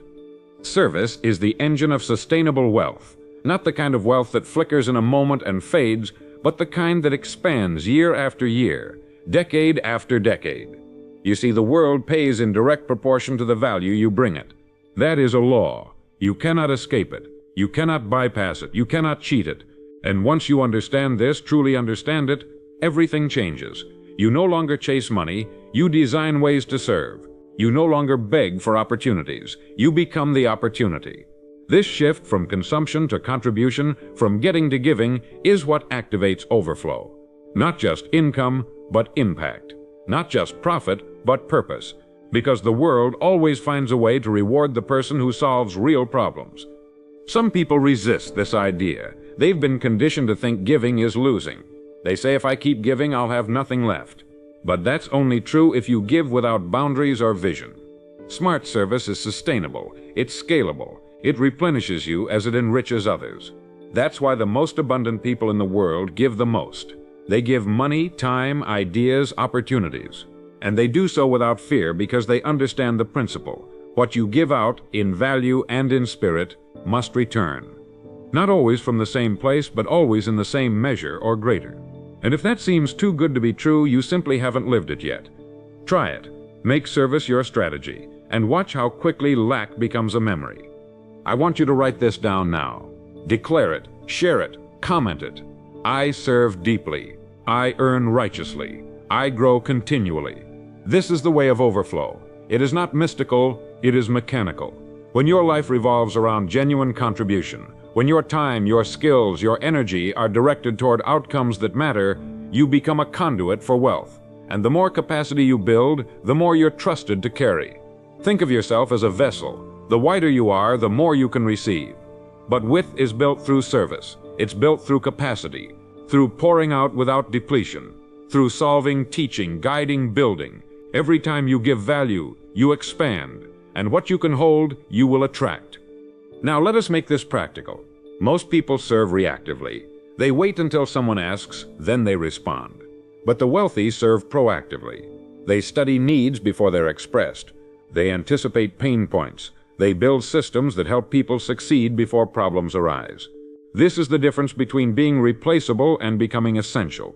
The replaceable wait for orders. The essential anticipate needs. And money flows to the essential. That's why the highest paid people in any industry are those who do not wait to be told. They innovate. They build. They lead. And they serve with such consistency that life begins to arrange itself in their favor. And what are the keys? The keys are solutions. The keys are insight. The keys are energy, presence, strategy, clarity. Bring those into every room, and the rooms will keep inviting you back. And if no rooms invite you, build your own. That's the mark of a servant leader. He does not wait for a throne. He builds one, and then invites others to sit beside him. That is how wealth multiplies, not by climbing ladders, but by laying foundations that others can stand on. Do this, and your name will be remembered, not for the money you made, but for the impact you had, and the money in turn will follow. Let me give you a timeless law now, one I want etched into your habits. Say it aloud. Write it down. Comment it where others can see it. My value determines my volatility. The speed at which your life improves is in direct proportion to the value you inject into it. Stop waiting for things to happen. Start causing things to happen by becoming a person of extraordinary value. Learn more, care more, contribute more. You do not need to be the best at everything. You only need to be deeply useful to someone consistently. Do that and doors will swing open. Not because you ask, but because the universe opens doors for those who carry keys. This is not just about business. It's about how you live. Every conversation is a chance to serve. Every message you write, every meeting you enter, every product you create, every post you publish, it's all an opportunity to deliver value. So stop thinking in terms of transactions and start thinking in terms of transformation. Ask, how can I leave this person better than I found them? That's the mindset of someone who builds kingdoms, not just companies. Because when you transform others, you never run out of income. You never run out of purpose. You never run out of demand. You become magnetic. You become necessary. And the world pays attention to people it cannot do without. So ask yourself now, where am I playing small in service? Where have I withheld my best thinking, my highest presence, my full commitment? No more of that. This life is not a rehearsal. You are needed. Your voice is needed. Your solutions are needed. Step up. Speak up. Build with boldness. Give with clarity. And watch what comes back to you, not as luck, but as law. Because this is not a motivational idea. It is the mechanics of legacy. Serve, and you will not be forgotten. Give, and you will not run dry. This is how the game is played at the highest levels. In Part 7, we will discuss how to protect what you build, how to defend your vision from distraction, temptation, and fatigue. But for now, walk with this principle etched in your mind. Value is the seed, service is the soil, and overflow is the harvest. And the man who tends to these daily will never know poverty again. What you build, you must protect. You see, wealth is not merely accumulated. It is defended, not with fear, but with focus, not with control, but with clarity. Every structure, no matter how strong, is vulnerable to erosion, if left unattended. Every vision, no matter how bold, can be diluted if surrounded by the wrong voices. This is why the seventh pillar of lasting wealth is protection. Protection of your time, protection of your peace, protection of your purpose. Because once you begin to rise, distractions will increase, temptations will multiply. The world will pull at you, beg for your attention, try to fracture your focus. And if you don't learn to protect what you're building, you'll lose it. Not because you weren't worthy of it, but because you didn't guard it with the seriousness it required. Let me say it plainly. Not everything deserves your attention. Not every argument deserves your voice. Not every opportunity deserves your time. One of the greatest signs of maturity is selective engagement. And the man who guards his energy becomes a force that cannot be moved. You must learn to say no, not as rejection, but as preservation. Every yes to distraction is a no to destiny. Every hour spent on what doesn't move the vision forward is an invisible cost. And while others may not see it, your future will. The man who masters wealth is not the one who does the most. It is the one who does what matters most over and over, without apology. Now listen closely, because this is a subtle danger. Comfort. Comfort is not always your friend. When money starts to come, when results begin to show, your old self will whisper, "That's enough." You'll be tempted to slow down, to loosen standards, to take your foot off the gas. But that moment right there is the most dangerous, because success does not maintain itself. Momentum is perishable. What is not reinforced will fall apart. So don't be fooled by ease. Do not confuse momentum for mastery. Stay sharp. Stay humble. Stay locked in. You are not done. You are just beginning. Here's what I want you to write down and carry with you. I defend my vision. I protect my energy. I guard my mission. Comment it if you agree. This is the posture of those who build empires, not hobbies. It is the mindset of the disciplined, the long-term thinker, the architect of legacy. You don't owe the world your attention. You owe your calling your obedience. And once that becomes clear, you stop scattering your focus across 1,000 things that do not feed your purpose. You stop explaining yourself to people who've never built anything. You stop leaking power into empty conversations. You become silent, precise, dangerous, in the best way because your energy is no longer wasted. Let's talk about fatigue. Many people think burnout comes from doing too much, but often it comes from doing too much of the wrong thing, from saying yes out of guilt, from keeping people around because of history, not alignment, from tolerating energy leaks in the name of being nice. But remember this, your peace is not a luxury, it's a line of defense. Your boundaries are not walls to keep others out. They are walls that keep your clarity in. When you protect your space, your time, your rituals, you give your genius a place to grow undisturbed. And that undisturbed space becomes the breeding ground of your next breakthrough. I want you to make a list today. Write down the 5 things that drain you most. Habits, people, platforms, patterns, and begin the process of replacing them with 5 things that recharge you. If you don't protect your inputs, your outputs will suffer. Excellence is not just about what you do, it's about what you refuse to do. And the wealthiest people in the world are not just masters of action, they are masters of restraint. They know that what they don't do is just as important as what they do. And this self-control is what gives them longevity. Because they don't burn out, they burn steady. Now here's a truth you must carry. Not everyone can come with you. And that's okay. Elevation requires separation. If the people around you do not respect your vision, your time, your evolution, they will become liabilities, not assets. And you must be brave enough to let go. Not with bitterness, but with blessing. You bless them for who they were in your old chapter, and you release them so you can grow into your new one. This is not cruelty, it is clarity. And clarity is kindness to the future you're building. Every time you say no to misalignment, you say yes to your mission. And your mission deserves your full loyalty. Now I want to give you today's anchoring truth. Declare it, write it, let it live in your posture and your tone. I am unavailable for distraction. I am devoted to direction. This is not a slogan. It is a stance that will protect everything you've fought for. Because without protection, power is wasted. Without defense, wealth leaks. And without discipline, vision decays. But with those 3, protection, defense, discipline, you become unstoppable. Not just because you know where you're going, but because you're unwilling to veer off course. So let's make this your priority for the next 24 hours. Guard your time like gold. Audit your actions like an investor. Shield your focus like a warrior. And remember, what you protect will expand. In Part 8, we will bring this series to a close by anchoring everything into one final unified principle, the state of mind that makes wealth not just possible but permanent. But until then, walk in this truth. What you guard grows, and what you neglect disappears. So stand firm, build boldly, and protect your masterpiece. We have arrived at the final principle, the thread that binds everything we've explored together. The foundation beneath preparation, identity, multiplication, calm, and service. It is a simple idea, yet the most powerful truth in this journey.